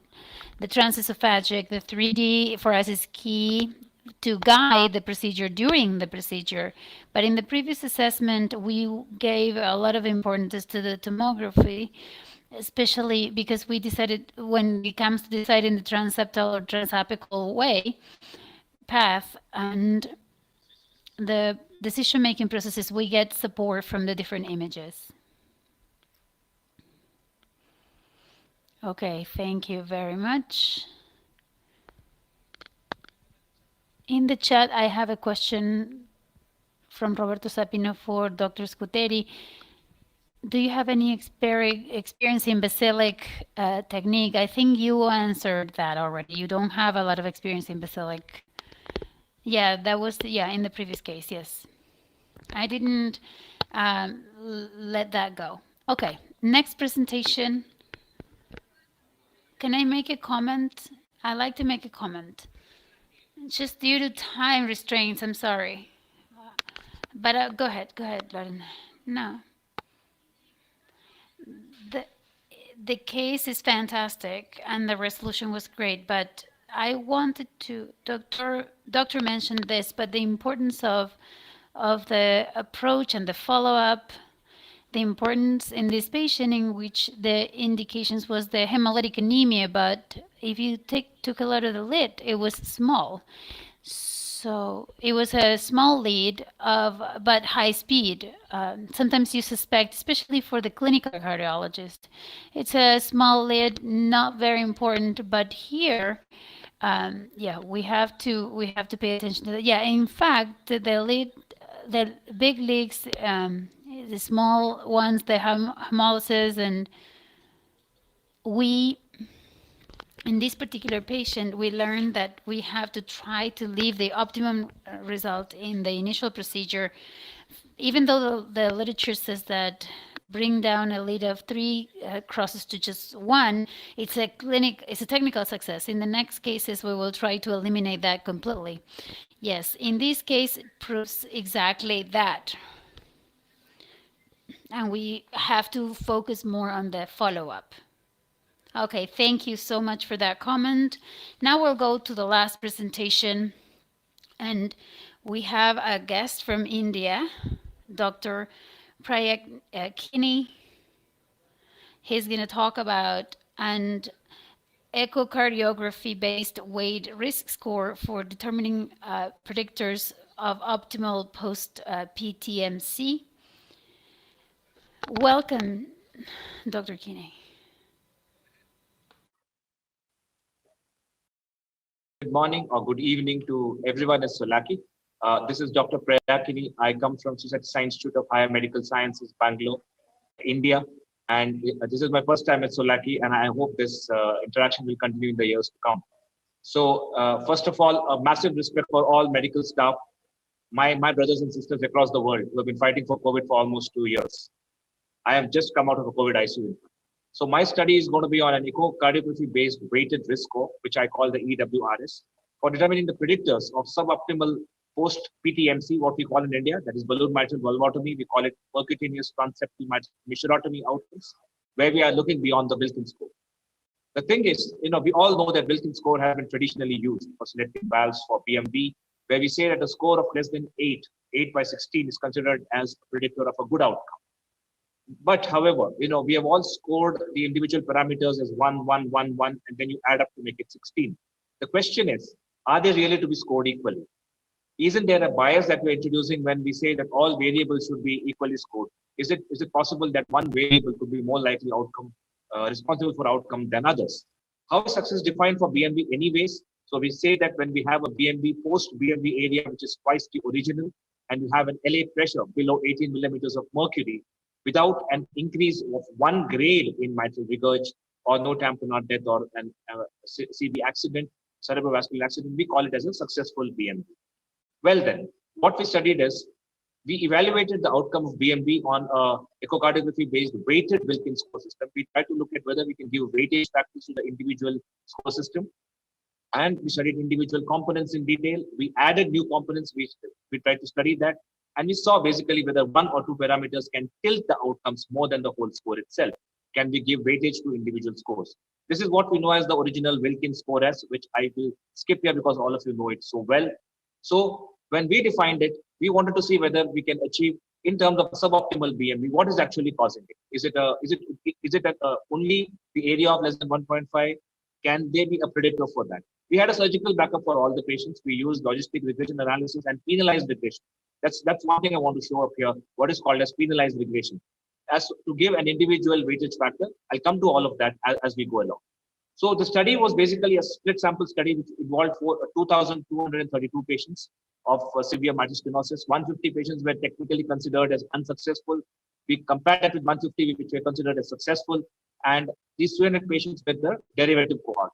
From these, we got the score, what we call the EWRS, and then we went ahead for the prospective analysis on the 255 patients, which was called as the validation arm.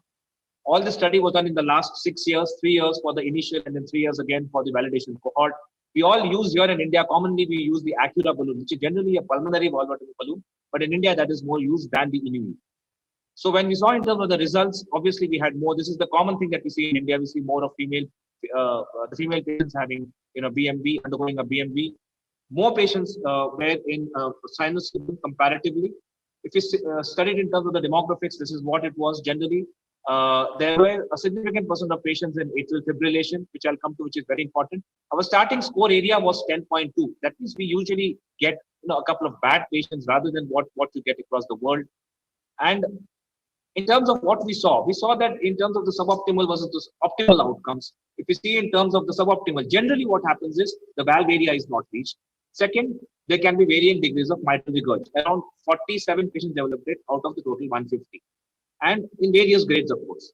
Then when we use the regression analysis of both the logistic and the penalized type, we saw that higher grades of subvalve disease, subvalve 3, subvalve 4 of Wilkins, commissural 3, 4 of Wilkins, more of calcification, particularly at the commissures. They tended to influence the results more than either the thickness or the mobility, which are the two components of Wilkins itself. So in terms of, so then the LA mean and LADP class, clearly there's a difference in the good PTMC outcome versus the suboptimal outcome. You can see it is much higher in the suboptimal outcome. When we saw in terms of MR, we saw that severe MR developed about 2% of patients, of which quite a few were commissural. Leaflet tear, caudal, and then papillary muscle revulsion actually led to much more of a immediate surgery requirement than the other ones. When we determine the univariate and the multivariate analysis for what really caused the suboptimal outcomes, if you see that, in terms of that, we saw that age, you can clearly see suboptimal outcome was much more when the age was more than 35 years. When the rhythm was atrial fibrillation rather than sinus rhythm, almost 69% of patients with the suboptimal outcomes were from the AF arm. And when we saw in terms of the individual outcomes for the multivariate predictors, clearly calcium nodules, subvalve fibrosis of more than grade 3, thick and thin areas on the valve, IAS septal bulge causing a lower septal puncture, more of mitral regurg, past procedures, past PTMC, all of them were tending to poorer outcomes. AF presence was also giving us a poorer outcome. PAH was also giving us a poorer outcome. When we used machine learning on these tools, we saw that using penalized regression, because we had to use it because of the fact that there is when you have an unequal distribution, you have got like too many PTMC procedures done, but then lesser demand. Then we use penalized regression. So this was the score which we got after a univariate and multivariate analysis. We saw in terms of subvalve disease, we saw in terms of presence of AF, commissural calcium, we got the beta coefficients for each of them, RVSP more than 75, valve mobility more than 3, M3, M4, T3, T4. When we saw in terms of this is the scoring system that we got.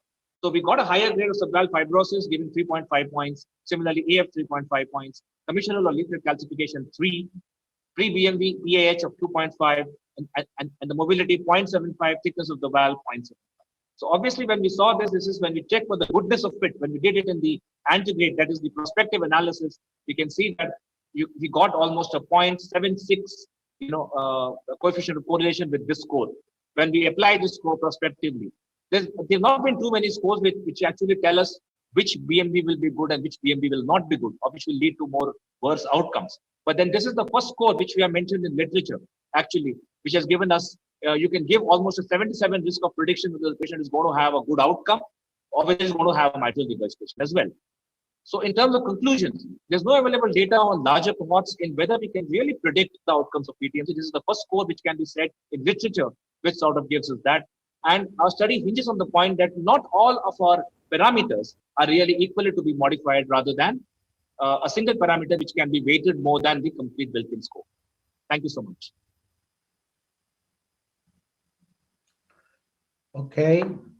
Thank you very much, Dr. Kinney. Congratulations. Bueno, a ver, Jose.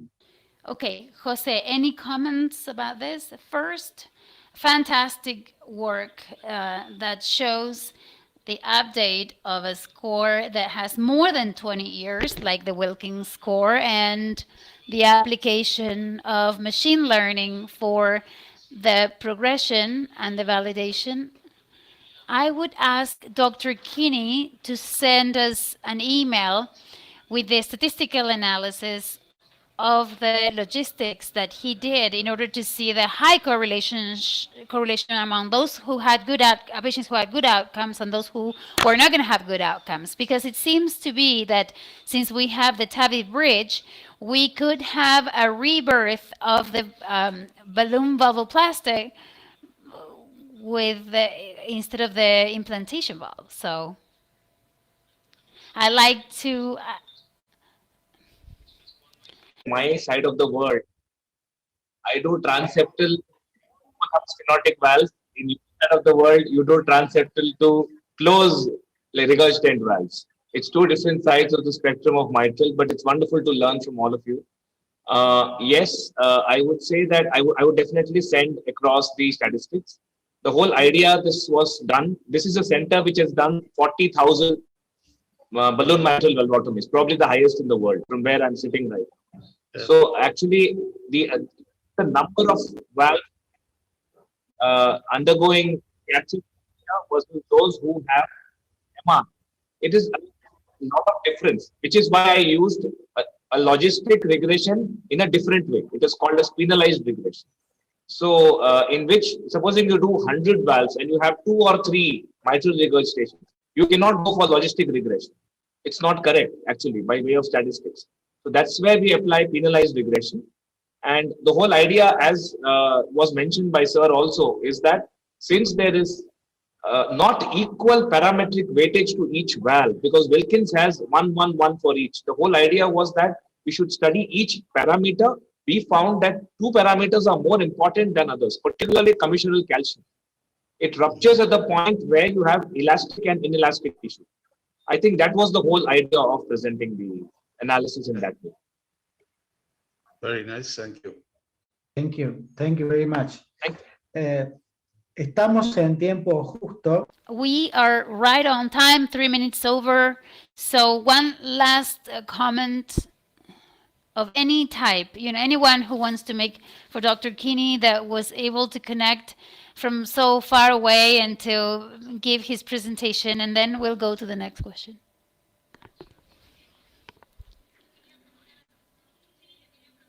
I wanted to ask Dr. Kinney, very impressive, the analysis. I wanted to use the use of 3D in the score that you propose. The use of 3D, Doctor. In the last slide that we have already started the work on 3D, and in SOLACI 2022, I'm definitely going to present that. Yes, we have a study where we are studying also certain parameters when we go for the Q analysis when we go, and I'll be presenting that. It will be particularly on the calcium nodules, which are seen on either commissure, and it will be on the subvalve fibrosis, which is impinging into the myocardium. It's a study in progression, ma'am, and next year I'll be able to present that to you. It's already in progress.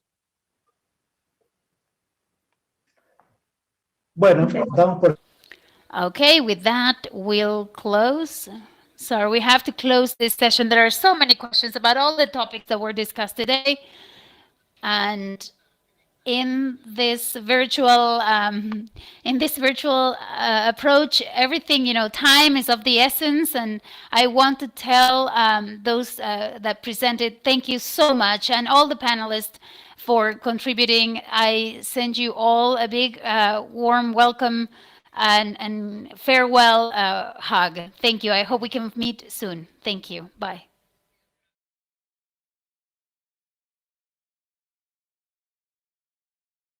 Good afternoon.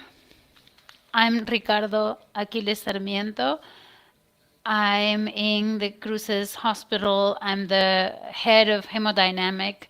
I want to thank the scientific committee for this invitation in a very complicated year, the invitation of SOLACI-CACI. We have now Coronary Roundtable 1. And first, I'd like to introduce the panelists, and then I'm going to introduce each one of the speakers with their presentations.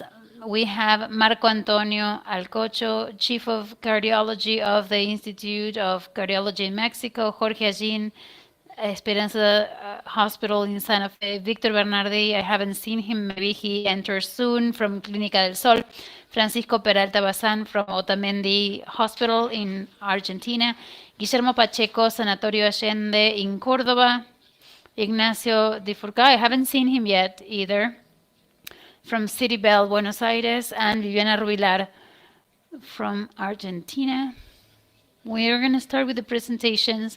The presentations, they told me that there were 12 minutes there, about 6 minutes long. They're pre-recorded sessions.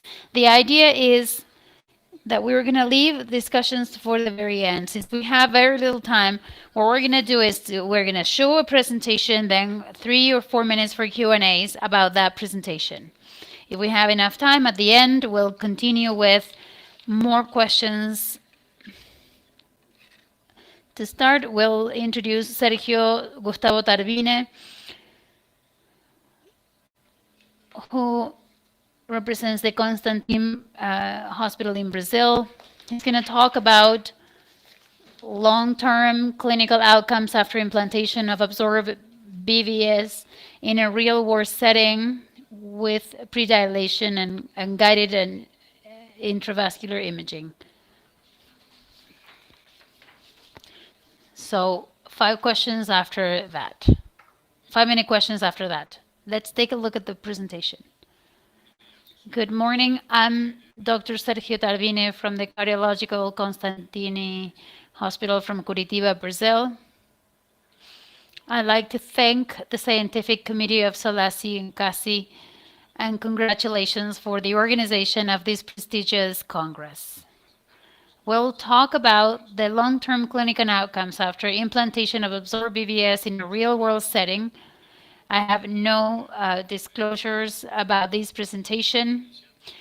So the background, the safety and the performance of the absorbed or reabsorbable vascular scaffold BVS have been published. However, these studies, these trials have included simpler cases. Absorb 3 showed a number of adverse events following BVS implantation. Trying to analyze clinical outcomes, we analyzed the treatment of real-world patients using optimal techniques and intravascular image guidance in all cases, and will show the long-term follow-up. And during this period of time, patients were all submitted to through intravascular intervention before, during, and after the implantation, and we'll show you, as I said, the follow-up. This is the demographics of the patients. We want to highlight 28% of them were diabetic and 11% of the patients had SCA. The most approached vessel was the multivessel 20.8.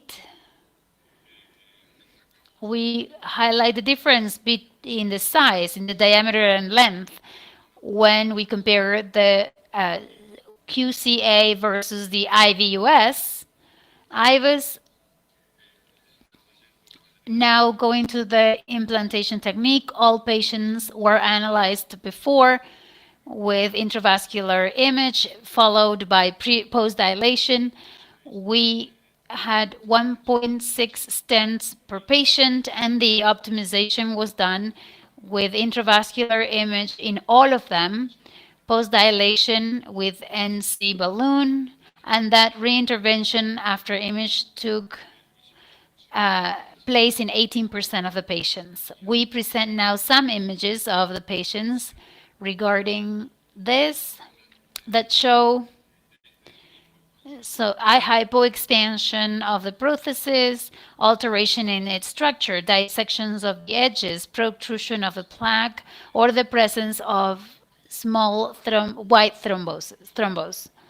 This led to the modification in the procedure to solve these angiographic situations and even changed the drugs that were administered to the patients. 120 minutes of average time for each procedure, and with that we analyzed the clinical follow-up, including the hospital phase or stage and the late stage, with an incidence of thrombosis and infarction of 0.78%, TLR of 8.59%, and TVR of 10.94%. Regarding the thrombosis and infarction, it's only one patient of the population which takes the POCE to 0.78 and the DOCE to 0.89. This patient received 2 stents. These are the images of this patient. he was treated with a descending artery, anterior descending artery. Here we see the previous and post-procedural images, and then we see the final image of the optical coherence image, and on the right, 48 hours after, the patient shows vessel thrombosis, and we do another angioplastic with good evolution and follow-up, late follow-up. Conclusions. The analysis of this cohort of patients in a real-world setting with more complex scenarios in these prostheses showed to be safe and effective up to now in the late follow-up using an enhanced technique, including intravascular imaging in all cases. Once again, I'd like to thank all the team, the SOLACI team, and the steering and scientific committees, and my best wishes for this Congress. Thank you. Wonderful presentation, Sergio. The way these kind of stents were placed. I have some questions, but I will keep them to myself. So I don't know, the rest of the panel members, do you have any questions for Sergio? I'd like to begin first. Congratulations. It's a wonderful work, a 5-year follow-up. Important learning is, particularly in these kind of devices, using IVUS in all. I think that was really an interesting point to ensure long-term results. The question is about the antiplatelet therapy. That was it a DAPT for how long? Only aspirin, clopidogrel? What was it like? Thank you, Marcos, for your comments. It was quite challenging. I mean, implanting these prostheses was quite challenging because it was very different from the devices we were implanting. We used aspirin and clopidogrel.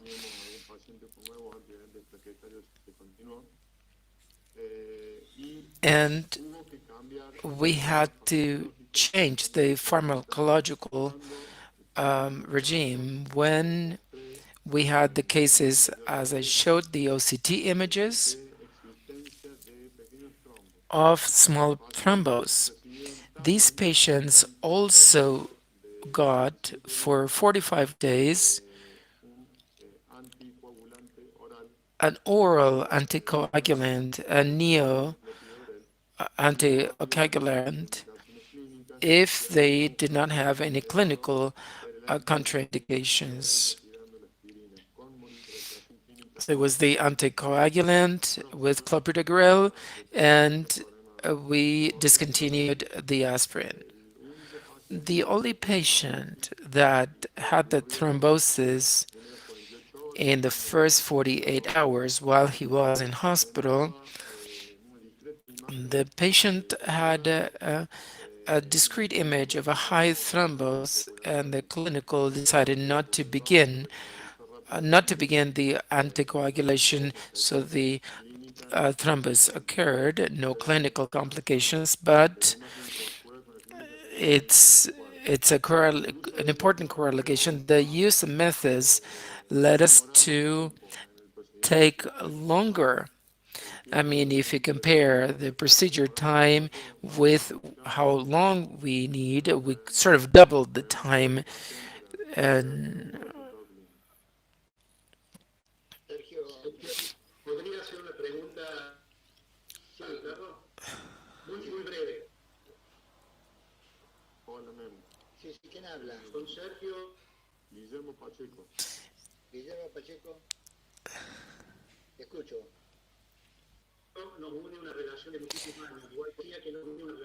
We're very close friends. Sergio, you showed OCT images with distortion of the scaffold. How did you deal with that? In those cases where there was an edge dissection, we had to implant DES. What you see there on the edge of one of the stents, the proximal area of the scaffold, after post-dilation, you see a sort of wire which is actually the plastic of the scaffold. So we used a short DS, and in the same way as we in the OCT, when we saw an edge dissection angiographically, there was no signal of dissection, and the IVUS prior to OCT, we performed IVUS, and we also covered that with a short DES. And what we couldn't address physically was the presence of tissue protrusion or some sort of a soft thrombus that was actually forming, so that we had to modify the medication. That patient had to take anticoagulants for 45 days, and if we had to use clopidogrel, we had to change it. Am I answering your question? You are. So we're running out of time.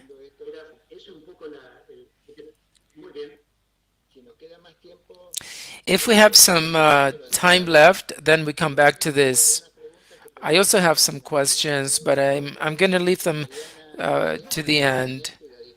About the mean of follow-up, I'd like to know whether the patients received anti-platelets for that time, 3 years, and the low incidence of thrombosis, is that due to IVUS? But then we're going to leave that to the end, right? Let's continue with the next presentation.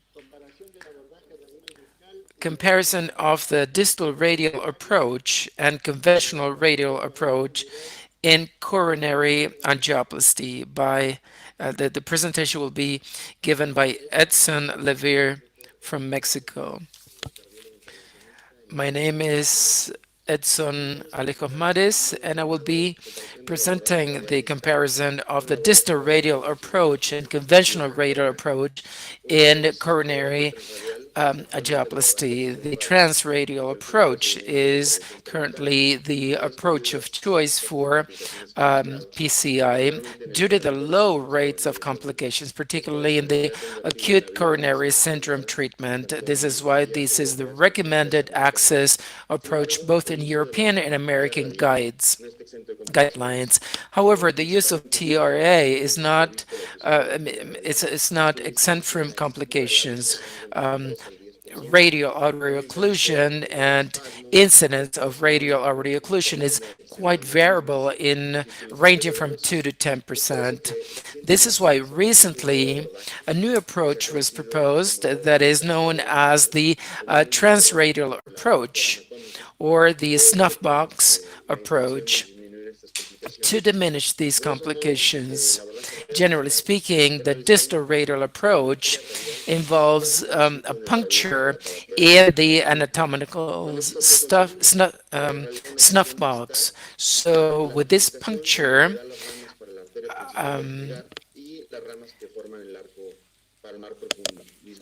we decrease the local complications in this area. The first to study this technique was Kamenish in 2017, conducted a study in 70 patients, 25 were intervened, and a success rate of 80%, complication rate quite low, 1%. From then on, multiple studies, most of them with a small number of patients. However, they all reported success rates close to 90% with relatively low complications.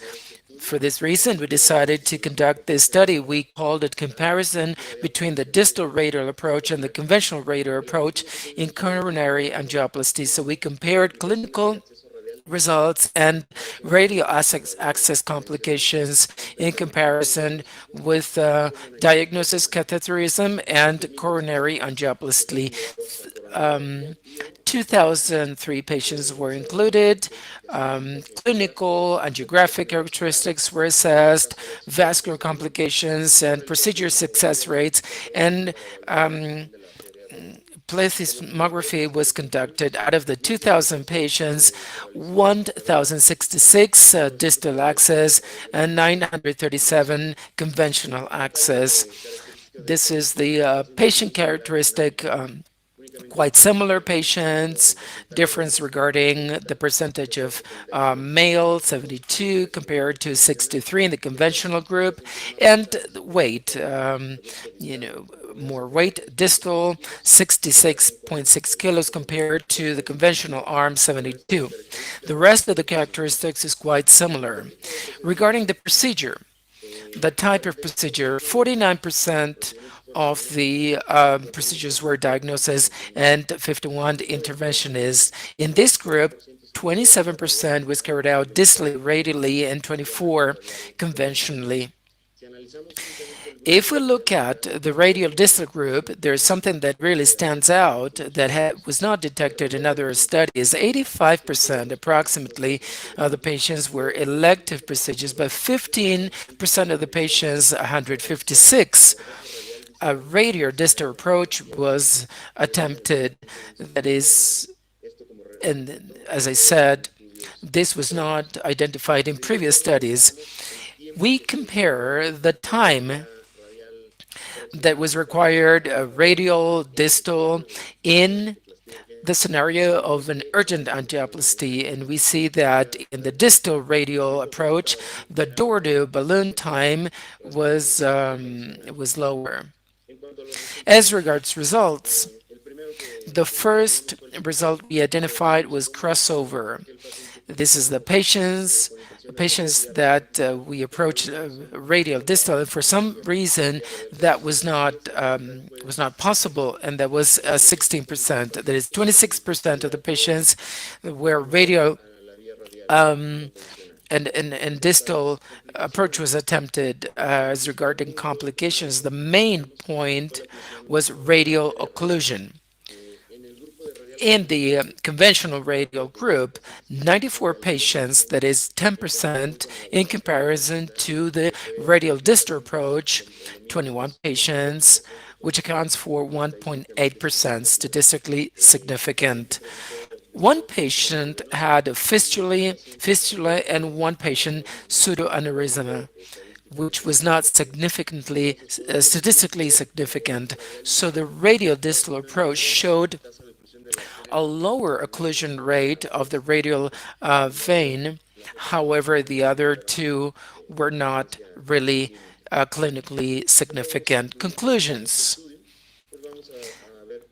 We'll see that the distal radial approach showed a lower radial artery occlusion in comparison with the conventional approach, 10% versus 1.8%. This is a useful approach in any clinical scenario, urgent or elective. It is more comfortable for the patient and the operator. There's lower time of hemostasia. And finally, we can say that the radial distal approach is one more option we have, a vascular access option we have. Finally, this this last slide, we can see that the distal radial approach can be performed in any kind of patient, men, women, older patient, younger patients, with no complications other than the ones we observed in the conventional approach. Thank you. Excellent, doctor. It's a new technique that is developed, that is being developed, and I'm sure it requires prior training with a certain number of patients. Any panelist has any questions? We have 5 minutes. If not, we'll leave the questions till the end. Good afternoon. First, congratulations for the presentation. Really great presentation. Many patients, randomized patients, so congratulations for the efforts. Honestly, it's a challenge, the distal radial approach. And one thing that I wanted to ask you, what is the approach you use? Because 10% of the radial occlusion of the radial artery is rather high. If you take a look at the registries, they're not usually 5%. So perhaps that's the point that changes in terms of complications through distal radial.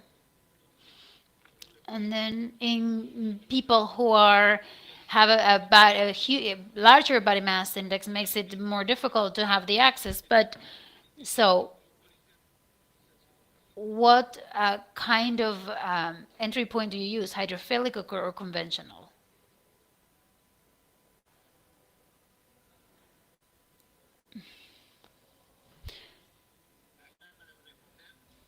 Is the doctor there to answer the question? Tenemos la respuesta. Sorry, the doctor is not there.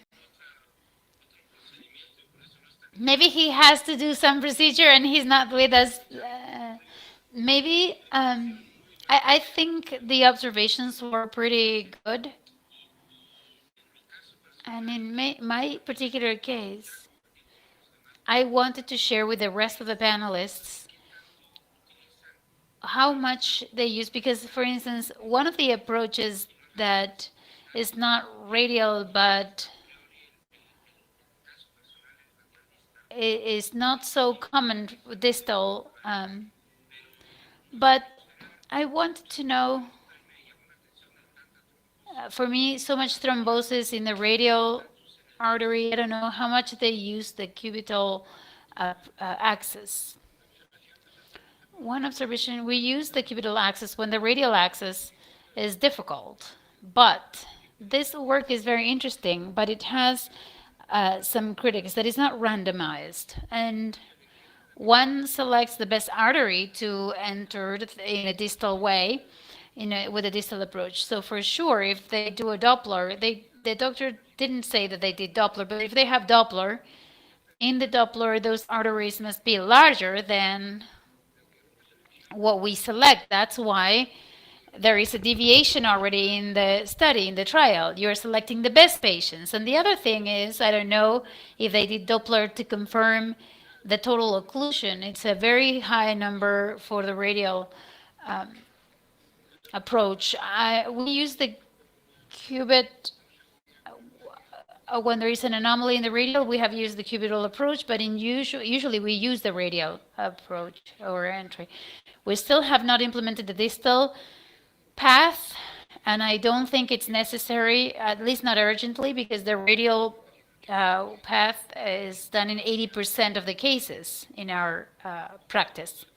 I share, Marcos, your comment, and we also use the radial axis most of the time in more than 90% of the cases, and if not, we go to the cubital axis with great results. I think there are safe results with, we've published a study with 700 patients measured with echo, and we have lower percentages of occlusion, and the cubital axis to see what is the severe spasm, because there were there were some distal cases that were more homogenic. And another thing that has to do with the access too, do you use heparin? Do they use nitroglycerin? Do they, when they have the access, is everything okay? And then the direct method without putting him any vessel dilator or anticoagulant, or is it a routine that is done in all the cases? That was another question. We use the NPCE subcutaneous, and we have submitted a test PCR of subcutaneous nitroglycerin measured before and after, and NTG with the dilocaine, and with that we do really well. The study is called ISARD, is randomized and is published. We use nitroglycerin by intra-arteries. We did a randomized study, giving them giving the patient an hour before before entering the hemodynamic room, and we haven't found any differences between that and Xanax. And we've used, sorry, the speaker muted himself. Let's go on with the next speaker. The next one is angioplastic for total occlusions without adverse effects. Ricardo Constantini from the University, Austral University. Ad hoc PCI for chronic total occlusions. I am Ricardo Constantini. I belong to the Austral University Hospital, and this presentation is about the ad hoc PCI for chronic total occlusions feasible without adverse events.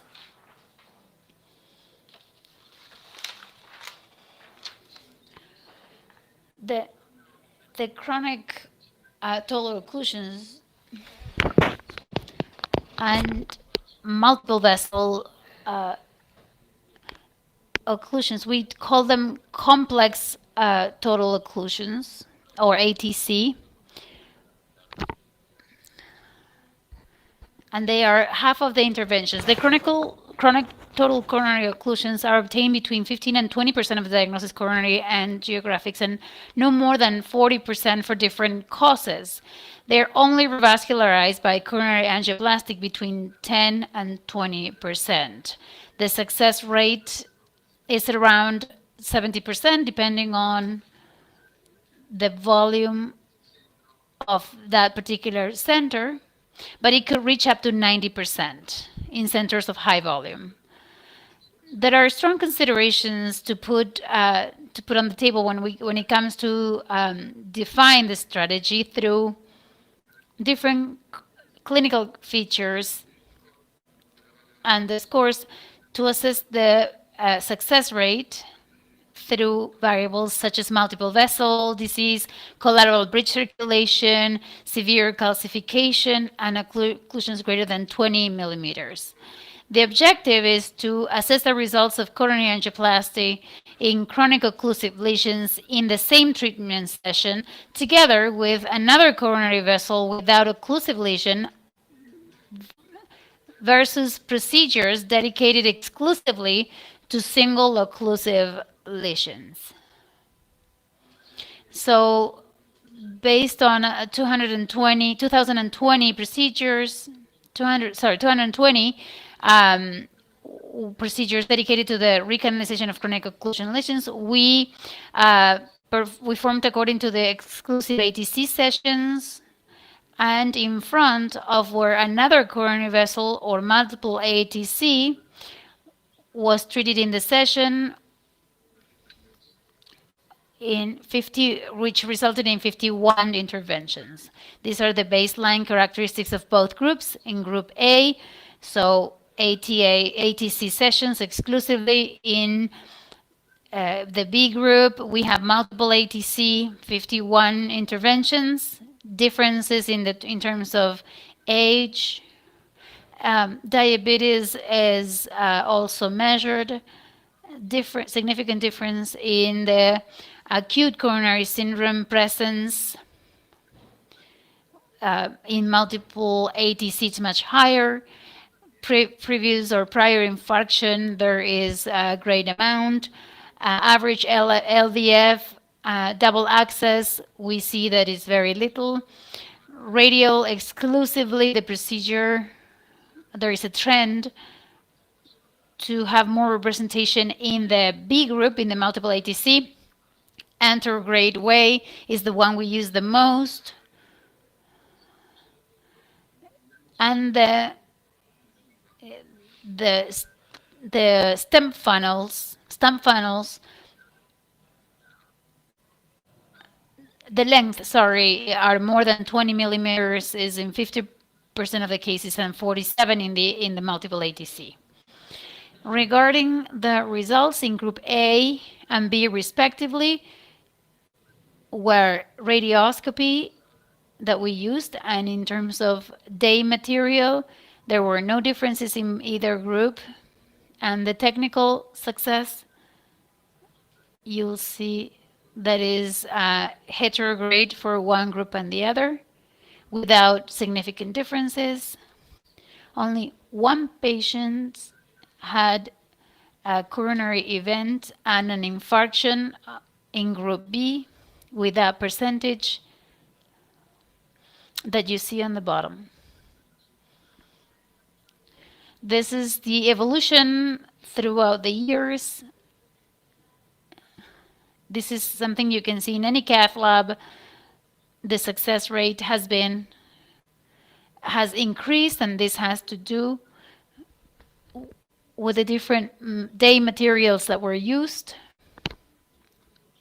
In conclusion, in this population, multiple coronary angioplasty involving chronic occlusive lesions has not shown differences in technical success versus exclusively dedicated procedures. And while a deferred approach may be recommended to reduce procedure time and contrast substance, achieving complete revascularization in the same session is feasible and without major complications. And in that process, in the decision-making process, the operator's experience will weight clinical, angiographic, and technical characteristics to provide the greatest probability of clinical success with each patient. And that's it. Thank you very much.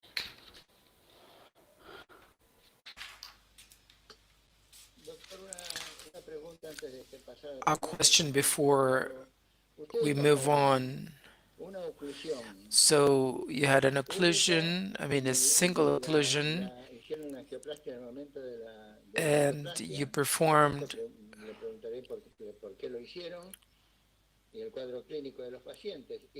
and you compared with multiple vessels, and some of them did not have a total occlusion, but these are totally different groups.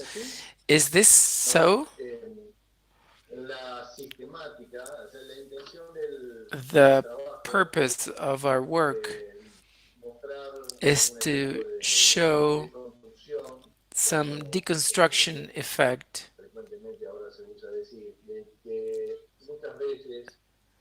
Oftentimes, we decide interventions. This is a chronic, so we select, I mean, based on the experience by the operators, that despite having multiple lesions to be treated, some patients, I mean, in some patients we can advance, even though it is a total chronic occlusion. Of course, I mean, the success rate could be high faced with chronic occlusions procedures, I mean, exclusive, dedicated, that is, patients with chronic occlusions versus interventions, I mean, multiple interventions, where at least in one of those treated lesions, two vessels but the other was a chronic lesion.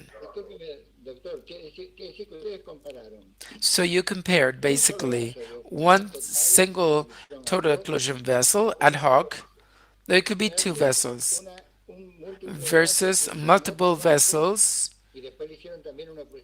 and you also performed a total occlusion. Is that correct? Yes. But these are two different groups.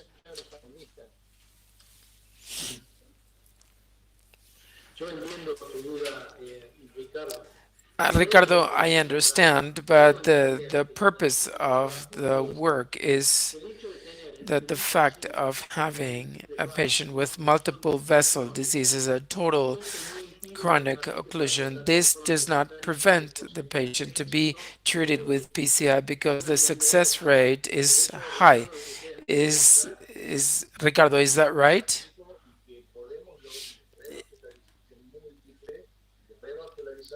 Yes. And we can do that also in a single session, in the same session. When you said 88% of success, all of the recannulations there are some that are retrograde, but a lot of the patients here are anterograde cannulations. Ricardo.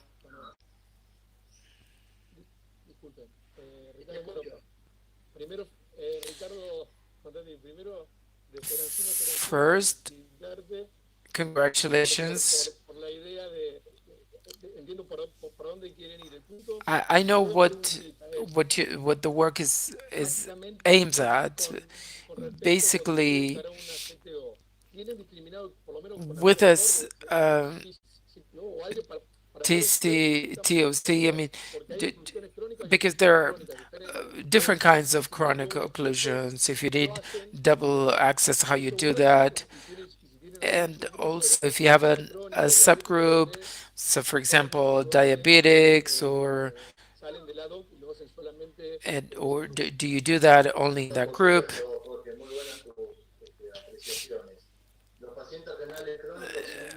Chronic patients, from the clinical perspective, should, together with the other patients, were the two most important clinical scenarios. Now, it's not shown or proved because we still, in all of the interventions, we need to not only determine, but sort of understanding the total occlusion. And so to actually take a few minutes in that very same session, many times these are just functional issues. And so these patients can benefit, and in the very same session, they can have the complete treatment. Thank you, Ricardo. We're running out of time. We still have 3 presentations to go. If we have extra time, we continue discussing because actually the panel is really interesting. Now, Luciano Tzul Gutierrez from Siglo XXI Hospital, Mexico, urgent angioplasty and LAD, urgent angioplasty, Franco, and it's an honor for me to participate in this virtual Congress, SOLACI-CACI 2021, Argentina. My name is Luciano Tzul from Mexico. The case is urgent angioplasty of LAD, type 4, Franco classification, clinical case, male patient, 61 years old, coronary risk factors, hypertension, and smoking is a smoker, cardiovascular history, chronic coronary syndrome in 2002, clinical scenario 4, MI. However, he comes to our emergency department with an acute coronary ischemic syndrome, sort of acute infarction of the myocardial infarction. As we see in the X-ray, the patient comes with an acute pulmonary edema, and the FEVI is 25%. The strategy is invasive, urgent, multiple vessels, total occlusion in the LAD. We also see a diagonal branch and a marginal branch as well,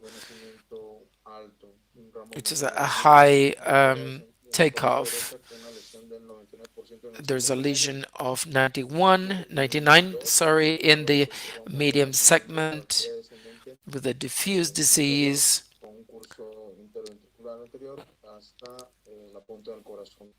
That goes right to the tip of the heart.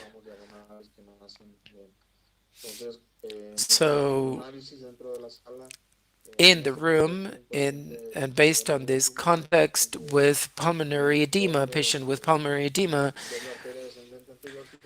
with a double LAD, classification Spindler-Franco 4. This was our consideration with a proximal lesion of 97% and a maximum narrowness of 99%.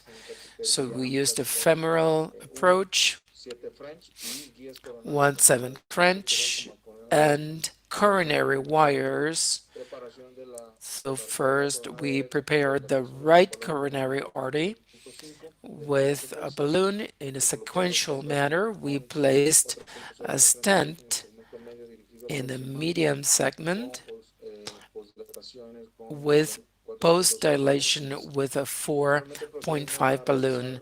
After that, we performed an angioplasty in the LAD with a 3.0, 2.5 balloon.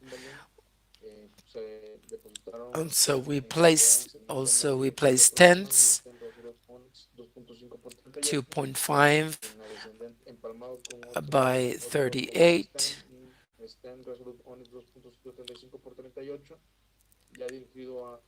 directed, also performing balloon dilations. So we used a DES to address these lesions in the distal region. And finally, the image at the top, we can see the placement of a stent with the previous stent and bifurcation of the LAD. The patient had a multidisciplinary management,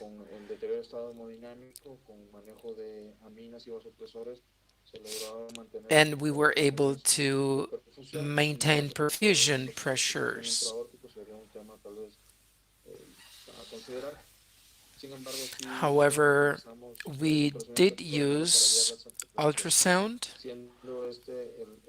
and this is the final outcome. Just an image just to see the right coronary artery, and then the LAD and the right coronary artery.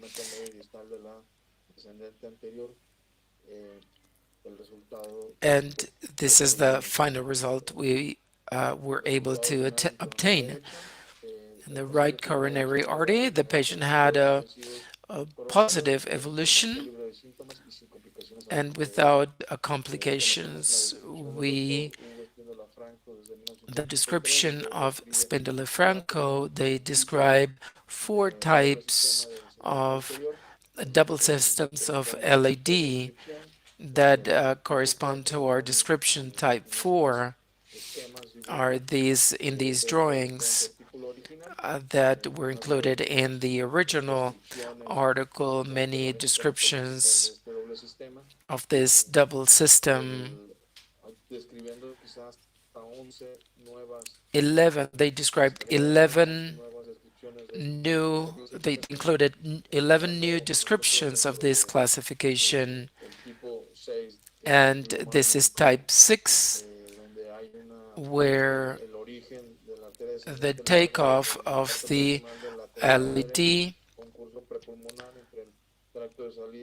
between the aortic root. Conclusions.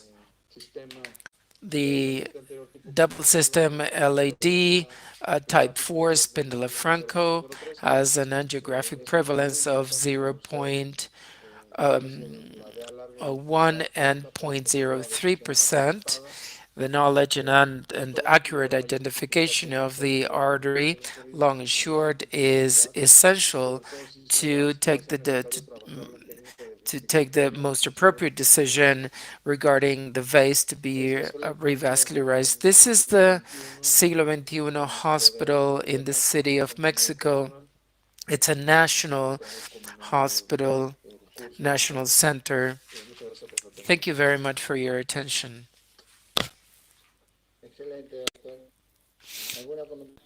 Excellent, Doctor. Any comments from the panelists? Doctor, a question.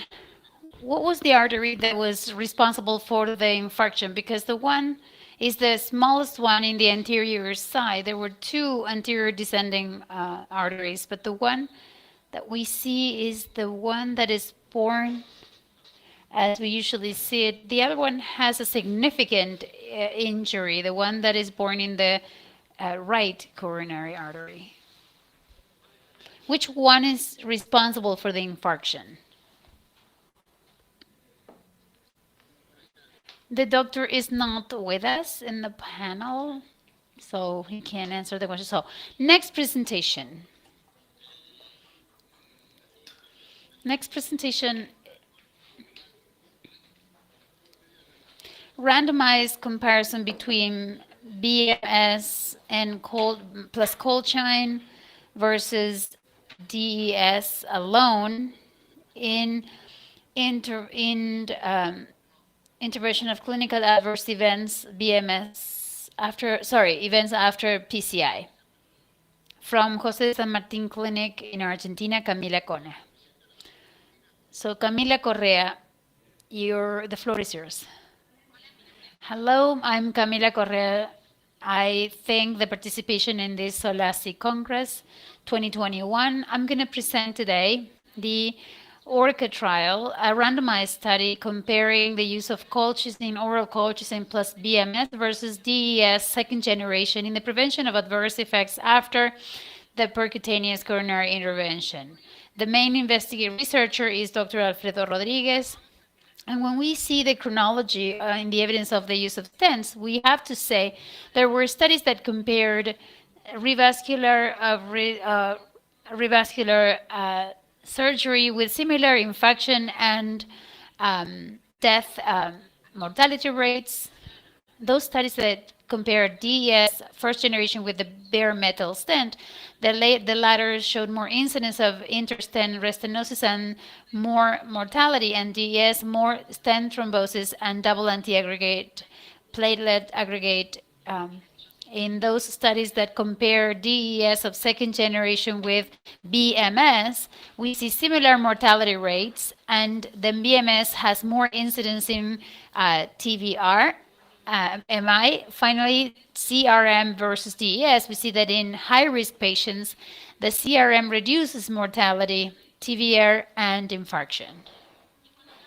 And when we look at the strategies of oral treatment for the prevention of interstent restenosis, it's important to highlight that these 2 studies, the ones that compare BMS plus ripamycin in oral doses and BMS and prednisona, plus the addition of a corticoid, an oral corticoid, to the bare metal stent, showed similar results in ISR and MACE.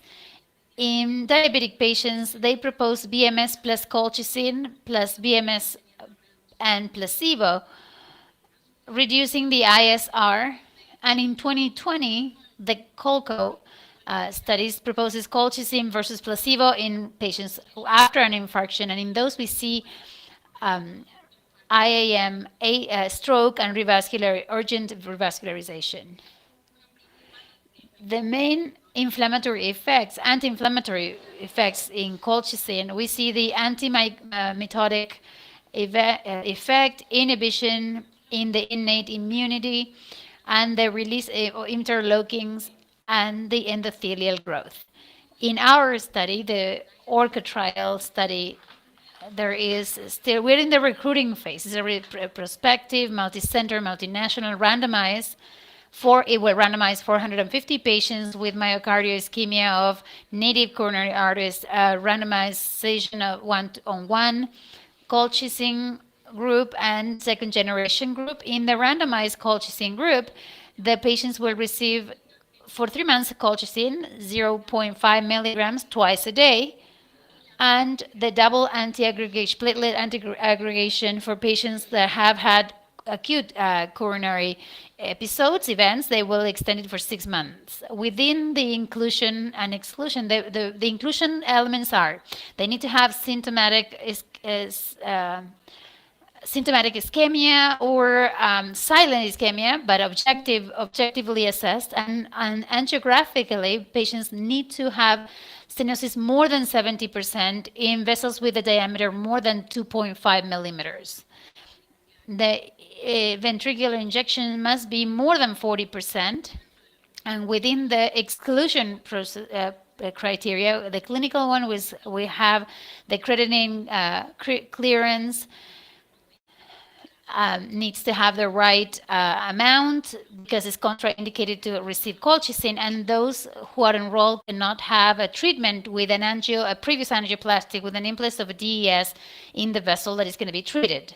The primary objective, we have two: MACE, combined of death for all causes, spontaneous infarction under the vessel that is treated, stroke or ischemic revascularization, and then the oral treatment with colchicine plus BMS, comparable to the use of DES second generation. We will cover all the costs for 1 year, 2 strategies for vascularization with stent implantation. Secondary objectives: the incidence in any of the individual components of MACE, incidence of cardiovascular death and stent thrombosis, and the evaluation of parameters, inflammatory parameters, PCR, at the beginning and after 30 days.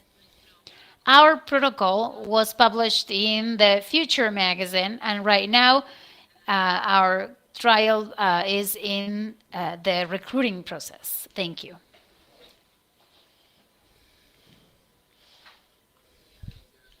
Excellent, Dr.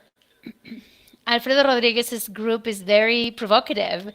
For many years ago, they used one with restenosis when we still did not have the DES.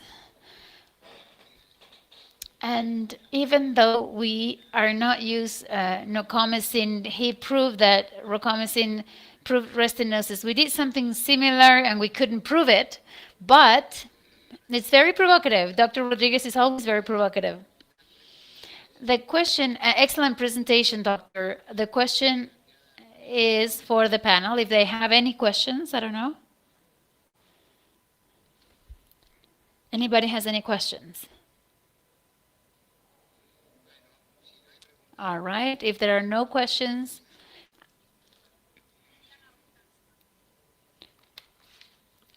Viviana here. I have a question. Hi, Camila. Excellent presentation, as Dr. Sarmiento said, it's for me, it's an honor to have been part of that group where we tried rifampicin in that group. And Dr. Rodriguez is always doing this effective, very challenging projects. The follow-up of patients, how much time do you do follow-ups? And in terms of the outcomes that you're obtaining, you said the therapeutical follow-up is very beneficial, but how long do you do the follow-up? The recruiting started in March 2020. We do the follow-up, the initial follow-up after 3 months for the treatment they receive with colchicine, and then we visit them after 6 months, 12 months, and it's going to be at after 3 and 5 years.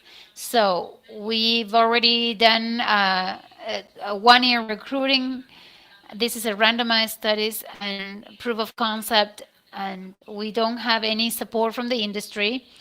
So it doesn't have any support from any national entity. That's why the assessment is cost effective, must be cost effective. The clinical efficiency is going to be similar with a reduction in the costs. Mostly, despite of the budget that we have, the BMS versus DES, we also add the treatment of the follow-up, 6 months for BMS versus 12 months for minimum for those that receive DES. Because in the clinical practice, in general, we prolong the time even more with DES.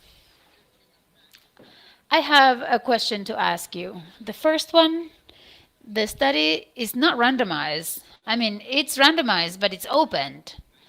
It's not blind, right? How are you going to assess the incidence of stenosis? Because in terms of death and stroke, it's very difficult for you to have differences in a population that is almost stable angina with stable angina. How are you going to assess the revascularizations? No. Our inclusion criteria, they're symptomatic patients, most of them with a severe coronary syndromes, and the follow-up, those patients that develop angina will be assessed once again with gamma chamber or echocardiogram to see if they are TVR positive. And the other question is, what's the idea having DES to replace it with BMS and colchicine? 15% is going to quit the medication due to diarrhea. And I tell you, because of experience, no, we have implemented 1 dosage, which is rather low. And as a coadjuvant, we use treatment with anti-diarrhea and anti-estrogen.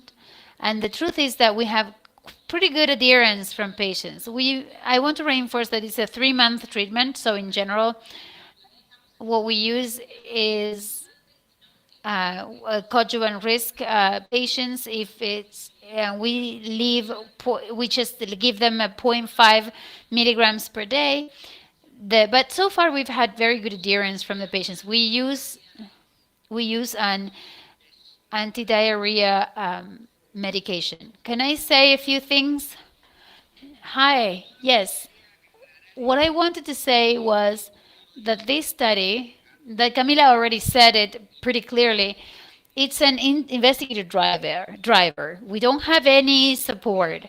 I just wanted to answer to your question. This is a proof of concept trial.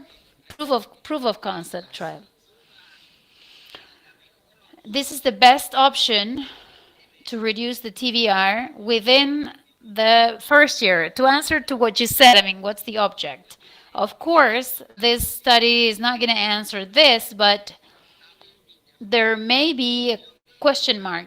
DES, first and second generation DES, or third generation DES, have not bridged the gap between coronary angioplastic and coronary surgery, and they have not bridged the gap between the medical treatment and the angioplasty. If you look at all the trials that have been done in medical treatment in the past, they said, well, CURA, because we criticized it because it didn't have DES, but now ischemia appeared and the orbita appeared. We did not reduce the gap with the medical treatment. We made it even worse. The second generation DES studies, trials, even though they may have improved a little bit, the TVR, just a little bit, because we have to see what happens after 5 years, it has increased the gap in terms of spontaneous infarction and with early arteriosclerosis, and it introduced a new feature that we didn't have before, which is the incidence of non-cardiac mortality. If you take a look at the second generation DES studies, trials versus surgery, we see those two phenomena. So I think we hemodynamic experts, we need to improve a lot in order to try to bridge the gap between the surgery and medical treatment and angioplasty. That is not going to answer that question, but it's just to show you that we have an open mind. Thank you, excellent.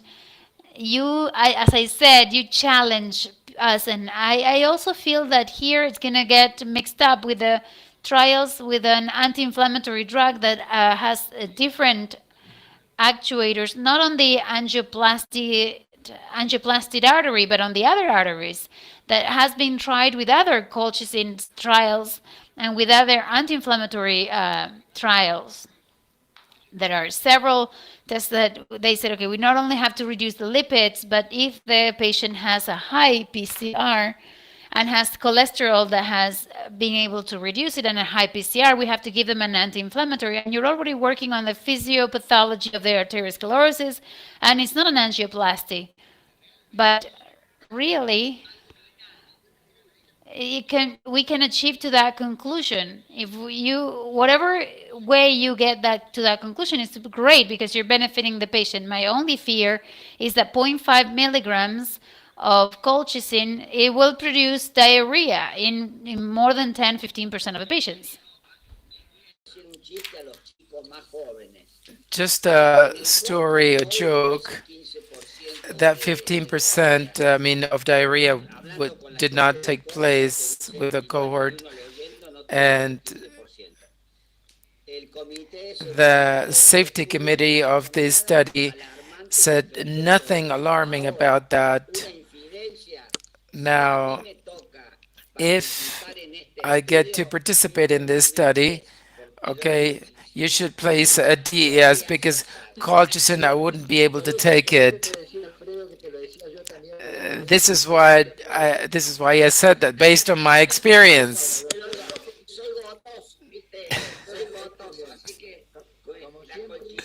Colchicine, I will not take it. Congratulations, Alfredo. Congratulations, Dr. Camila. Very provoking. And that's very important. We need this in our specialty to think ahead. And as you said, that the BMS had less complications than the first generation DS.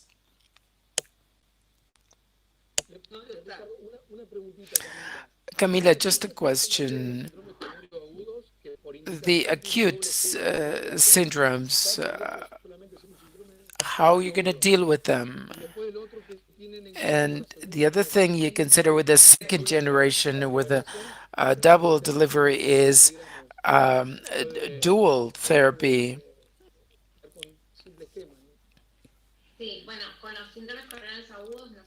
With acute syndrome, the indications for a year, dual therapy. So this will be extended probably.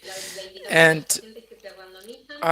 randomized patients, those receiving second generation DS, have to comply with 1-year treatment. This is the randomization we expect. Thank you very much. Now,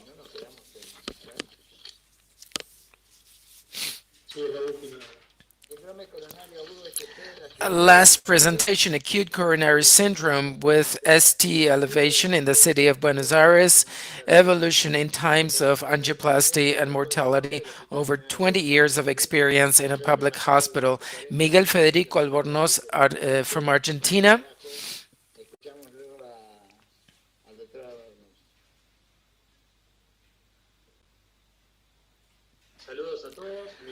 Greetings, everyone. My name is Federico Albornoz. I work in the Hospital General de Agudos in the city of Buenos Aires, which is one of the three hospitals in the city with hemodynamics 24/7.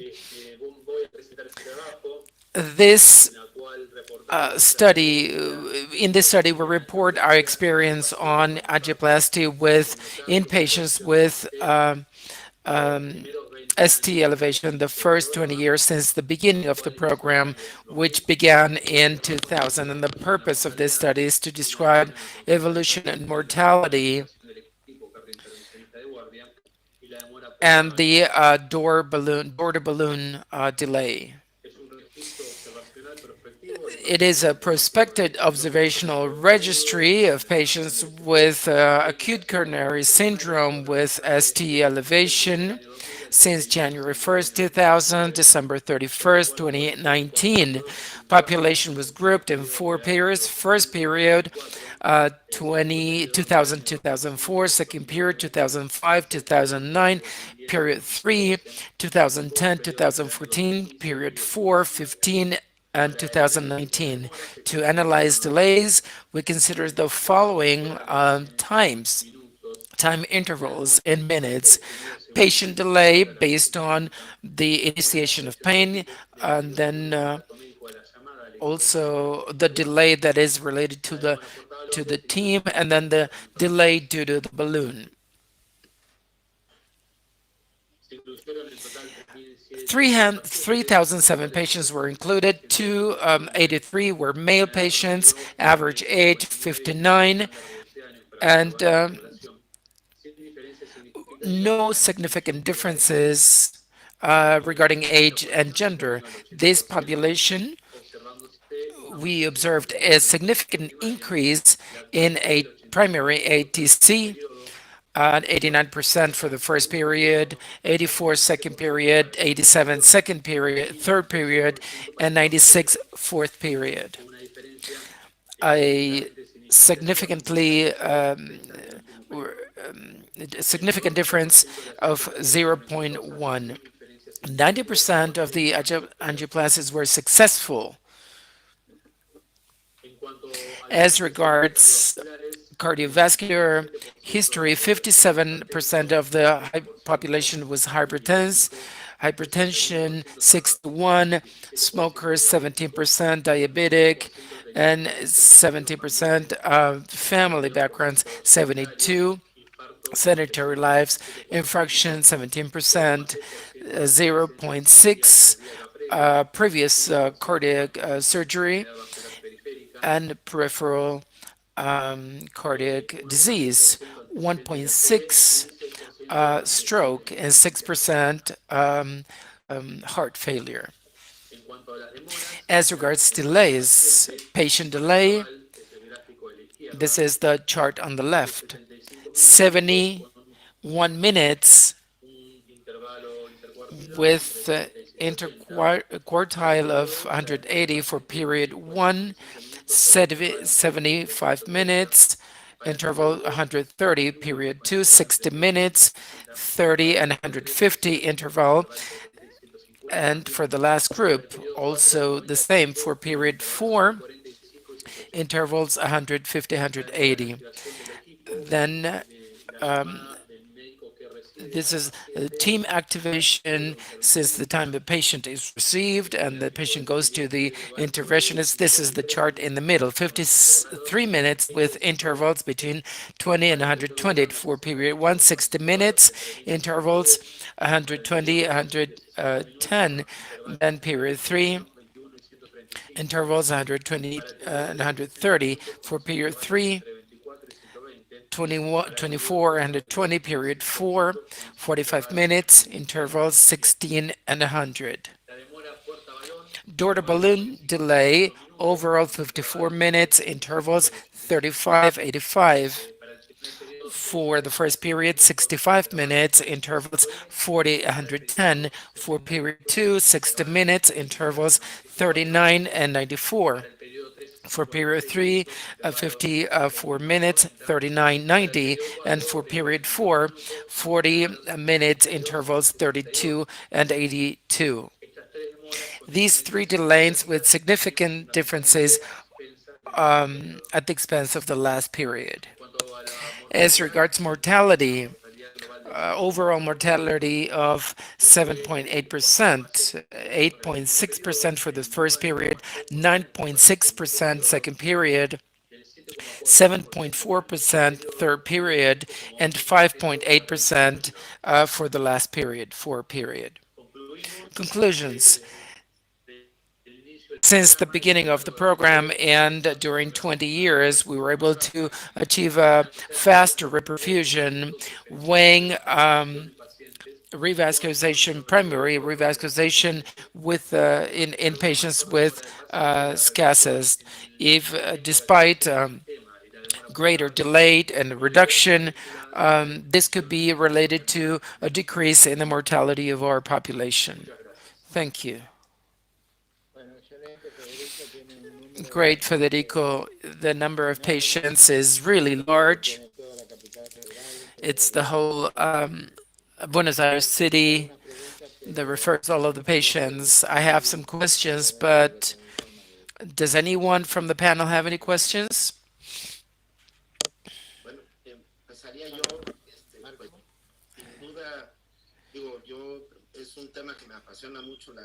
I feel very passionate about this topic, and honestly, for 20 years and the work that you have done for 20 years to continue with these quality levels is really incredible work. So could you, I mean, you've had 3,007 patients, right? And most of them for primary intervention. Then I assume that the rest was a pharmacoinvasive strategy, or this analysis not included here. And the other question is about mortality. 7.8%, whether this is after discharge or a month. How is it measured? How is it measured? Thank you.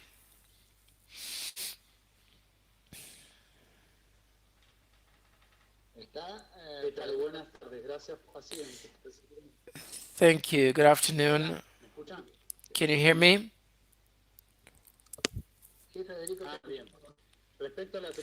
As regards the first question,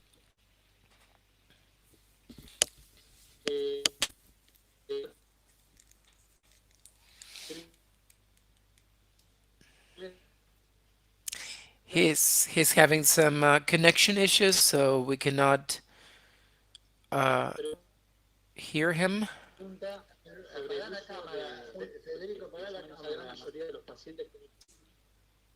Federico, apaga la cámara a ver si se escucha mejor.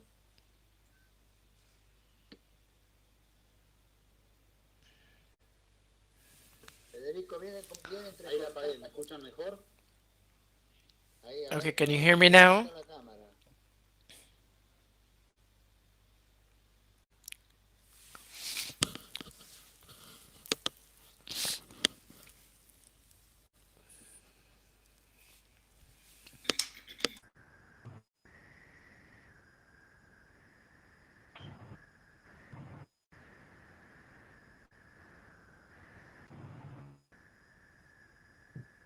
Se cortó.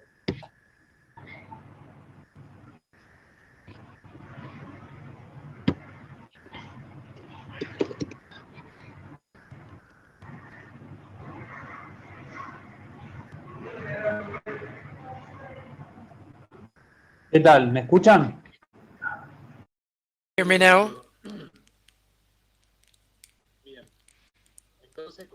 So let me continue. As regards the first question, We have very few patients where we administered thrombolytics, less than 5%, and most of the patients were referred for primary angioplasty. So the invasive technique was not used in our hospital. Only gets patients from Buenos Aires. We have very fluent communication with the rest of the hospitals. So in general, doctors who receive an infunction calls the municipal assistance center. So most of the patients we get are for primary angioplasties. And the second question, could you repeat it, please? About mortality. Thank you. Thank you for the first question. About the mortality, is it 1 year, hospital discharge? How do you measure it and when do you measure it? And this mortality, just to clarify, is it for 100% of the patients or those receiving primary angioplasty only?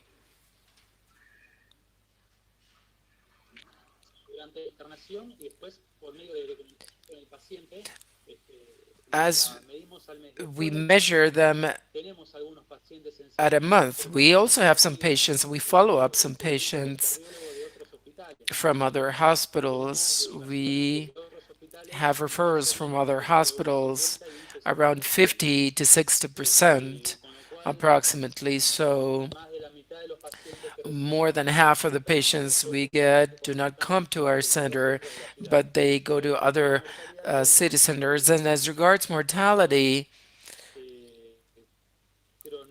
we have a chronological timeline. We saw a significant difference in 2009. We had a patient transfer change.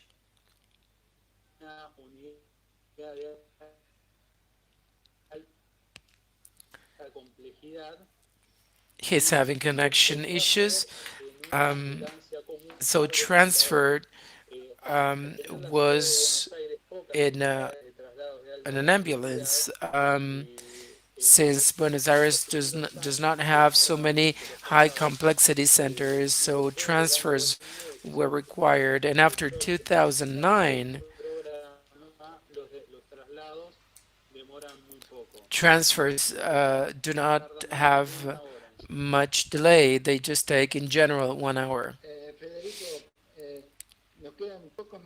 We have a few minutes left, and you should answer in a few minutes. This daughter balloon time,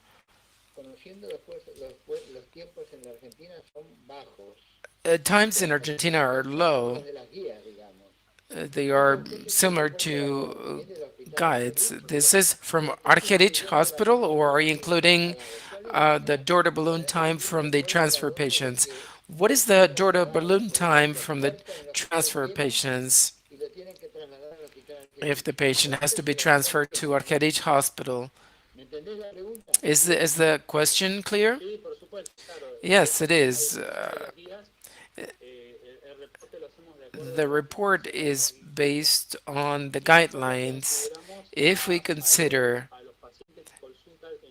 patients that go to other hospitals, we should add about 40 to 50 minutes because the daughter balloon would not be the same. Daughter balloon would be, when they come to our hospital, if they come for the first time to our hospital. But daughter balloon time is different. If their consultation is in Pena Hospital and they receive an electrocardiogram, then the patient missed 2 hours, and the daughter balloon time should be from the Argerich Hospital. I don't know what the other panel members think about it. But door is the first medical contact.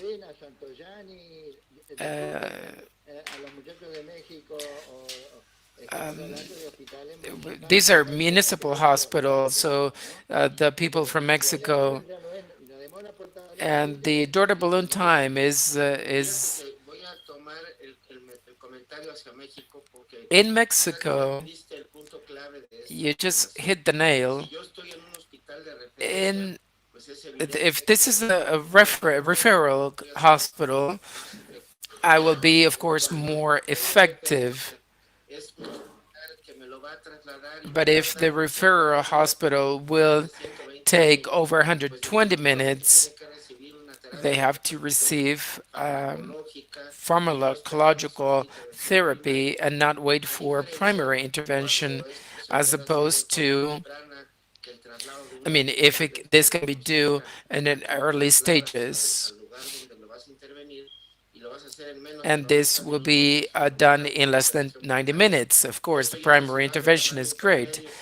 My city is Querétaro, middle-sized city, and have the opportunity, I mean, a really privileged, so I know that I won't take over 120 minutes, but in Mexico City, for example, traffic could be really terrible, and the best in those cases is first the the transfer then for an invasive therapy. Of course, and the French registry showed that the pharmacoinvasive therapy has the same results almost as the delayed therapy, I mean a delayed primary angioplasty. Okay, time is out. The session has been excellent, Marcos, Jorge, Francisco Peralta, Guillermo Pacheco, and Viviana, who's and all of the speakers that were really outstanding. Thank you very much for being with us from Argentina. A big hug to Mexico. Thank you. Thank you. Thank you very much. Good evening. What a great pleasure on behalf of SCAI to have the combined SOLACI-CACI session. I'm Stephen Bailey, and I'm joined by Cindy Grimes, and it's our great pleasure, along with our outstanding presenters today, to welcome a distinguished panel as well.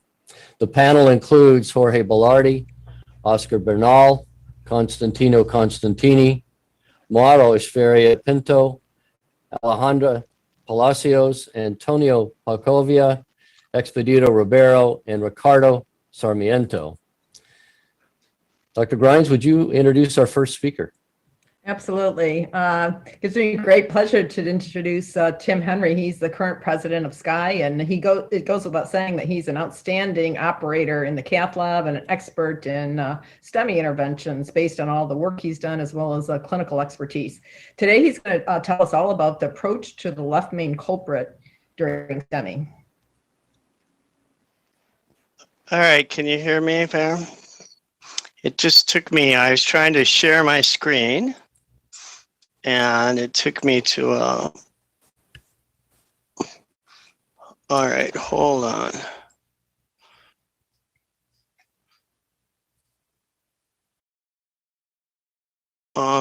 Okay.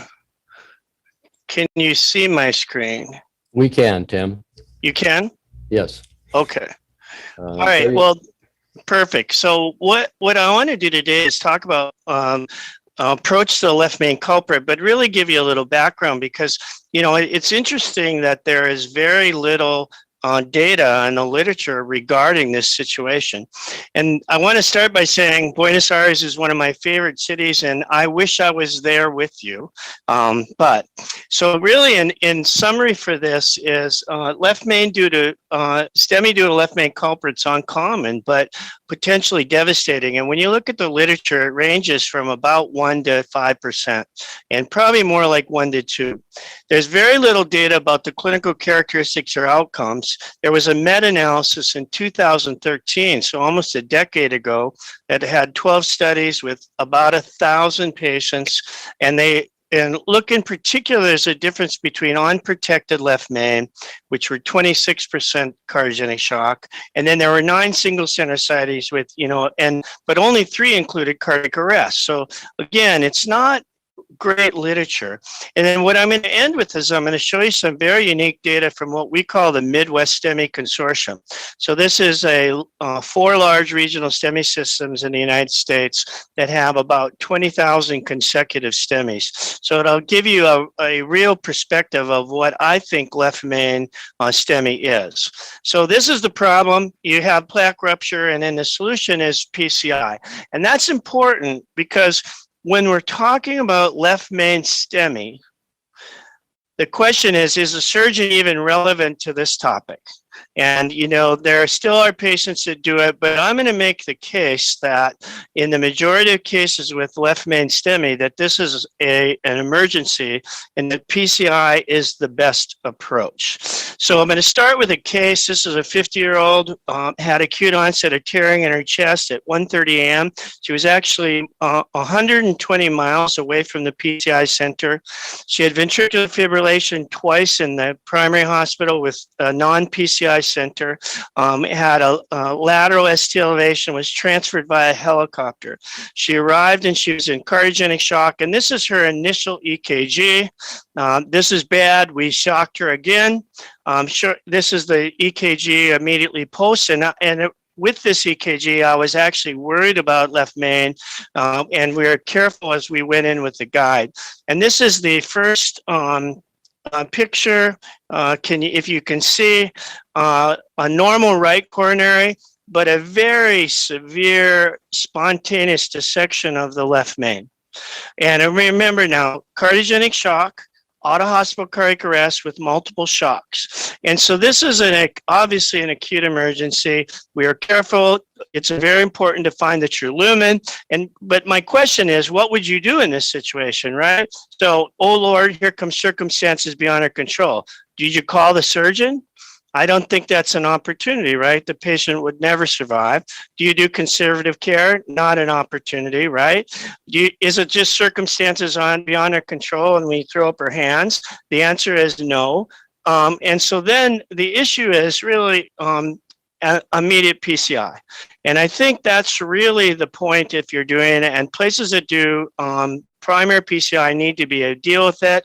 This is actually the final angiogram. So after arriving in the cath lab, within 7 minutes, we actually had a wire across and we had stented her left main. She then became stable. It took some time to get this, but this was actually 6 stents in her LED to cover the entire dissection, and you can see flow in all of her major arteries. And this is 6 years later. And the good news is, again, out-of-hospital cardiac arrest, cardiogenic shock, 2 hours away from a PCI center, and she's normal.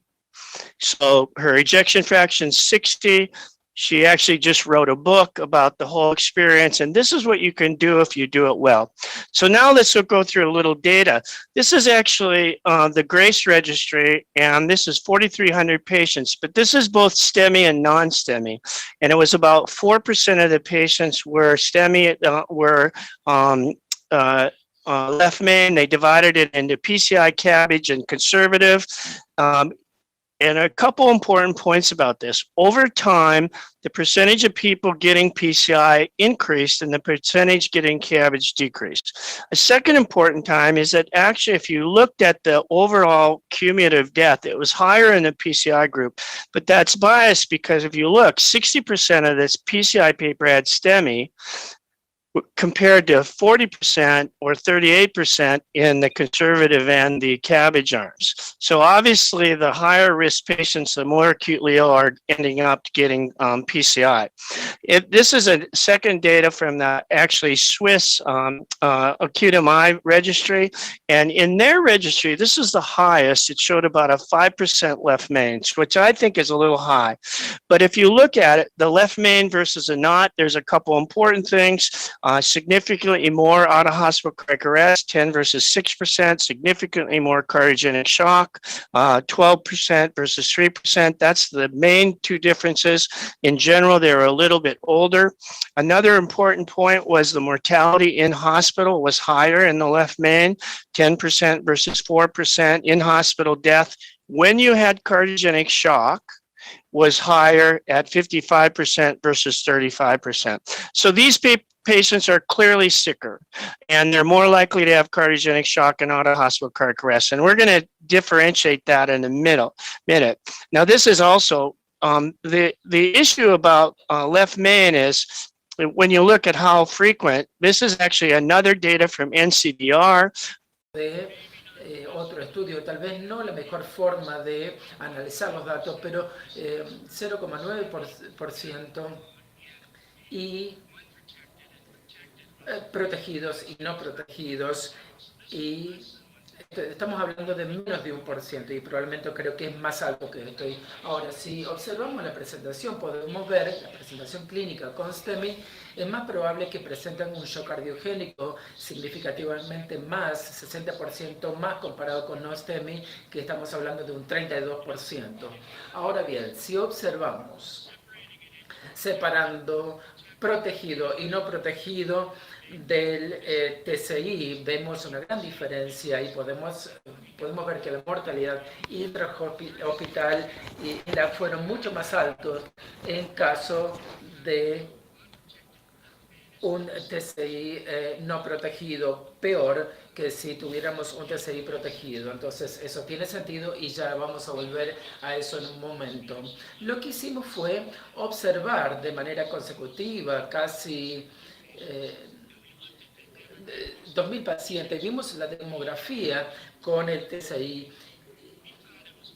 con casi 9.000 pacientes, 8.277 pacientes, pacientes más viejos, con más paros cardíacos y también más shock cardiogénicos. Obviamente es más probable que presenten este tipo de problemas, pero es muy distinto. Encontramos que hay 4 categorías únicas del tronco coronario izquierdo. La primera es un TCI no protegido con oclusión total.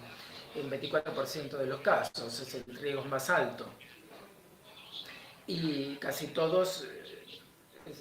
Y luego tenemos un segundo grupo que es un subtotal, una oclusión subtotal, que es la más común. Tenemos un vaso culpable, trombos, y eso representó un 60% del TCI. Y en una tercera categoría muy importante es este TCI protegido, un 11%. Y finalmente la disección espontánea. Y esta disección espontánea representa un 5% o más del TCI culpable. Son distintas características clínicas muy distintas. Vemos principal oclusión en el TCI, oclusión subtotal. Y también después podemos ver un TCI protegido que tuvieron el menor riesgo y finalmente la disección espontánea, que es el caso que le acabo de mostrar.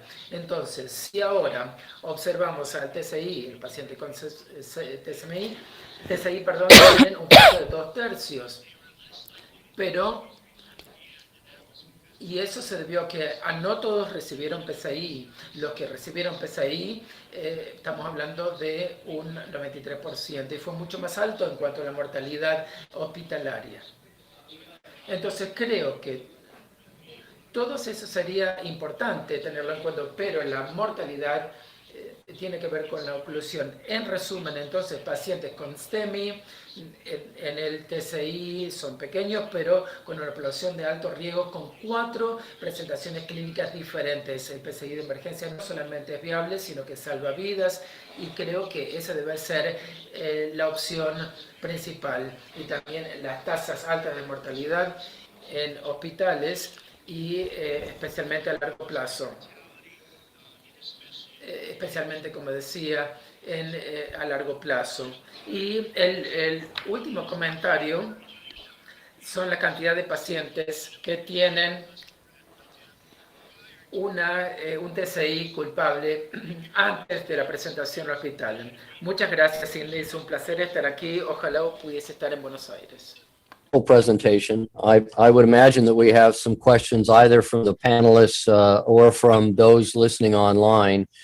What I was struck by, if I can lead with a question, is the 1 in 4 patients with subtotal occlusion for which no therapy was offered in a extremely high subset. So is that one of the take-home points? We need to be more aggressive in that particular group. Yeah, absolutely, Steve. And I think that changed over time. And I will tell you that if you looked in this patient population, and obviously there's selection bias into it, but when patients actually, you tried to go to surgery, the outcomes are really poor. Taking a STEMI patient with a left main occlusion directly to the operating room. And so I think over the course of the 15 years that this takes, there was an increased utilization of PCI. I will also say there's an occasional spontaneous dissection that you can wait on, but most of the spontaneous dissections who come with STEMI have ongoing symptoms, and you really have to fix it. Obviously,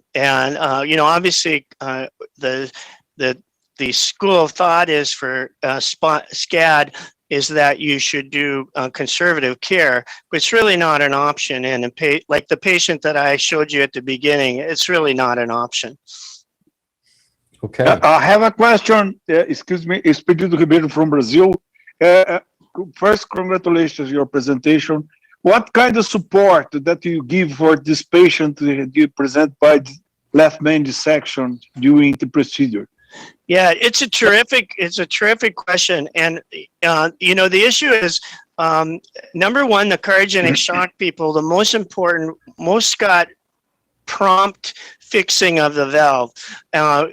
Only about 15% of people got support. And again, part of this reflects the over 15 years. In the last 5 years, it's more frequently that patients got ECMO or Impella. In previous years, it was balloon pump. But I also think the survival got a little bit better as we had mechanical support. And in particular, we had several really great outcomes in people incredibly sick who went straight on ECMO because they were, all basically in full rest on arrival. So this is a acute emergency that you have to just do the best you can with the support. But I think my point is, when you say left main culprit, it does extend. There is a spectrum of people that present for sure. Una de las preguntas que contestaste es cuando hablamos de la bomba balón, nos vamos a mover hacia la siguiente presentación y dejar algo de tiempo para las preguntas al final. Es uno. Cindy Grimes is our next speaker, talking on gender disparities, an area that she has led the world in. Cindy is our immediate past president of SCAI. And Cindy, welcome to the podium. Thank you, Steve, and I'm very glad to be here. And I'm glad that you used a female case presentation, Tim, because it falls right into my talk. So I wanted to let everybody know that women are different than men. Many men may not believe that. They think that we're just smaller versions, but we have different cardiovascular risk and benefits.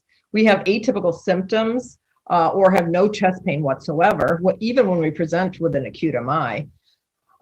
Unfortunately, the diagnosis of STEMI is often missed until we have advanced disease or the diagnosis of coronary disease. We're less likely to receive guidelines-based therapy, and we may even have different mechanisms of angina in acute MI, as Tim alluded to.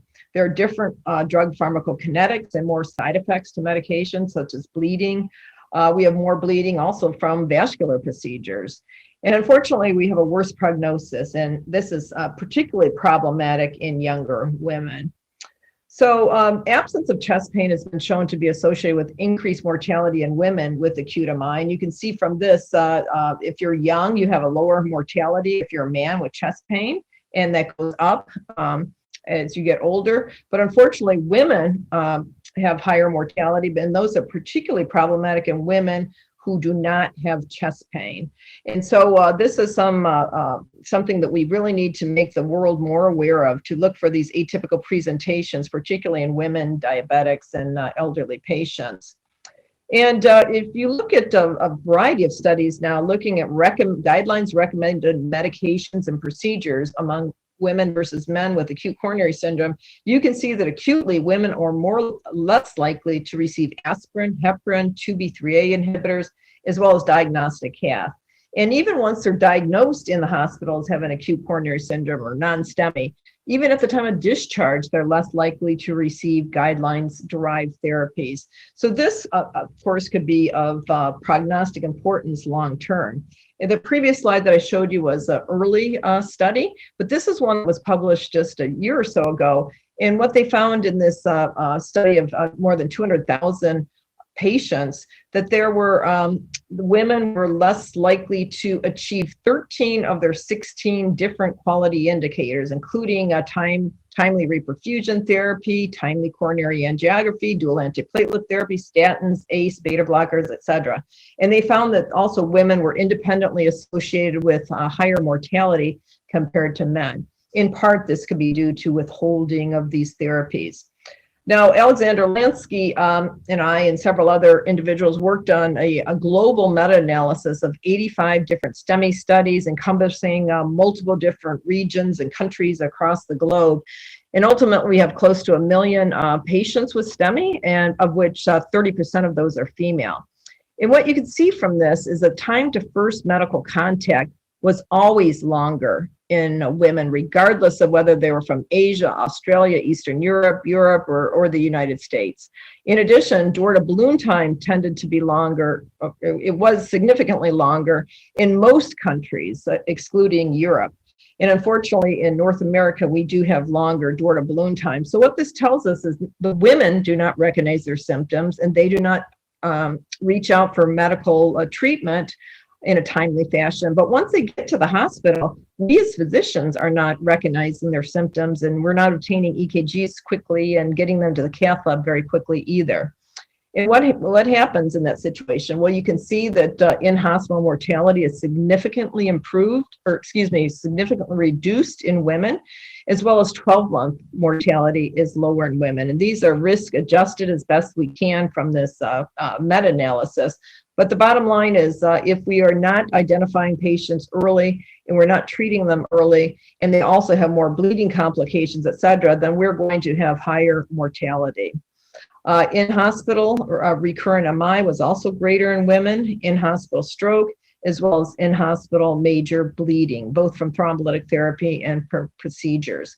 And so women do tend to have more complications, but clearly we could benefit a lot from reperfusion therapy. And Greg Stone actually looked at our primary angioplasty data and published findings that women benefited the most from primary angioplasty compared to thrombolytic therapy. Now, I mentioned earlier that the younger women are at more risk, and you might find this difficult to believe, and I don't really know the mechanism, but this is just one example where women, when they're older, we tend to do equally poorly as older men. But it's the younger generation. It's those who are Medicare age or less, age 65 and less, who have a higher risk-adjusted mortality if you're a woman compared to a man. These are data from 1999, but unfortunately, several studies subsequent to that have shown the same thing. Here's one from 2012 showing the event rate in women is higher, regardless of whether they're over age 45. But look at those women who are less than age 45. They're twofold increased risk of having in-hospital mortality. So this is seen consistently in studies that across the globe where younger women are the ones that are doing the worst. And it might be because, once again, we're not recognizing their issues and treating them in appropriate fashion. Now, the mechanism of AMI, of course, can be very different than man. In men, we have plaque ruptures. In women, we might have plaque erosions, in situ thrombosis, SCAD, as Tim presented. We could have supply-demand mismatch and all kinds of different mechanisms of MI. But the bottom line is if we have ST elevation, we need to get them to the cath lab quickly. And as Tim mentioned, if you have SCAD, the recommendation is to try to treat them conservatively. And the reason is shown here. If you start wiring the vessel and placing stents, what you can do is propagate that thrombus, that's that medial thrombus, and make the lesion actually worse. And there's been several cases that I've seen where they put 6 or 7 stents in there just to try to chase this dissection. But I want to point out over on the left-hand side, that's the baseline lesion. And I challenge any of you to diagnose that as a coronary dissection. And that's very important because only about 1/3 of spontaneous dissections are angiographically apparent by that dual lumen appearance. And many look like this. And unless so if you have a younger woman who's menopausal or younger, I would suggest go ahead and wire that vessel if you're going to treat it, but then do OCT or do something to determine the mechanism of a lesion that looks like this in a woman who doesn't have a lot of other risk factors. Another thing that we have is small vessels, and so many times women aren't being treated for these small vessels, but if you image them or do FFR, you might be surprised that they have diffuse disease. This is an example of a 54-year-old who was cath previously and came back in with angina, and this is what we found. And ultimately, we placed a few drug-eluting stents, and the patient had complete resolution of symptoms. And then finally, I want to talk a little bit about these young women with cardiogenic shock. So clearly they're dying of something, and it's probably likely that they developed cardiogenic shock before they expired. And this is a inpatient sample, national inpatient sample, which is an administrative database here in the United States. And they looked at 90,000 patients who had acute MI-related cardiogenic shock who were young, as defined as less than 55 years. Of that, about 26% of them were women. And what they found is that women with acute MI cardiogenic shock were more often Black, lower socioeconomic status, and had higher, more comorbidities. Unfortunately, they were treated less aggressively. They were less likely to get early coronary angiography, any coronary angiography, less PCI, and less mechanical circulatory support. And all these were significantly different, unfortunately. So in conclusion, I think that we have to be cognizant of the fact that you may or may not have risk factors in women. These young women may have no risk factors whatsoever. But even if they do, the risk factor profile in patients presenting with acute MI may be different. We absolutely are older and may have hypertension, diabetes, and other comorbidities, but we also have unique risk factors related to hormonal influences and inflammation, which can cause our MIs. Our symptoms may be very atypical, and we may not have any chest pain, even in the midst of the acute MI, or you might have sharp pleuritic, or you might think it's chest wall pain, but you have to have a really high level of suspicion, obtain frequent ECGs to make sure we don't miss the STEMI.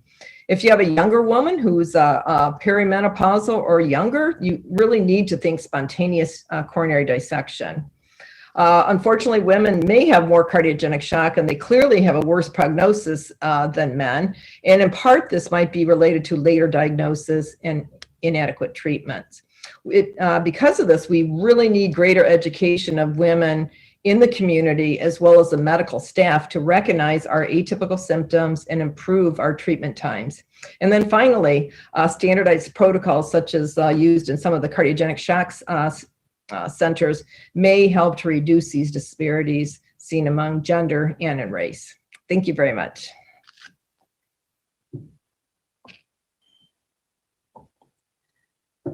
Thank you for a wonderful presentation, a great overview. Are there questions from the panel? Cindy, first of all, is excellent, and I couldn't agree with you more that there are differences.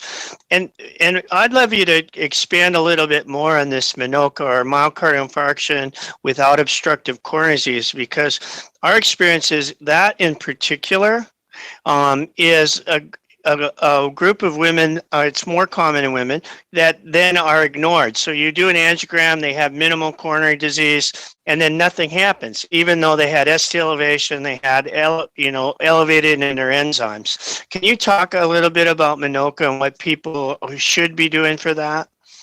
Well, that's a good question. I don't think we really know with 100% certainty, Tim, but I know they're high risk, that's for sure. And if you have a woman that so-called has non-obstructive coronary disease that continues to have chest pain, they have a much higher chance of dying over the next year or so.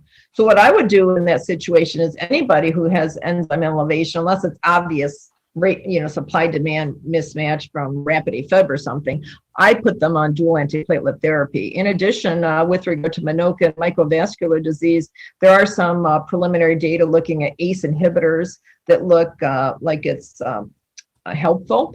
And there are some imaging studies using OCT in that situation that actually found that there might be areas of focal plaque erosion as well.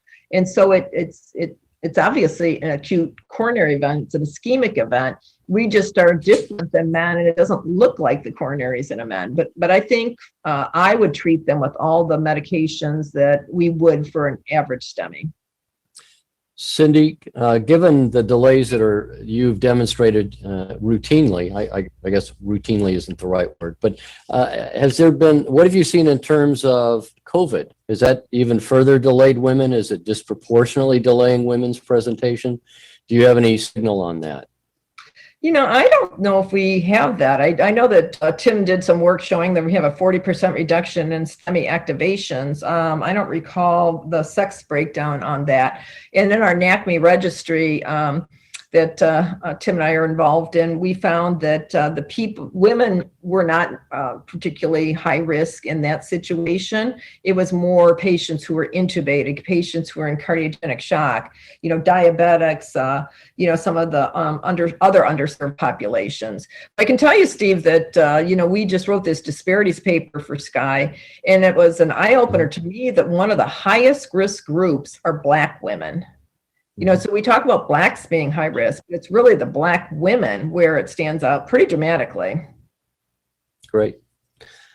I don't see any other questions on the email here. And if there's no others, we'll go ahead and move forward with our next presentation.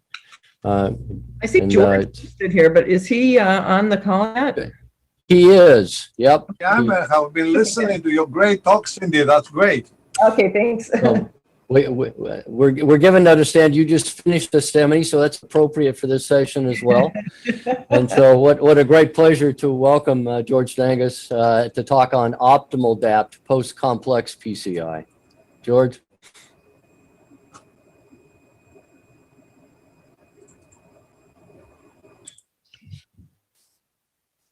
Let's see, do you see my slides? Have I successfully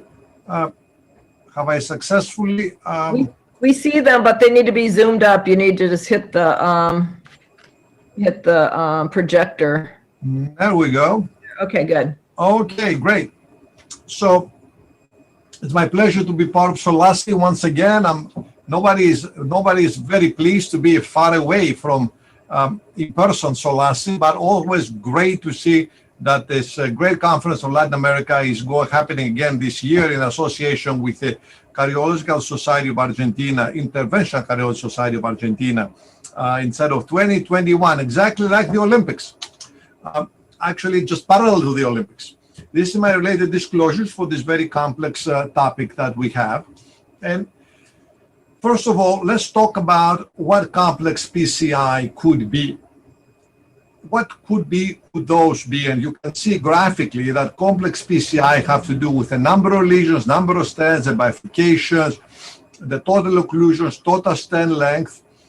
At the same time, there are other features that can also be complex. In general, any use of atherectomy, the bifurcation lesion, regardless of two stents, if you have a side branch at over 2.5, LF main lesion, a vein PCI, who is to say that those are simple PCIs? What is important to understand that, sure, there is a lot of ischemic risks in any of these patients, either related to the lesion and the stent that we have placed, or in general, related to the fact that these people have more aggressive cardiovascular disease and more aggressive ischemic heart disease and coronary artery disease in general. That's why they need all those things. So naturally, we have the need for a potent antiplatelet therapy. And this is what potent antiplatelet therapy had tended to do in a study from Antonio's group and published by Dr. Justino, who's our star fellow here at Mount Sinai for the last several years after a transfer from Antonio's group. That's been great. You can see that in general, the more you add of those characteristics, the more long DAPT might be more beneficial. And again, from this study from Italy, not very granular in order to say which one of antiplatelet treatments and which one of drugs specifically and all that. But in general, the longer treatments seem to be favoring in these patients, particularly with a predominantly clopidogrel use DAPT in Europe in general.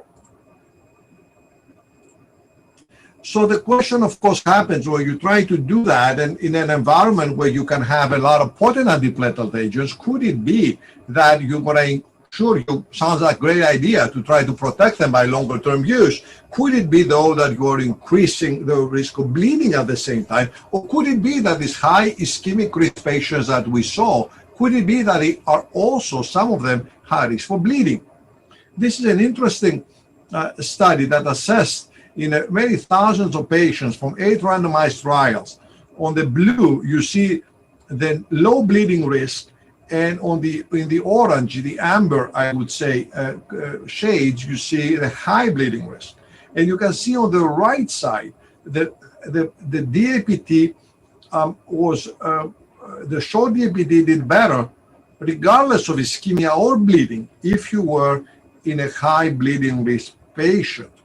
Whereas things were maybe a little different if you were, the long DAP was a little bit better if you were a low bleeding risk patient or you did not have high bleeding risk features. So it may not be, because patients have many characteristics, maybe the more discriminatory ones for the longer term benefits and risks are the bleeding related and not so much ischemia related. Maybe ischemia related is very important in the first week or the first month, but from then on, it may not be. So let's see if we can look at just a couple of trials that can fit in my allocated time. This could be, as you know, at least a few hours symposium if we wanted to. But let's see what we could say. You know, right now we're using new generation drug-eluting stents. We're using safer combinations of metal, polymer, and drug at the vessel wall than the earlier. So we cannot really extrapolate and use all the trials here for this very reason. Let's focus in complex PCI. Let's see, for example, our own study in the Twilight complex, that is the outcome of the Twilight trial, that had about 2,500 patients with complex PCI ultimately, and using the criteria I show you in the very first slide adopted in the Twilight study. And what happened in this study is that those high-risk patients, they had a PCI. They did great after 3 months of initial DAPT with aspirin ticagrelor, and from then on, they dropped the aspirin in an effort to decrease and mitigate the bleeding risk, and they were followed for a year. And this is what happened. The bleeding risk was very much down, and at the same time, our concern, everyone's concern, the ischemic risk, the death, MI, or stroke, or the stent thrombosis, more importantly, it wasn't anything worse. If anything, you can see that the estimates of the hazard ratio are tending to be more favorable for those who follow the ticagrelor monotherapy after the 3 months of DAPT. And if we want to go more granular, because we can, these are all the criteria we used to define complex PCI: 3 vessels, more than 3 lesions, more than 60 millimeters stent length, atherectomy, bifurcation with 2 stents, CTO, venous or arterial graft, or left main. Who is to say any of those are really simple? And you can see the breakdown of how many patients we had. Not so many in every single one of the groups, but overall a lot of patients, over 1,000 patients that we have here in the ticagrelor plus placebo and 1,100 in the ticagrelor plus aspirin. And you can see that essentially there's not a single one of the subgroups that trends unfavorably. And more importantly, when we add in criterion, if any of those occurred, you can see where the hazard ratio is. If we add another one, and if we add 3 or more, still the hazard ratio doesn't seem to move. So if you consider multiple characteristics, and which ones were the most common? More than 3 lesions treated and over 60 millimeter of total stent length. Any of those, if you combine them, and if you combine them with anything else, well, it doesn't really mean that anything went a wrong way. So that's a very, very good outcome. So in brief, in the monotherapy after the initial 3 months of DAP was very rewarding in the bleeding savings and overall patient outcomes. And let's present from the other end of the world, the Korean study, that had a completely different idea of reducing a different agent. I should say a similar idea, but a completely different regimen. What happened there is they dropped the prasugrel dose from after a month to 5 milligrams.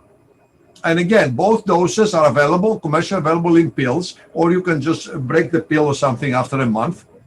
And this is what happened to them. That's another way to decrease the intensity of antiplatelet therapy. There are many ways you can do that. This is another one. That's why I chose this example to show you a completely different strategy. And see what happens. The pattern seems to be the same. If you look at these graphs, left or right, the bottom line is a de-escalation. The low dose prasugrel seems to be very beneficial as far as NACE and as far as bleeding.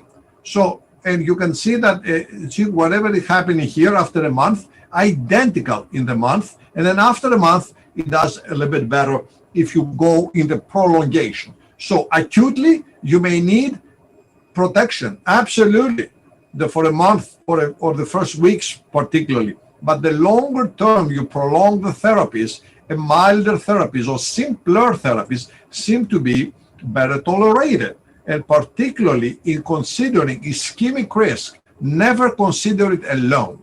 Always think that the patients may also be high bleeding risk, and the bleeding risk outcome matters more in the longer term prolonged type of therapies.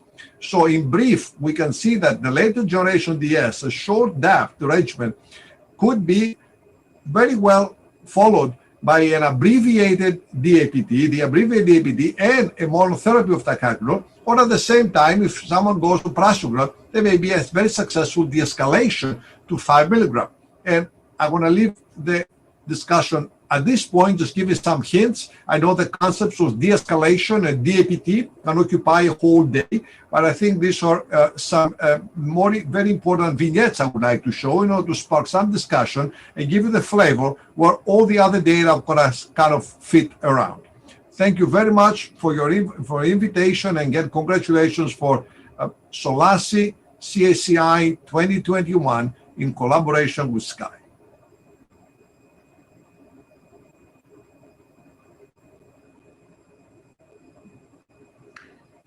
That was excellent, George. Thank you so much for reviewing all the complicated data. I guess I have a question, since our focus in large part is on STEMI. I mean, do you really think that we have enough data in the STEMI population to recommend a short DAPT, or is it more for complex coronaries and other disease states?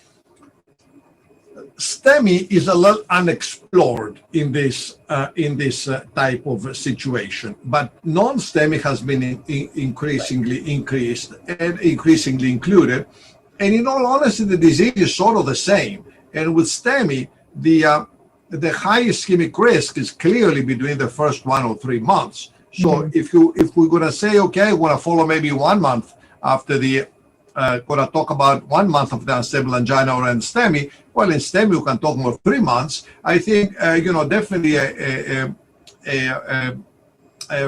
randomized trial is need to be done, and it's actually in the works. But I will probably tend to do that because, again, we have to also be a little careful. The stopping the aspirin is not tested with clopidogrel. Let's be very clear about that.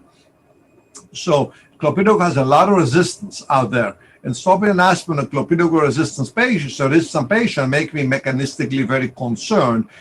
So for this reason, I would say that if you drop the aspirin, you definitely need a potent important antiplatelet agent in combination. It's been tested with ticagrelor so far. So that's why I would specifically say. Now, if you go down to a de-escalation, that could be a different study. The de-escalation, aspirin-based, I would say, de-escalation, that could be any kind of combination, and there's sort of all different other studies about that. Right. Thank you. Reading a few questions from the chat, they actually had a question about routine IVUS in young women with acute MI. As Tim, I don't know if I would do that. I would do it for sure if you were going to wire the vessel and perform a PCI. Absolutely, because you want to know what you're dealing with. But in the absence of wiring the vessel, in general, if we're concerned about a dissection, if you definitely see a dual lumen, then it's recommended that you treat that patient conservatively unless they have ongoing chest pain and ST elevation and slow flow. Does the rest of the panel agree with that? Yeah, I think that's true for SCAD for sure, Cindy. I think if a patient's asymptomatic and hemodynamically stable, conservative care is better. Don't put a wire down. If you have to do acutely, then I think imaging can be helpful, but it's still a little bit unclear. I think where imaging helps was what you referred to before with Minoka. So you have no obstructive coronary disease, and be careful that make sure you've looked that there's no SCAD. Then I think OCT might be helpful based on the data, more helpful than IVUS. Right. And those unusual features, like the example that Can I do a question about Dr. Timothy Henry? What do you think about the use of contrapulsation balloon in PCI of trunco, of left lane? Say that again, Ricardo. I missed a little bit of that. Yes, what do you think about the use of balloon contrapulsation in left main PCI and cardiogenic shock? Of just using a balloon alone? Or, balloon pump. A balloon pump. Personally, I think I think that the patients who really have worse cardiogenic shock might be more need ECMO or Impella. But I also think that you know, this is where you do parallel processing, and I think you have to have prompt reperfusion of the coronary. Another really important, I think, is especially with the left main occlusions, I think pressors are that you get them to get the patient through the procedure, but in an acute MI, pressors are not healthy because you get so much vasoconstriction. So we've actually seen cases where you open up the left main, but then the coronaries are very severely vasoconstricted. So I think ECMO and Impella would be more preferred for the left main with cardiogenic shock. Cindy, yes. Hello, Expedito Ribeiro again. I have an interesting point to comment. We are seeing more people talk about the spontaneous coronary dissection. The number of publications, a number of the cases, a number of the comments. Do you think it is a specific reason for that, or is just because it's doing the diagnostic of the spontaneous coronary dissection? Well, certainly we're more well-informed, and I think we recognize it better than in the past. I can't really comment on whether it's occurring more commonly. It does seem to be hormonally related. It can happen during the time of labor and delivery of a baby, but it happens all the way up into the perimenopausal time. And then after that, women tend to no longer have it. So I do think it's hormonally related. I also know of several cases that were brought on by really extreme exertion.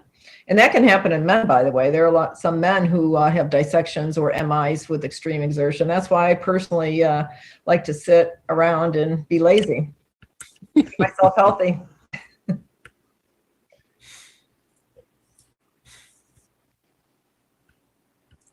But we'll have time at the end for more questions as they arise as well.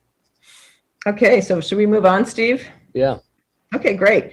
Next speaker really needs no introduction. Greg Stone and I have been friends for, gosh, I hate to say so long. How long? It's been more than 30 years. And of course, everybody knows Greg. He's been national or international PI on virtually like hundreds and thousands of different trials. But he's particularly well known for his being the global PI on the Excel trial, which of course was a randomized trial for left main disease. And for that reason, we asked him to talk today on PCI or CABG for left main disease. How do we choose in 2021? Great, thanks, Cindy. And you're right, we've been friends for a long time, so it's wonderful to see you again. And thanks everybody for inviting me for this session. You know, STEMI, of course, was very close to my heart from the beginning of my career. And the one thing I'll say is that we're working very, very hard right now on the RECOVER-4 trial design. So designing a large-scale randomized trial of Impella versus either balloon pumps or nothing in patients with cardiogenic shock. which would also include that left main case you described. So hopefully that trial will start by the end of the year. And I hope that everybody will participate. Anyone who's interested, please let me know. Okay, so let me share my screen though and talk today about left mains. So you should now see my screen. Do you see it? Yes. Okay, I gotta hide this here. Sorry, why can't I? There we go. So, how to choose between PCI and CABG for left main? Greg, can you Hello? zoom it before you share? Can you zoom it up before you share your screen? Because it seems kind of little. Oh, hold on, I'm sorry. Okay, let's see. Oh, I see what the problem is. Hold on one sec. This has media controls on. Let me shut all that off. This should be Zoom now. Does that look bigger? I'm not seeing it big on my screen. So It's small, huh? Yeah, I think you might get out of share screen and then zoom it and then go back to share screen. It Perhaps. looked fine on mine. Oh, it does. Is it fine online? Yeah, because I don't know what else to do. Okay, sorry, Greg. No, that's fine, Greg. Okay. All right, great. Okay, so left main PCI versus CABG. How do we choose in 2021? I have no direct financial relationships with any stent manufacturers. So I think everybody wants to talk about the Excel trial because it's the largest randomized trial to date of left main PCI versus CABG, the only one with a contemporary drug-eluting stent, designed by an equal number of cardiac surgeons and interventional cardiologists, an academically driven trial. And with 1,905 randomized patients, it was the only one large enough to actually look at the primary composite endpoint of death, MI, or stroke without needing repeat revascularization in the endpoint, which we all would agree is, why do we care so much about that? Why not, chronic kidney disease or atrial fibrillation requiring anticoagulation or 100 of other adverse outcomes that can occur? But everyone agrees that death, MI, or stroke are major outcomes. So the trial was powered to show one thing, and that was non-inferiority between PCI and CABG at a median of 3-year follow-up. And it did show that with almost identical rates at 3 years. Here's the p-value for non-inferiority. Now, we did follow the patients out for 5 years. There was no official hypothesis of 5 years, but here's the data with an odds ratio of 1.19, so very similar outcomes. Now, you do notice, though, that just like in the ischemia trial, this is now a classic example of non-proportional hazards, where you have early on an early harm of bypass surgery and then a later benefit of bypass surgery, so the curves cross. So how do you analyze this data, and what do you tell the patients? Well, first of all, you try to look at the data to see if within the curves, where are there proportional hazards? And we actually saw 3 different periods. Within the first month, there was a clear benefit to PCI with about a 60% reduction in adverse events. Then from 1 month to 1 year, the so-called restenosis period, the curves were superimposable. And then from 1 year to 5 years, there's a benefit for CABG, and the curves are continuing to diverge over time. So still, what do you tell the patient? Is it better to take the upfront hit for CABG for the long-term benefit? Well, of course, if you're going to have a complication, you'd rather have it late than early. And so one of the things you can do is you can look at the so-called restricted mean event-free survival time, which looks at basically the exposure to adverse events. It's basically the area between the curves. And you can see here that as you undergo PCI, you have more and more and more event-free survival for about 2.5 or 3 years. And then you start to eat some of that away by CABG. And at the end of the 5-year follow-up period, patients who underwent PCI tended to be event-free for 5 more days than patients who underwent CABG. Although you can see by the dotted line, the confidence intervals are wide, and so there's really no difference in overall event-free survival for the primary powered endpoint of death, MI, or stroke. Okay, so that's really all you can say from Excel. When we want to start getting to subgroups and smaller, underpowered, lower frequency endpoints, then you really need to go to meta-analysis so you can accumulate a lot of events from a lot of studies to have reasonable confidence and power. So when we think about what to tell our patients, it's not about us as an interventionalist, it's not about a surgeon, and there's too much politics and I would say jockeying between the subspecialties, which is very disappointing. It's all about the patient. And the goal of the heart team is to propel the patient so they can reach their goals, not our goals. And so what physicians care about and what patients care about are often very different. Physicians care most about patients keeping alive, then preventing large MI and stroke, and not so much about revascs and rehospitalizations. Patients, on the other hand, care about large MI and stroke at least as much about staying alive. So we have to always remember. So is mortality different between left main PCI versus CABG? So again, we can go to all the trials that have been done, and here's the latest meta-analysis looking at all-cause death. There's absolutely no difference between PCI and CABG. There's a fair amount of heterogeneity in this data, though, because of Excel. When you remove Excel in a jackknife analysis, you remove one at a time to find out where the heterogeneity is, and you see that Excel was the heterogeneity. And once you're done, you get no heterogeneity after Excel is removed, and about a 7% lower mortality with PCI. None of this is any different.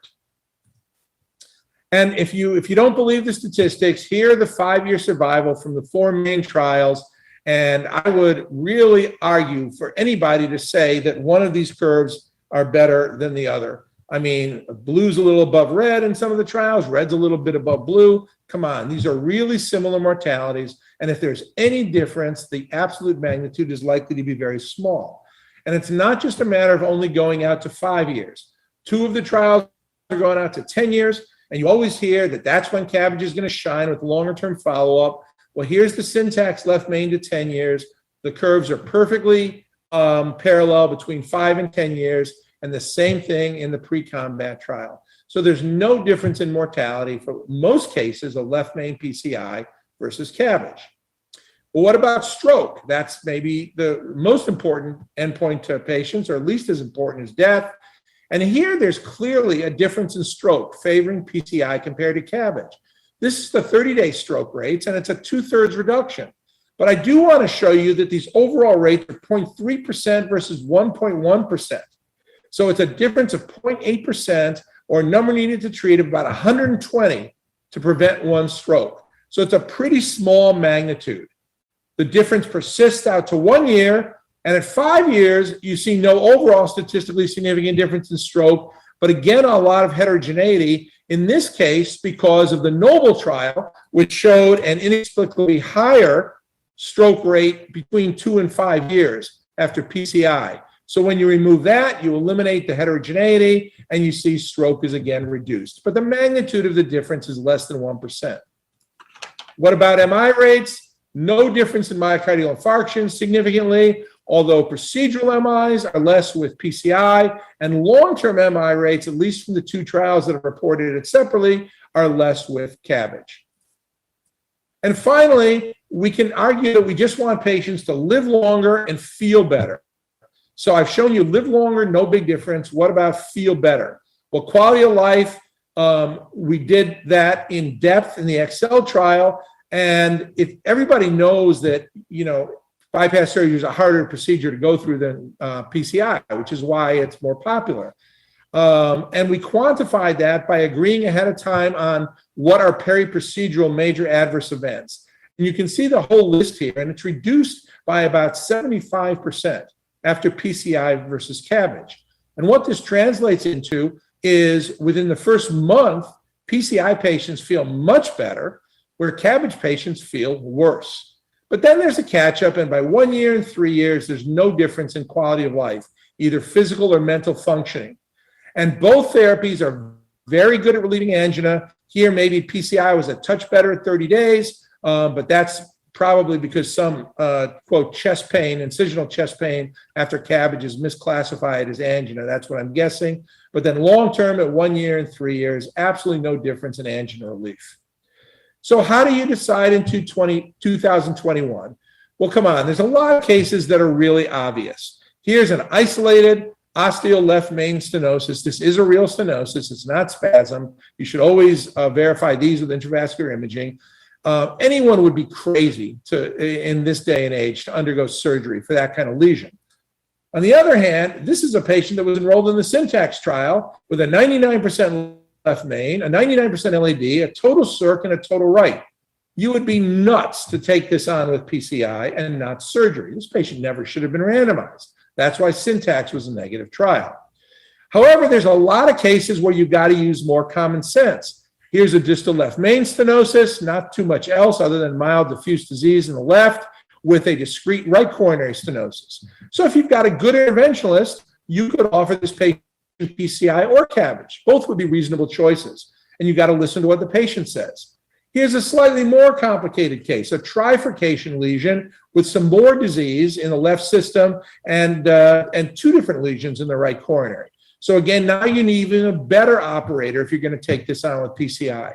So you've got to consider operator expertise, the likelihood to get complete revascularization in addition to the clinical factors that may predispose to PCI versus CABG, and of course the patient's wishes.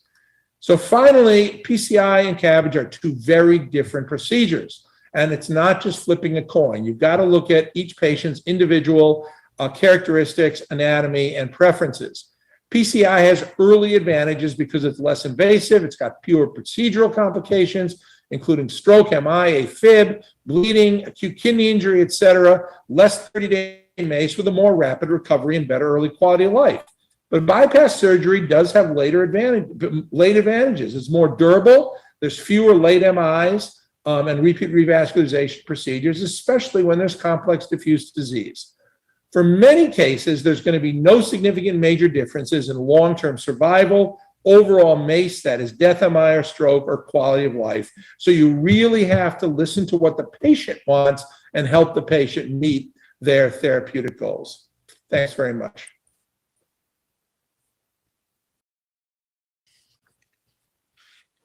Excellent job as always, Greg. Any questions from the panel? That was a fantastic talk, Greg. Very nice, comprehensive overview of such a big topic. Thanks. I have a question to Greg. First of all, congratulations, Expedito Ribeiro from Brazil again. Yeah, hi. How are you? Let me ask you about repeat revascularization. There is a publication of Excel is showing in surgery patients and PCI patients, repeat revascularization, there is a penalty for the patients about clinical evolution. I'd like to hear your comments about this. Yeah, we reported very transparently that repeat revascularization after both PCI and CABG was associated with increased mortality. Remember, it's an association, it's not causality, but it was associated with a modest increase in mortality. But it was really only repeat bypass surgery. So a repeat PCI, just like for a simple restenosis, was not associated with increased mortality. But if you then have to cross over and undergo later surgery, that was associated with repeat mortality. Okay, thank you. So it's one of the things to take into account when you look at, the likelihood of being able to keep the patient out of the OR. If you got 10 lesions and it's likely you're going to need to operate ultimately, then just do it up front and don't put the patient through 5 procedures before you finally refer them to CABG. So, Greg, just to follow that up, there's a really interesting paper that's going to be published in CCI. Dr. Bailey could comment on this too, but looking at, re-CABG, repeat CABG. And it's interesting because the incidence of re-CABG has actually increased in the last 10 years, and about 70% are for a single vessel, which was surprising. And like the other stuff, there's significantly higher incidence of mortality and thing when you do repeat CABG. So I think a point is, whichever revascularization you do great secondary prevention and try to prevent any repeat revascularization. That's very interesting. I know for most of us, if we treat, double or triple vessel disease and we have only one vessel recurring, we all hate sending a patient to surgery just for that single lesion, single vessel disease. And, there are still multiple centers that do brachytherapy. And of course, you should do image guided repeat reintervention to look at what is the mechanism underlying the restenosis, et cetera. So usually you can keep the patients away, I think, from the OR for single vessel disease, but not always. Yeah, I agree. Excuse me, which is the mortality in the real world of the CABIs? Well, I think it depends on where you are. And I mean, there's such variations in surgery and the kind of cases that are done that, and it depends on the surgeons. I don't know if I can answer you a real world CABG number, but at a good surgical center, the perioperative morbidity and mortality will be pretty low. Thank you. Yeah, I think the point that you brought out is that we need to know not only our patients, but our centers, and sharing our data and being realistic at our own center about where we are best at and where our strengths lie is incredibly important in arriving at these decisions for ongoing care. We're going to go ahead and move forward. We've talked a lot about lesions, and a lot of what we've decided has been angiographically assessed, but we are increasingly learning about the use of physiologic assessment, and so excited to have Dr. Arnold Sato talking on physiologic lesion assessment to optimize multivessel disease. Good afternoon and welcome, and thank you for letting me be part of this panel. We've talked all about expert operators and expert surgeons, and it's just an honor to be part of this group because everyone here is outstanding. So these are my disclosures. We think that we know, we know a lesion needs to be fixed when we see it. And in this circumflex lesion, it doesn't look too bad on the left panel, but the center panel looks like a 90% lesion. But when you FFR it, you'll clearly see that the FFR is non-ischemic. And that's because the lesion stenosis is not, the physiology is not dependent upon necessarily the lesion characteristics, but also the subtended myocardium, the entrance and exit angles, et cetera, et cetera. And so we know from large numbers of studies that percent diameter stenosis on angiography correlates fairly poorly, about 66% of the time, with physiology with an FFR of 0.08. And that's evident from this Korean study that showed that, especially in the left main and left circumflex lesions, mismatch between FFR and angiography and reverse mismatch are actually quite common. So you're almost doing a guessing game. And so, as this Las Vegas sign will say, what happens in vagueness stays in vagueness. We really don't know sometimes with just angiography alone what we're doing. And so fortunately now we have a lot of options for translesional coronary pressure measurements in 2021. The classic and the best studied is the hyperemic FFR, which is available in all systems and where the cutoff is less than 0.08. Some people like to use the contrast FFR where the cutoff is less than 0.03, also available in all systems. But increasingly now people are using the non-hyperemic pressure ratios. Originally PDPA, which is a little bit crude and doesn't refine very well, but first being the first of the newer ones, IFR, and now the replicants, the DFR, RFR, DPR, all have numerically identical findings where you take any part of the diastolic pressure ratio and any portion of diastole, and they find that a ratio of less than 0.89 correlates well, at least 80%, with FFR less than 0.80. So as I mentioned, FFR has now 20 years of outcome studies, with the first trial having 15-year outcomes recently reported, and it basically showed that it's safe to treat medically those lesions that have an FFR of greater than 0.75. That's followed by the FAME study, which had 5 and now 10-year data, which showed convincingly that ischemia-directed stenting was better for multivessel PCI than angiographic-guided stenting, all lesions, that approach. And then most recently, the FAME2 trial, 5-year outcomes demonstrated that you could reduce the incidence of clinical events, including unstable angina and unplanned revascularizations with the use of FFR rather than angiography alone or medical therapy alone. And with PCI, you could actually return somebody back down to a registry level event rate. So IFR and other non-hyperemic pressure ratios are thought to have non-inferior MACE outcomes to FFR based on the defined FLAIR and IFR sweetheart studies. These now have 2-year outcome studies as well as registries data demonstrating that they effectively have the same outcomes as FFR. So these are an easier form of measuring physiology, which doesn't require adenosine, takes about 2 minutes less, and can avoid all the adenosine complications. FFR has a great prognostic value, and going back to FFR, the cutoff values we've established over time with multiple studies, but with the FAME2 trial, we actually had a outcome, a natural history that you could track because some patients were treated just with medical therapy. So if you had ischemia by FFR, then your MACE rate was as high as 45% over time, whereas if your FFR was 0.90, your MACE rate was quite low.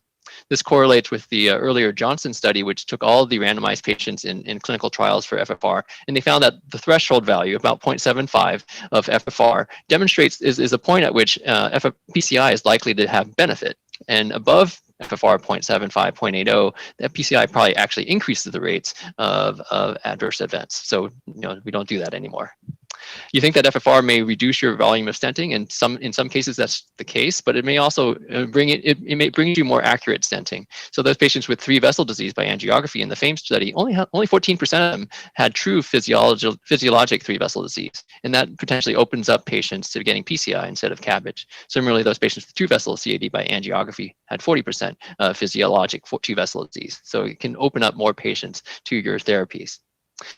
This FAME analysis from Bill Fearon, which many people are familiar with, demonstrates that FFR compared with angiographic guided PCI is one of those few medical interventions that actually saves money and actually increases your quality of life.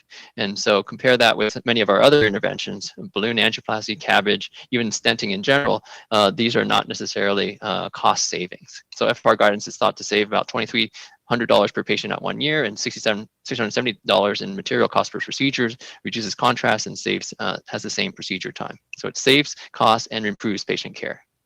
Physiology in both FFR and IFR have been designated as definitely beneficial by SCAI guidelines, and class 1A, you should do this in ESC guidelines most recently. And FFR and non-hyperuremic pressure ratios have been included in the AUC and NCDR.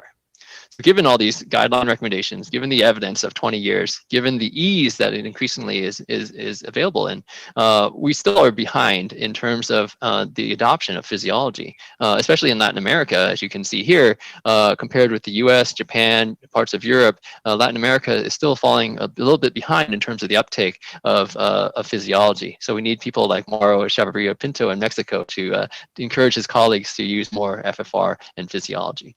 And it is getting easier. Physiology is increasingly is associated with co-registration. So in this case here, with a proximal LAD lesion, you're pretty sure there's something there, but it's obscured by branches. And a pullback IFR demonstrates convincingly that there's a focal lesion here at this bifurcation that can be easily stented and taken care of. But even on the other lesions, with angiography, there's a ramus bifurcation lesion, and you don't know which one is more significant. Both branches look more relatively equal in size. So which vessel would you stent into? Well, which one is the main branch? This one shows that the upper branch is 0.90, whereas the lower branch is actually more severe at 0.84. So you stent into the lower branch, and you create a relatively normalized IFR. So the future of physiology is quite bright now with angiographic FFR and in lab, both CT guided FFR, but also angiographic FFR in the cath lab holds a promise of providing physiologic evidence within 2 or 3 minutes within the cath lab. Thank you very much. Excellent job, Arnold. So how do we decide which of these multiple FFR, IFR devices to use? Is it all just based on what your cath lab orders, or is there any preference?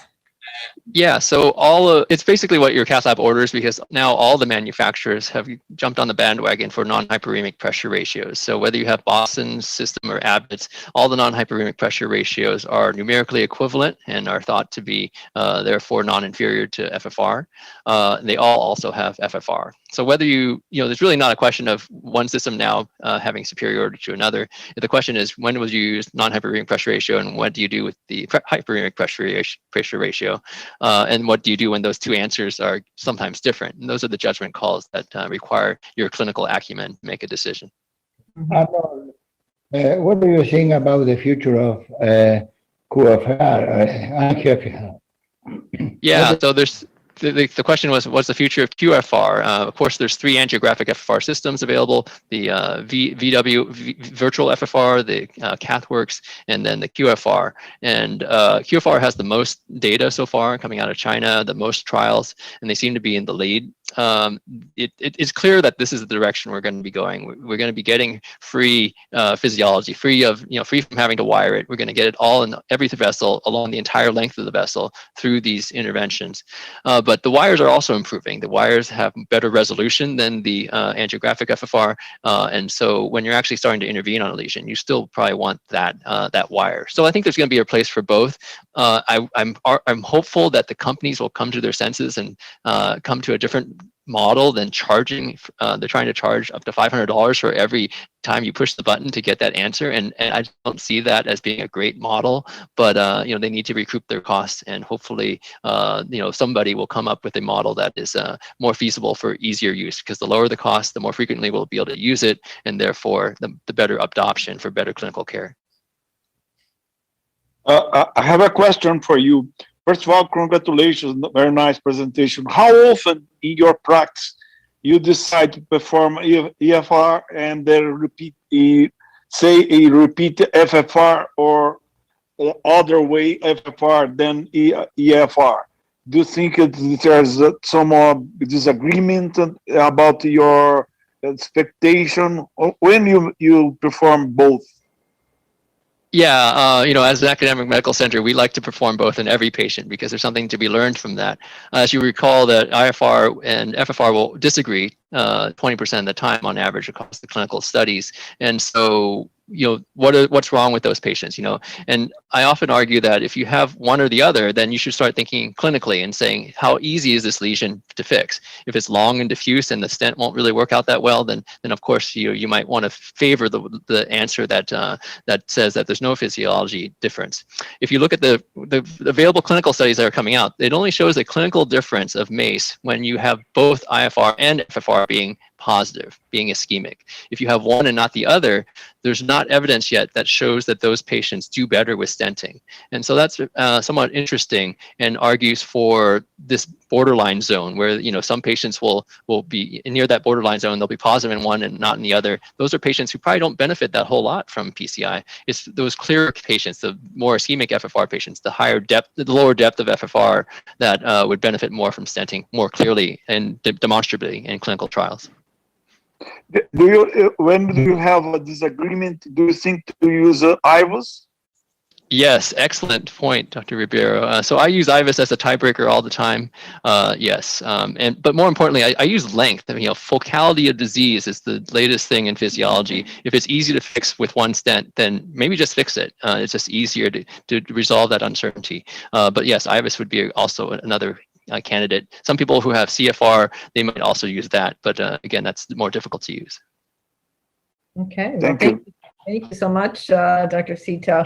And I want to introduce our last speaker, who is Ruby Satpathy. I've known Ruby again for decades, trained with her, and actually I trained her. But she's currently the director of structural heart disease and the chair of cardiology at Baptist Hospital in Jackson, Florida. She's a very high volume operator and does a wealth of mitral procedures, which is including the percutaneous valve replacements. And she's going to give us a talk today entitled Mitral Regurgitation, Clasp, Grasp, or Replace.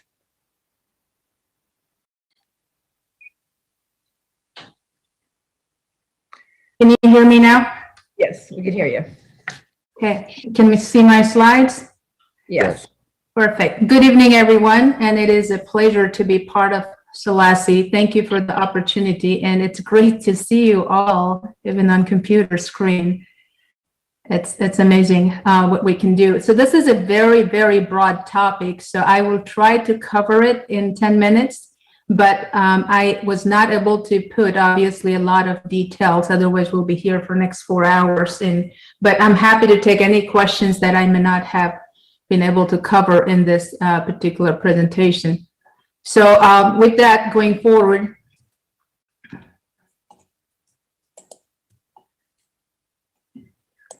okay, there it is. So these are my disclosures. And the only one that pertains to this particular is I was a part of the co-op study. I know Greg is on the call, and obviously he was an ethanol guy. And so let's start with the anatomy here. It's mitral valve. I always say it's much more complex than any other valve, especially aortic valve. When we moved from TAVR to mitral world, we thought, oh, this is just like another TAVR, but we have learned pretty quickly that this is nowhere close to a TAVR. So the mitral valve anatomy, it has multiple structures, and it's important for both surgical repair or replacement or transcatheter repair or replacement to understand this. And I think it's very important as an operator, I would say, to orient yourself to understand either TEE or ICE or both, whatever you do as an intraprocedural and pre-procedural imaging, and understand the structure. So this is a surgical en face view here, standing in the left atrium, looking down. Obviously, enteromitral leaflet is in the front. Top here, A1 is lateral on 9 o'clock, and A3 is medial at 3 o'clock here. And again, P1, P2, P3. And we have learned now that there are 20 segments of it, that's just not 6. And so it's a very common problem, affects 4 million Americans and a lot more across the world. Mitral valve surgery continues to be the standard of care, but we started the Everest study and many studies that I'll go over shortly here, that we understood that a lot of people are not surgical candidates because of different reasons. Mitral regurgitation, in a broad topic, could be degenerative MR, which is basically a problem of the mitral leaflet or structure. And then functional MR is this problem of anything that is surrounding the mitral leaflet. So this is a picture that basically shows you have prolapse or flail of the leaflet. That's a primary MR. You could have a functional MR because of annular dilatation on the left atrial side because of AFib, or LV side because of cardiomyopathy. You could have ischemic MR or chordal rupture. Those are all secondary MRs. So in 2013, the MitraClip device was approved for people who are prohibitive risk. And prohibitive risk by definition meant people are basically STS in a super high that will never get surgery. But also I underline here for a reason, because there are people that we see in valve clinic along with in a surgery and interventional cardiology and general cardiology. We realize that yes, can they undergo surgery, have a new valve? Yes. But are they really going to have a meaningful recovery after surgery, get out of the vent, get out of the ICU? Probably not.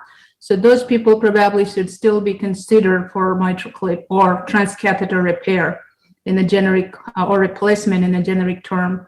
So quick case, I'm going to very quickly go through this just to give a perspective of what we're looking at. This lady is, my videos are not playing for some reason. Sorry about that.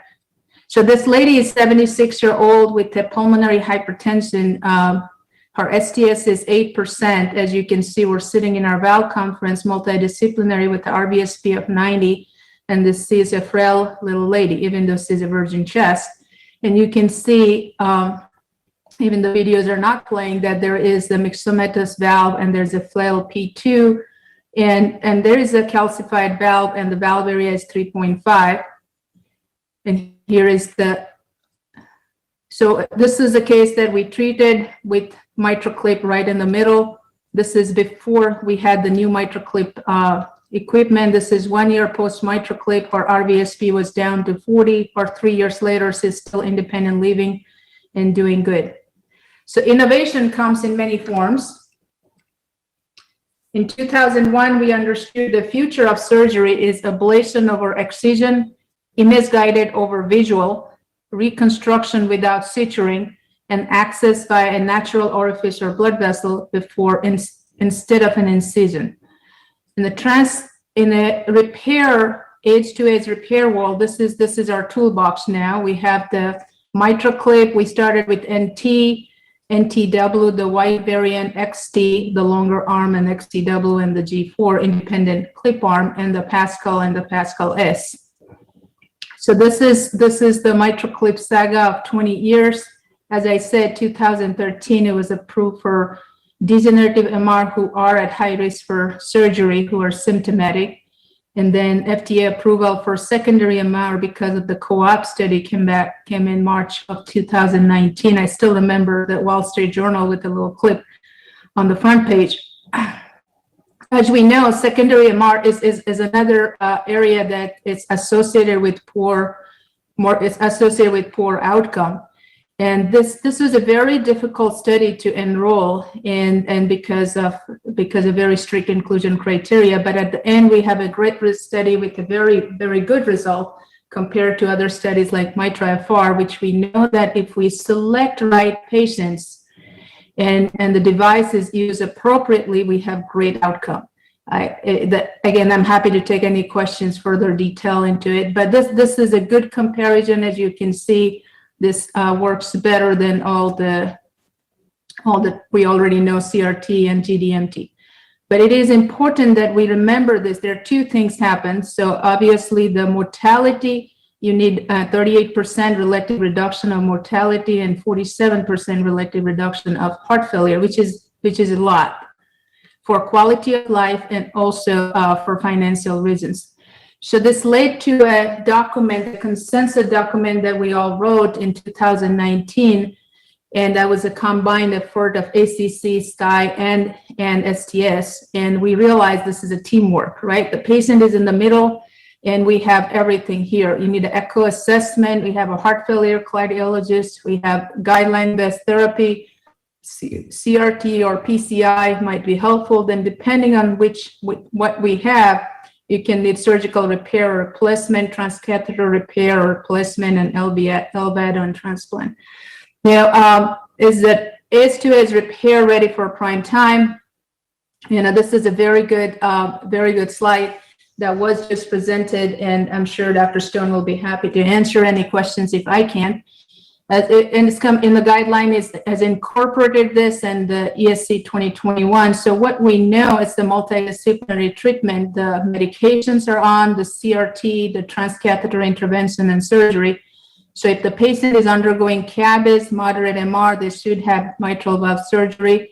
If their LVEF is good, they should have surgery, but their LVEF is low. And if they're a candidate, and we'll talk about that, for transcatheter intervention, and they're in the 20 to 50% EF range, and LV end systolic dimension less than 70, and PS systolic less than 70, the bottom line that they are still, the right side is reversible, and the EF is reversible, they should have edge-to-edge repair.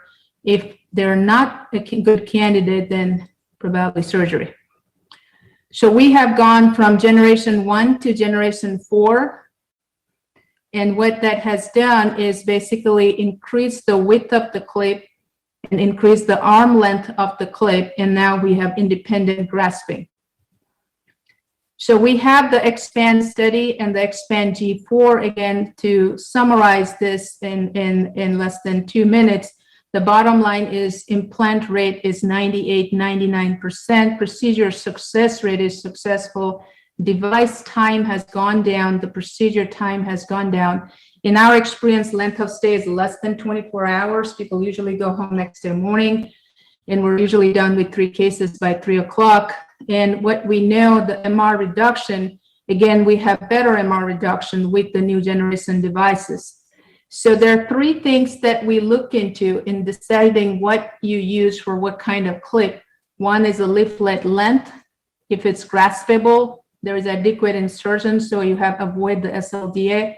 And then there is the MR jet, how wide jet is, how many number of jets are, and how far they are from each other.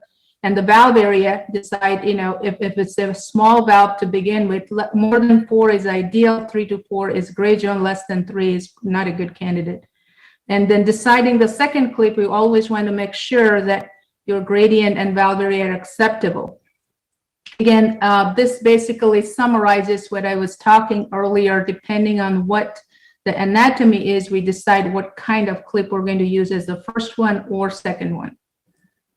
That takes us to clasp, and the clasp, again, the German, the first the Pascal study, 30-day patient safety and efficacy. This is clasping versus grasping. And then we just had all the results of 2-year Edward Pascal from US. And the bottom line, again, I'm going to summarize in 30 seconds here. Happy to take any questions at the end. The major adverse events were 4%, technical success is 96%, and 93% had less MR, less than 2+. And the gradients were acceptable. And MR reduction continued for 2 years. That takes us to when to replace the TMVR. Again, this is the timeline and potential. And as you all know, and we can talk about this, as we have the MitraClip approved, it has made difficult for enrollment in the TMVR. And these are the good candidates for TMVR. And how do we decide? This is a great paper that was written by fantastic authors that basically summarizes that we should look into who are not good candidate for ACE2ACE repair. And these are basically the indications that if their valve is calcified, if they have a prior ring, you have mitral stenosis to begin with, or you have a severe barlow, we should probably consider them for TMVR trials. And these are the 3 Edward valve, Medtronic Intrepid, and Abbott Tendyne. Again, like I said, I'll be happy to go over any questions. For sake of time, I just included the studies here. And our discussion won't be complete without mentioning a couple slides about the mitral valve-in-valve. Again, this is a case of my own. Sorry, the videos are not playing, but again, a valve-in-valve, we know that S3 has a great result and the gradient and valve area are acceptable. The biggest problem, or Achilles heel, I call, is the LVOT obstruction. And you can, again, the CT planning is very, very important. And you can go around this LVOT obstruction by either alcohol septal ablation, kissing balloon, or lampoon procedures. 2 sentences about the valve in ring, which is now FDA approved. This is more complex than valve in valve because there are 10 different types of valve in ring, and we size that more based on the diameter. And the summary here is the very good. We have now started doing complete rigid ring. We should not do because you're going to leave mitral stenosis and probably some leak around the Edward valve. Complete semi-rigid ring are good to go. You get a fantastic result. Complete flexible ring is okay as long as you're planning and may be suitable. And then there is incomplete bands and rings. That's a full different topic by itself. But they can be done. What I'm seeing in my experience is, I would tell you about, of all the valve and rings that were starting to process, maybe 50% are good candidates. The other 50% were going back into surgery or doing a lampoon or something. So at the end of the day, I think, remember, patient is the center of the care, multidisciplinary. It's good to go to a restaurant, have multiple options, but sometimes it makes it more challenging to make the final right decision. We have to make sure the SARE decision making. The path to innovation, comfort is the arch enemy of change and a roadblock to the progress.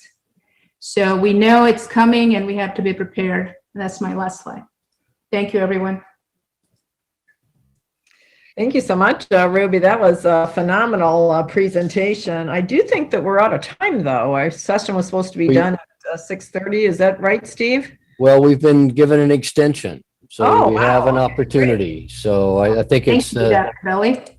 So with all the great presentations, we wanted to make sure there was time to have a good discussion among presenters and panelists. So I think we actually have until a quarter till, so about 10 minutes.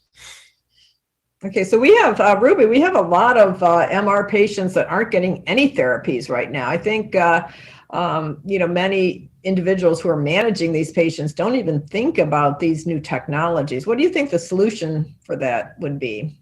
I think that's actually the biggest problem right now. I think MR is the most underappreciated and underdiagnosed valve problem in my mind.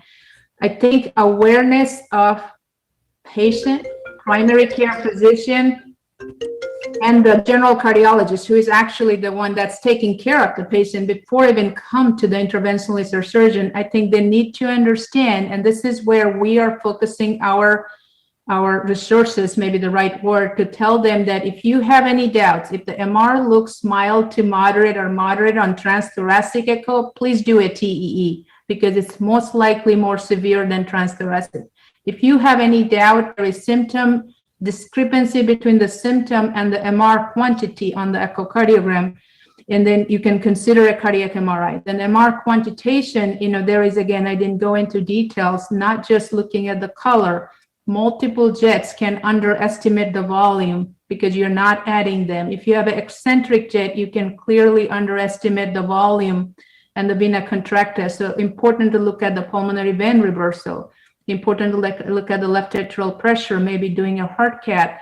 I think that's where a lot, and also we know that if we don't treat in the early phase, irreversible changes happen. The left atrial remodeling and the AFib, it's better if they are fixable either by surgery or catheter. They should be done sooner than later. Dr. Dengus, one of the questions that came in was about an aspirin-free strategy immediately after complex PCI and high bleeding risk. What comment would you make about the need for aspirin and how long the use of aspirin? Yeah, well, thank you. This is an interesting, once we go with 3 months, everybody was saying, 3 months is too short. Then very shortly we'll go to 1 month. And I get questions regarding, is 2 weeks enough, or is 1 week enough? Is 1 day enough? So I'm not sure what's the practical aspect of that, though, because the time is very important regarding bleeding risks for these oral agents. So let's understand that by cutting a week or cutting 3 weeks, for example, you're not going to gain as much as cutting a year as far as the exposure. And at the same time, when you're talking early after PCI, you also be a little bit, I would say, concerned about, regular ingestion, 100% regularity in picking up from pharmacy, no issues with no responsiveness, particularly clopidogrel, for example. And all of those have to be like stellar before you go out and say, you know what, I'm not going to give this very simple drug. So I think when we compress things to the first week or few days after PCI, you're going to have a lot of these practical aspects be very much problematic to kind of settle in order. So it's going to end up being a little bit more of a, I would say, theoretical aspect until a very specific study addresses that. At the end of the day, it may not be that important, but it's going to be a little hard to prove it and go down that pathway in short term.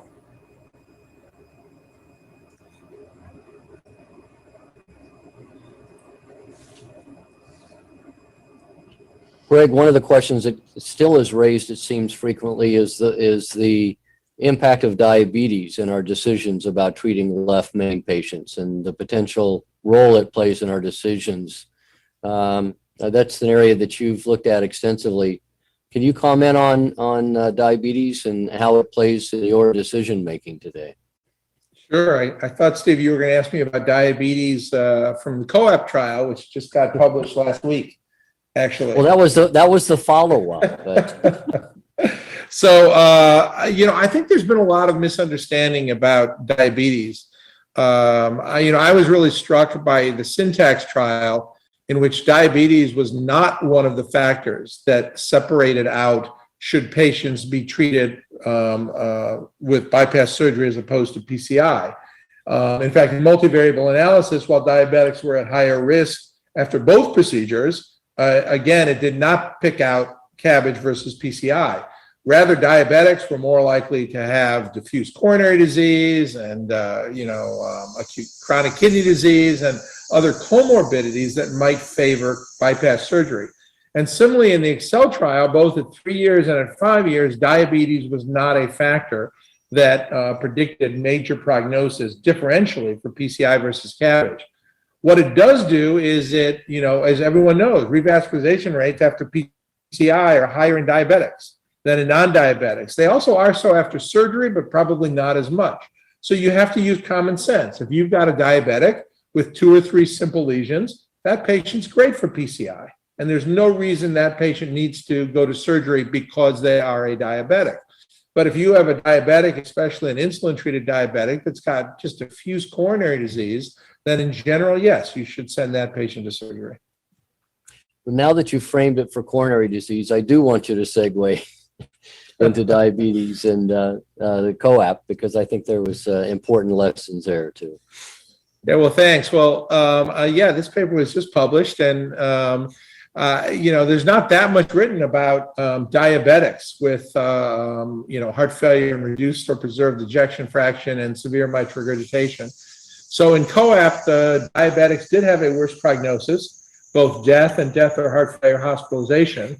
And diabetics as well as non-diabetics benefited from the MitraClip. However, the main benefit in diabetics from the MitraClip was heart failure hospitalizations and less so for mortality. So there are many other factors that are causing mortality in diabetics, although we could make them feel symptomatically much better, keep them out of the hospital, and their quality of life was better.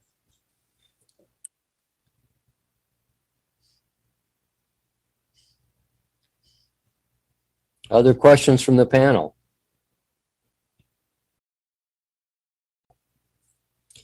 Well, Cindy, do you have any closing comments for us? No, well, I just wanted to thank every one of our speakers. You were exceptionally good. I learned a lot from each and every one of you, and the panel, you ask very important questions, and I think that this is a great collaboration that we have going between SCAI, SOLACI, and the Mexican Society of Interventional Cardiology, and I would do everything that we can to continue this. So thank you for having us. Great. Thanks, everyone. Okay. Wonderful session. Thank you, everyone.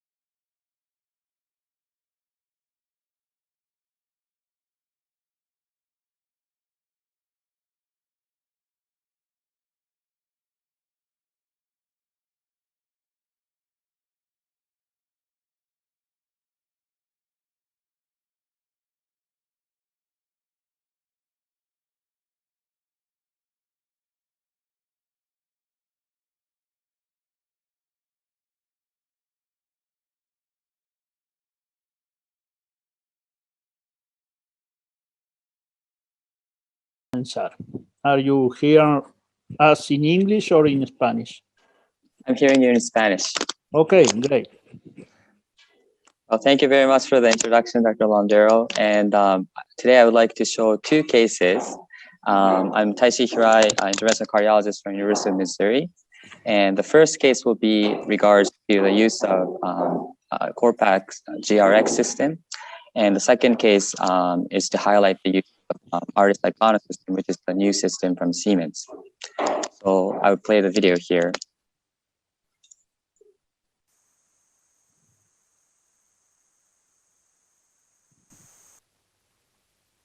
So the first case is a 70-year-old gentleman, past medical history of hypertension, hyperlipidemia, and chronic kidney disease, who presented with acute shortness of breath and end-STEMI. EKG with ischemic changes anterolaterally, and echocardiogram showed ejection fraction of 30% with apical anterior akinesis. This was his baseline coronary angiography, and you can see the left main is intact, but there is significant disease of the LAD, and also there's a disease from the proximal circumflex artery to the OM branch. This is a caudal view. And in the cranial views, you can see the LAD lesion a little better. There is a tandem lesion, 70%, followed by a 90% lesion.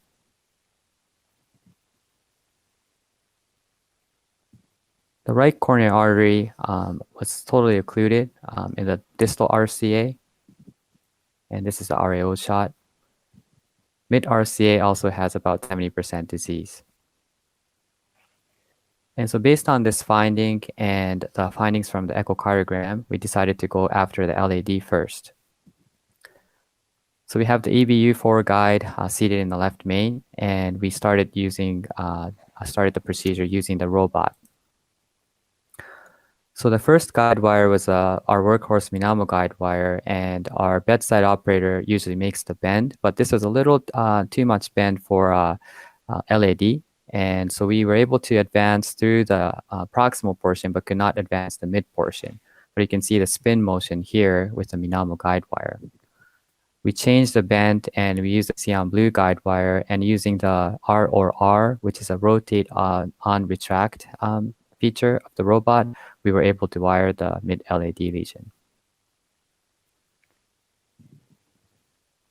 We advanced the balloon for pre-dilation. Initially, the balloon did not cross the mid segment, so we used the turbo button that we have in the robot, and with the turbo speed, we were able to advance the balloon distally. And you can see the pre-dilation here. The IVUS did not cross, but we were able to measure the proximal vessel size.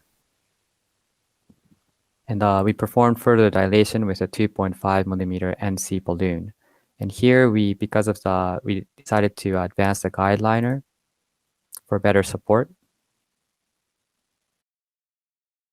And we delivered the drug-eluting stent, 3.0 by 28 millimeter, into the mid LAD. Now the IVUS was able to cross, and we were able to see the well-opposed stent. And we were putting the second stent, and here we can see that using the clear stent live feature, we can overlap the stent very well with only 1 or 2 stent strut overlap. Post-dilation was performed with the 3.5 NC balloon up to 20 atmosphere, and again using the clear stent live feature. So this is the final result of the LAD, and we decided to go after the circumflex artery. So here, keeping the cyan blue guide wire in the LAD, we used the Minamo guide wire that we used, and the bend was perfect for the left circumflex artery, so we were able to wire this robotically. And then here's a pre-dilation. Again, IVUS is performed. This time, the lesion length was measured by the IVUS pullback using the constant speed feature, and this is the stent going up. Post-dilation with 3.5 NC balloon up to 20 atmosphere using a clear stent live feature. And these were the final results of the LAD and the left circumflex artery. You can see the collaterals going into the RCA territory. You can see the PL branch is a fairly large branch. Initially, our plan was to stage the RCA as an outpatient, but offline analysis showed that the RCA could be subacute, and therefore we brought him back for a staged PCI to the RCA the following day. So here we're using a 6 French AL guide catheter, and we're using the cyan blue guide wire. And we're wiring this again robotically using the spinning motion and then an ROR motion. After confirming the position at the proximal cap, the guide wire did not advance with itself, and therefore we actually advanced the balloon for better support robotically as well. And here we're using the new spinning motion.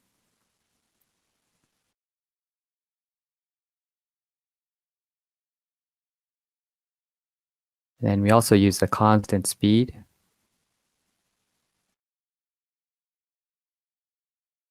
And in this case, the wiggle technique seems to make a little more progress. And after switching to ROR technique, we were able to wire through the lesion. After the lesion crossing, we actually did the pre-dilation with the balloon. And here's the technique where you can seat the guide robotically. So with the balloon up, I'm pulling the balloon back with a joystick, and that will automatically seat the guide into the vessel. So despite the good guide position, the balloon did not advance easily. So we used a technique called the doddering technique, and this advanced the balloon nicely. So after this, we did a further pre-dilation.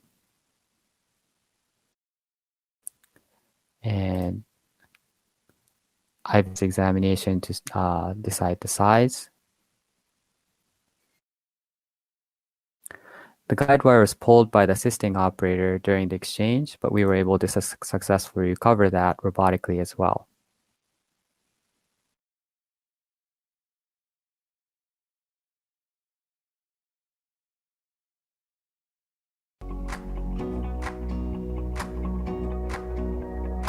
So this is our typical setting for when we're doing the robotic PCI. You can see this is the cockpit in the control room. You have the same screen that you see in front of you in the cath lab. And you can move the device with these 3 joysticks. So this is for the balloon, this is for the guide wire, and also for the guide catheter.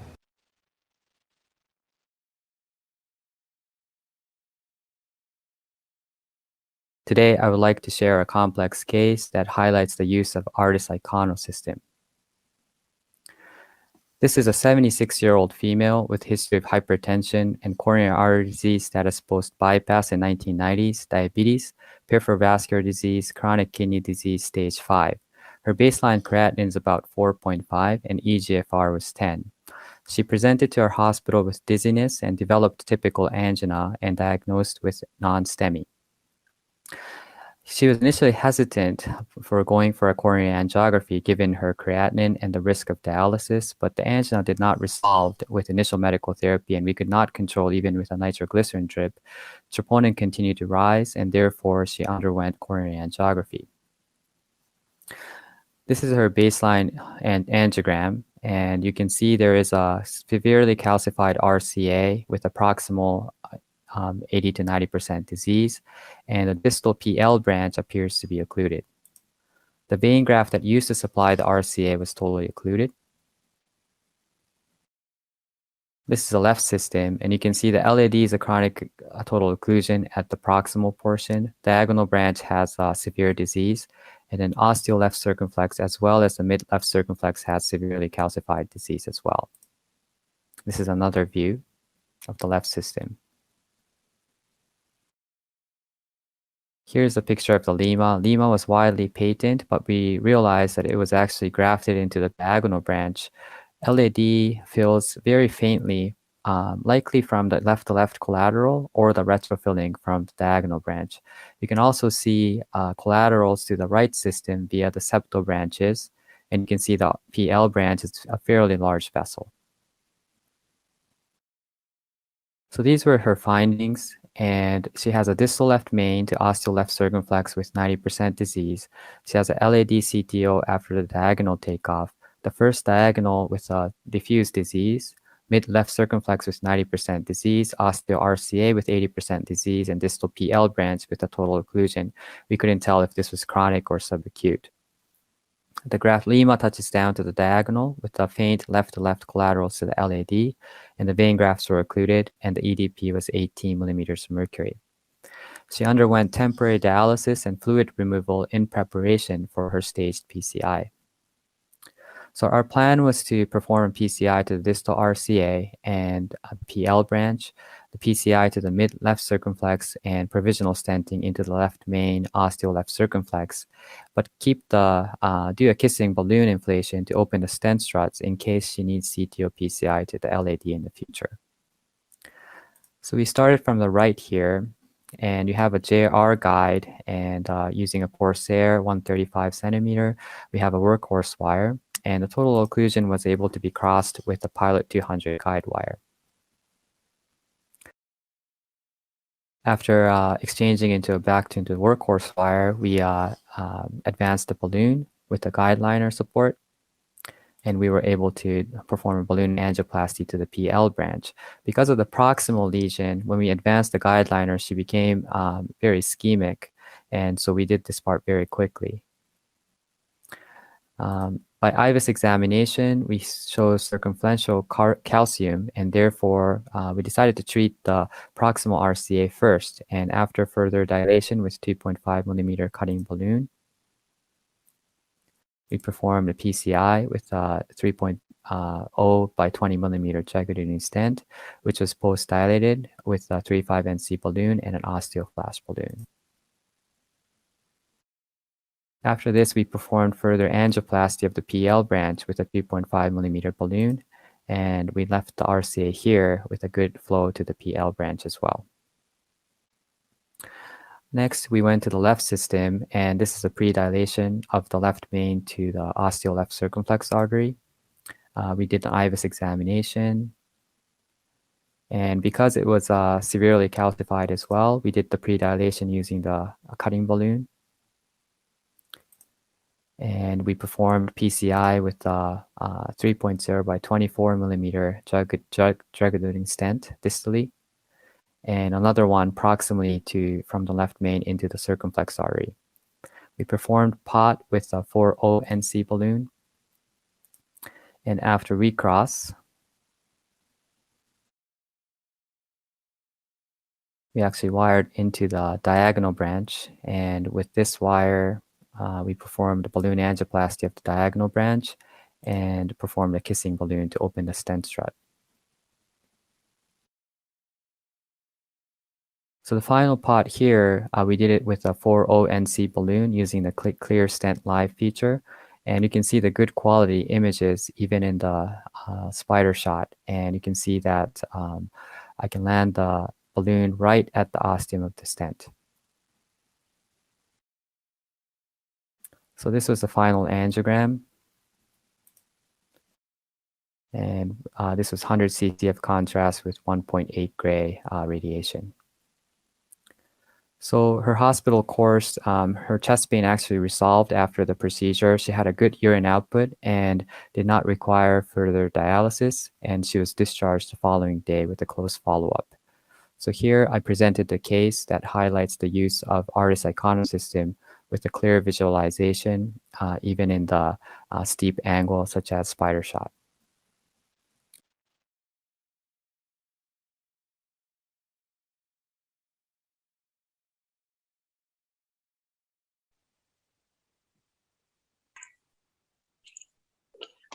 So the first case summarizes the use of a CorePath system in a multi-vessel PCI. The LAD was actually more calcified than we suspected angiographically. So the new automated wiring system that we have in the CorePath GRX system was very helpful in crossing the lesion. We also used some of the advanced techniques for calcified lesions, such as using the turbo button, dottering technique, and robotic guide catheter seating, and the use of guide extension catheters. The second case was a complex PCI case where I think the aortic cyclone system was integral to the procedure success. Because of the left main lesion, we had to use the spider view, but the small C-arm allowed us to take a steeper angle with a very good image quality. And the clear stent feature allowed me to precisely place the stent and do the post dilation precisely.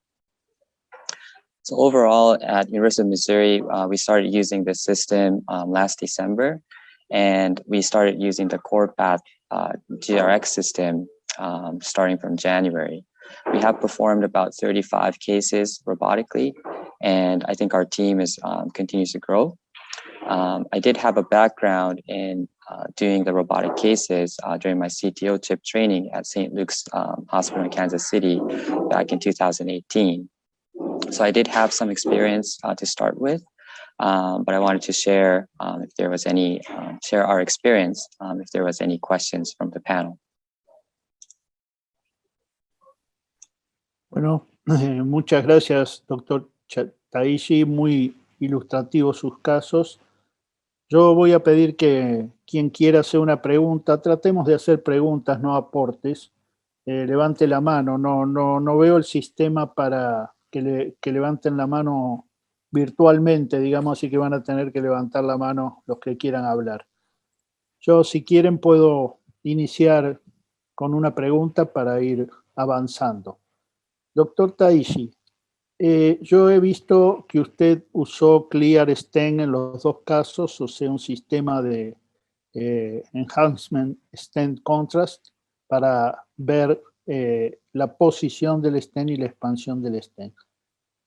¿En qué medida usted cree que el Clear Stent o sistemas similares pueden reemplazar el IBUS para evaluar el resultado de la angioplastía con stent?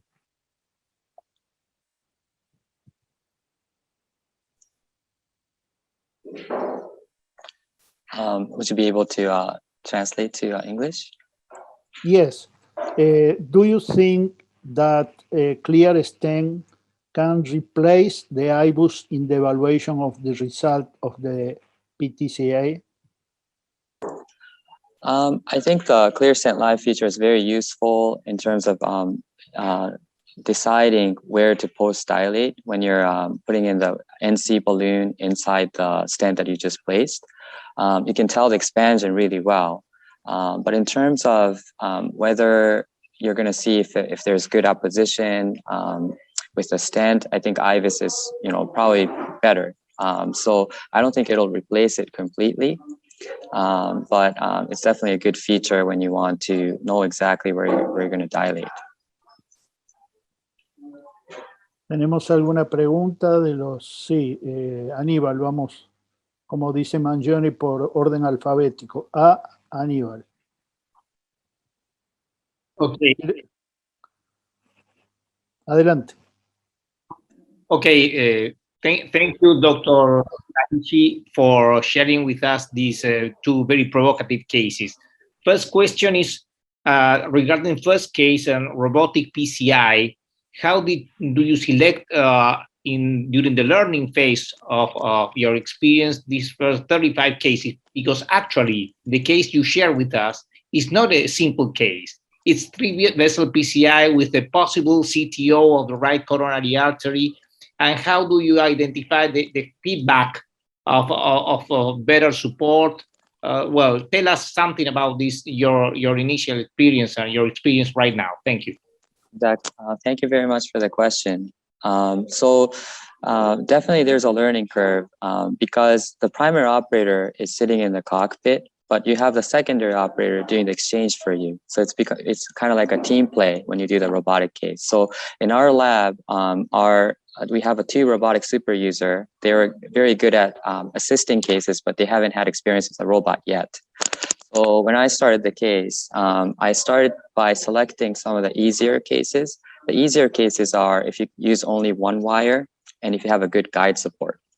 It becomes harder if you have to use more than 2 guide wires and if you have less difficult anatomy in terms of the guide seating.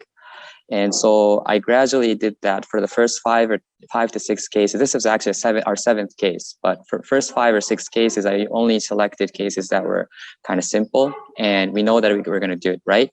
And then we gradually increased to more complex cases such as this one, total occlusion, calcified cases. Now we're doing it for cases with a CTO. After we cross, we can still connect the robot and complete it with the CTO. After a atherectomy, you can complete with a robot.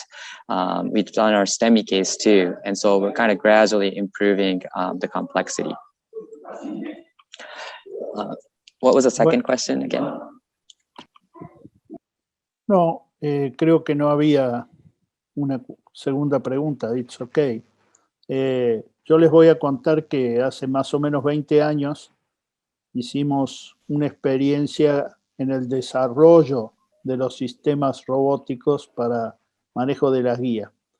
Y esa experiencia consistía en introducir el catéter en la vena femoral, llevarlo hasta la aurícula derecha y hacerle doblar la punta.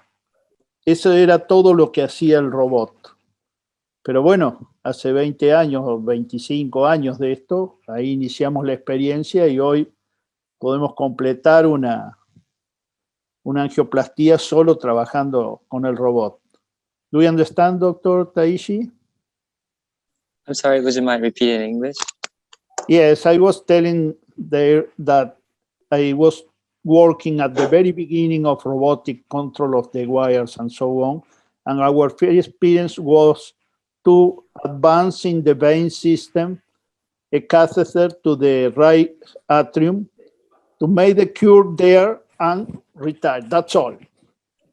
This was 20 years ago. And for me, it's really incredible how it progressed. And now the robotic can, with the robot, you can do CTO and complex angioplasty. Yes.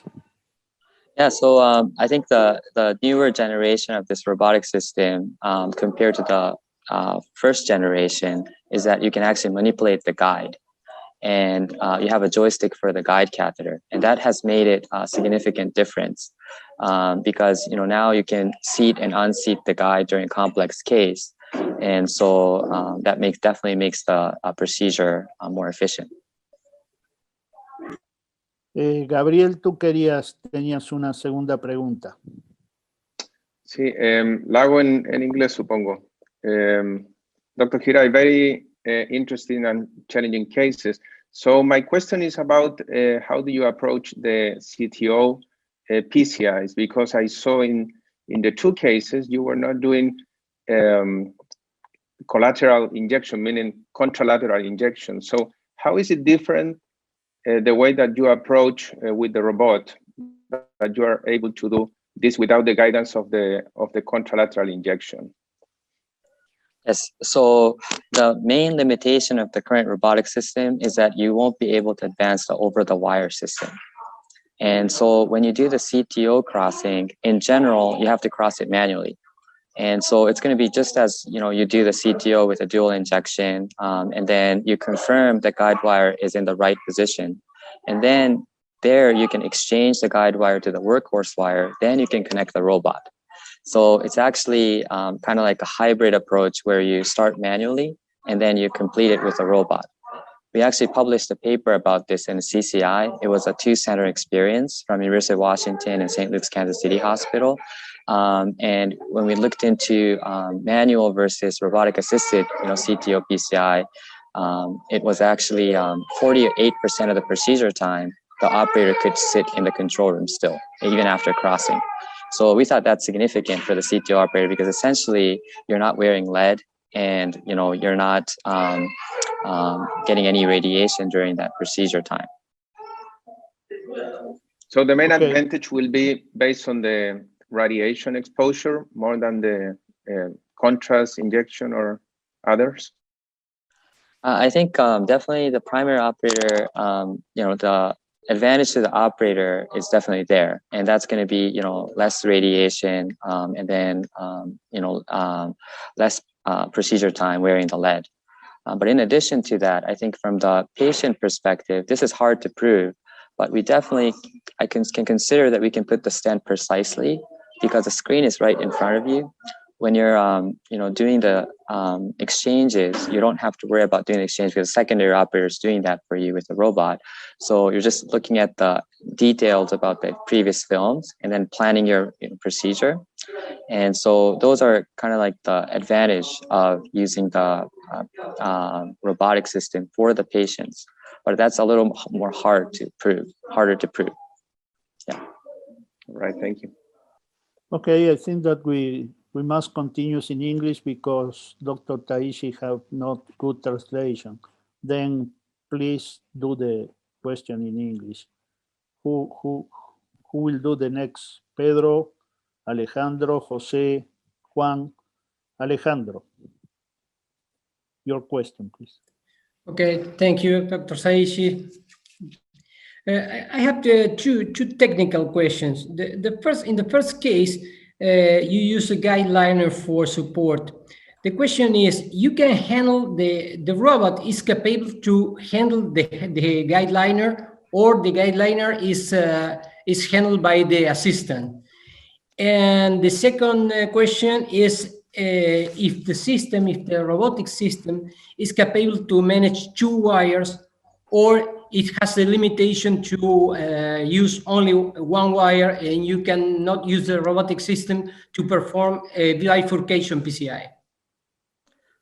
Thank you very much for the question, Dr. Fernandez. So in terms of the guideliner, this is going to be inserted by the secondary operator at bedside because the robot doesn't have the capability of putting that in robotically. With regards to the 2-wire system, you have where's the resting port where you can put the guide wire that you're not using, but the robot only has 1 port where you can actually advance robotically.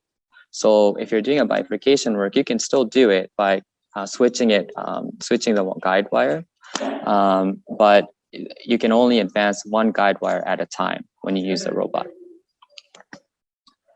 We have done some, DK crush techniques using the robot, but if you have to do that, especially if you're doing the kissing balloon inflation, you have to time it with the secondary operator because the secondary operator has the control of the other balloon. The robot only has 1 port for the guide wire and 1 port for the balloon, and then the rest of it goes to the resting port.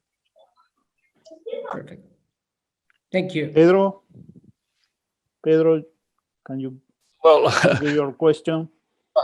Hello, everybody. Dr. Hirai, thank you for the lecture. Actually, we have been using the CORPATH system in our hospital for the last 1 year or so, and it's interesting because my feeling is that it's not gonna be the last generation that we'll have.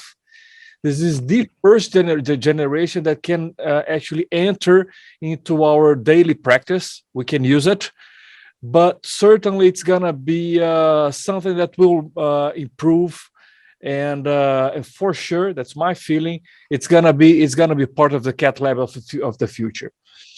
So my question to you is the following: do you think that if this happens, if the robotic PCI is going to be the next way of us doing PCIs, do you think that the training of the new physicians will need to be adapted to a new perspective where they will be primarily trained in robotic PCI instead of manual PCI, or it's gonna be forever a manual procedure and robotic for some? So how is going to be the training for the new physicians, for the new fellows, in your vision?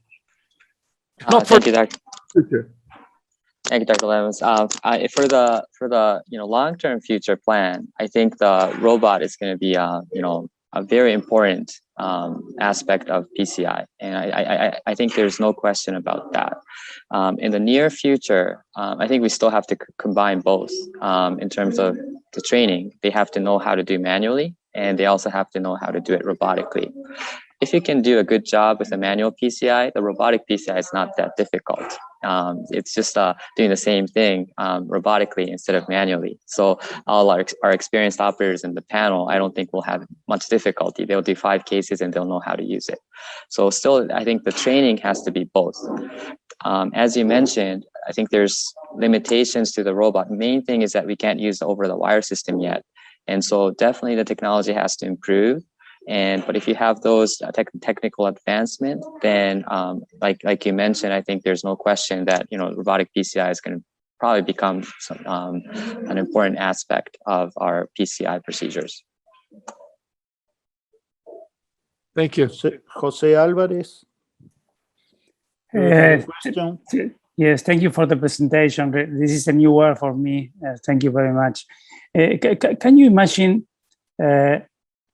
aortic valve implantation with this robotic system, more precise implantation of TAVI? I don't think the technology is there yet.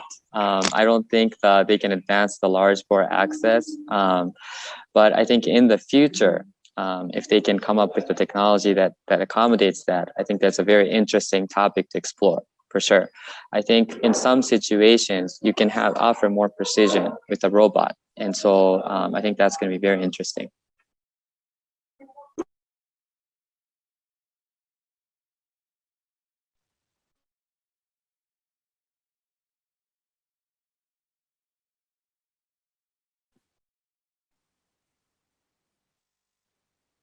Doctor Landero está estás muteado. Ahí está. Juan Mieres, ¿quieres hacer una pregunta? Yes. Thank you for the invitation and thank you for the lecture. Dr. Shai, do you think there are some limitation for the patients in the robotic procedure, or maybe in the future all the patient we can do from the robotic PCI? Yes, so right now the main limitation is that we can't use the over-the-wire system. And so if you're doing the rotational atherectomy, if you're doing the CTO work, then you have to connect afterwards. And so right now I looked into how many cases we've done over the past 6 months, and it's about 30% of the PCI that I performed. So it's not for all cases, and you're still selecting the cases that you can use. But I think as you get better with the team and as the operator gets better, you can keep expanding. And so that's kind of the fun part with the robotic PCI. Aníbal, ¿tú tienes una segunda, Aníbal? Yes, gracias, Hugo. Thanks, Dr. Hirai again. And I have a question for you and for Pedro, because Pedro is one of the very first operators in Latin America in robotic PCI, according to my knowledge. In the United States, which is the percentage of cath labs that are using this first generation of robotic PCI? And after you, I asked Pedro if this is the first cath lab in Brazil using robotic PCI. So please, Dr. Hirai, first. Sure. The CorePath GRX system is actually the second generation because now we can use the guide catheter. But this system, I think, is installed in about 50 to 60 centers in the US right now. Okay, so a low penetration right now. Yeah, relatively low penetration right now. Yes. Okay. Yeah. Pedro? The robotic system, Aníbal, has just received regulatory approval for us to do it in routine cases. So it's I'm talking about 1 or 2 months ago. So Einstein is the first center. We started to do this as a research. Now we got Anvisa, which is our regulatory agency. We can do routine patients. There is one center that has already bought the robot, which is in Moinhos de Vento in Rio Grande do Sul, in the south. And there is another hospital that I'm aware of that is purchasing the robot. But, you know, the robot has CE mark, FDA approval, and in Japan too. So the penetration is low because I think it's new, and but it's increasing. If you see the numbers after, before and after the technology was bought by Siemens, it's increasing. You know, one of the things that I think is important to mention about the robot system is that when you think about the robot in surgery, you need special things to do surgery by robot. It's different from manual surgery. Now, it's not the case here in robotic PCI. You use the same balloons, the same guide wires, the same guiding catheters, the same stents and everything. So it's very easy to adapt the cath lab for the robot. Basically, you don't need anything. And price-wise, the price of the robot is the same of an IVUS. The console and the sterile part is the same of an IVUS. So it's very easy to adapt, very easy to get a robot in the cath lab.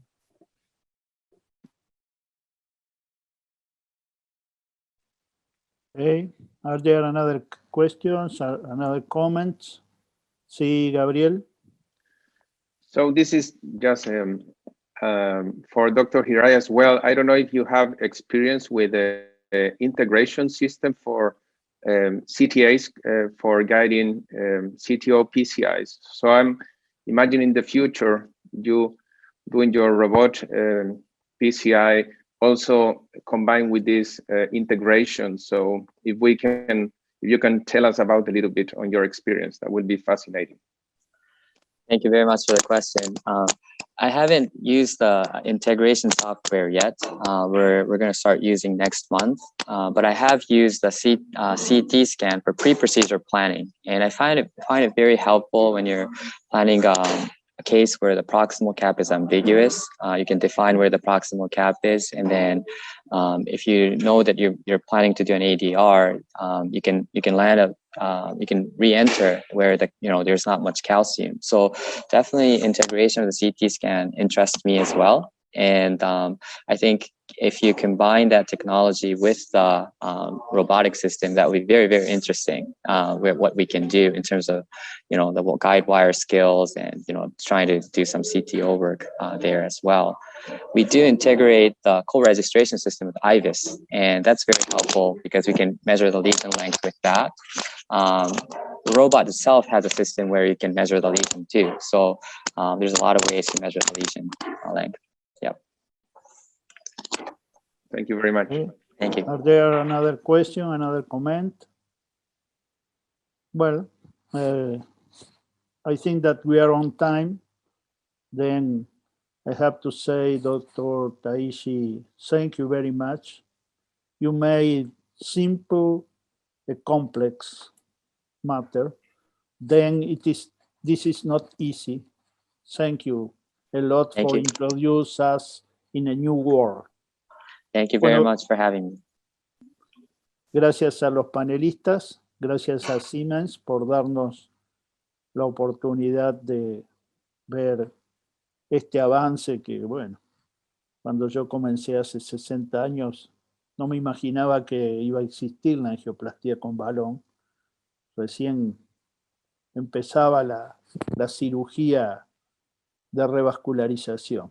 Y hoy, después de 55, 60 años, veo con extraordinario placer estos avances de la tecnología que nos están simplificando las cosas. Bueno, muchas gracias a todos por participar, gracias a Siemens por el patrocinio y nos veremos mañana en este congreso, exitoso congreso de SOLACI. Gracias al esfuerzo de los organizadores como José, Aníbal, Gabriel, etc.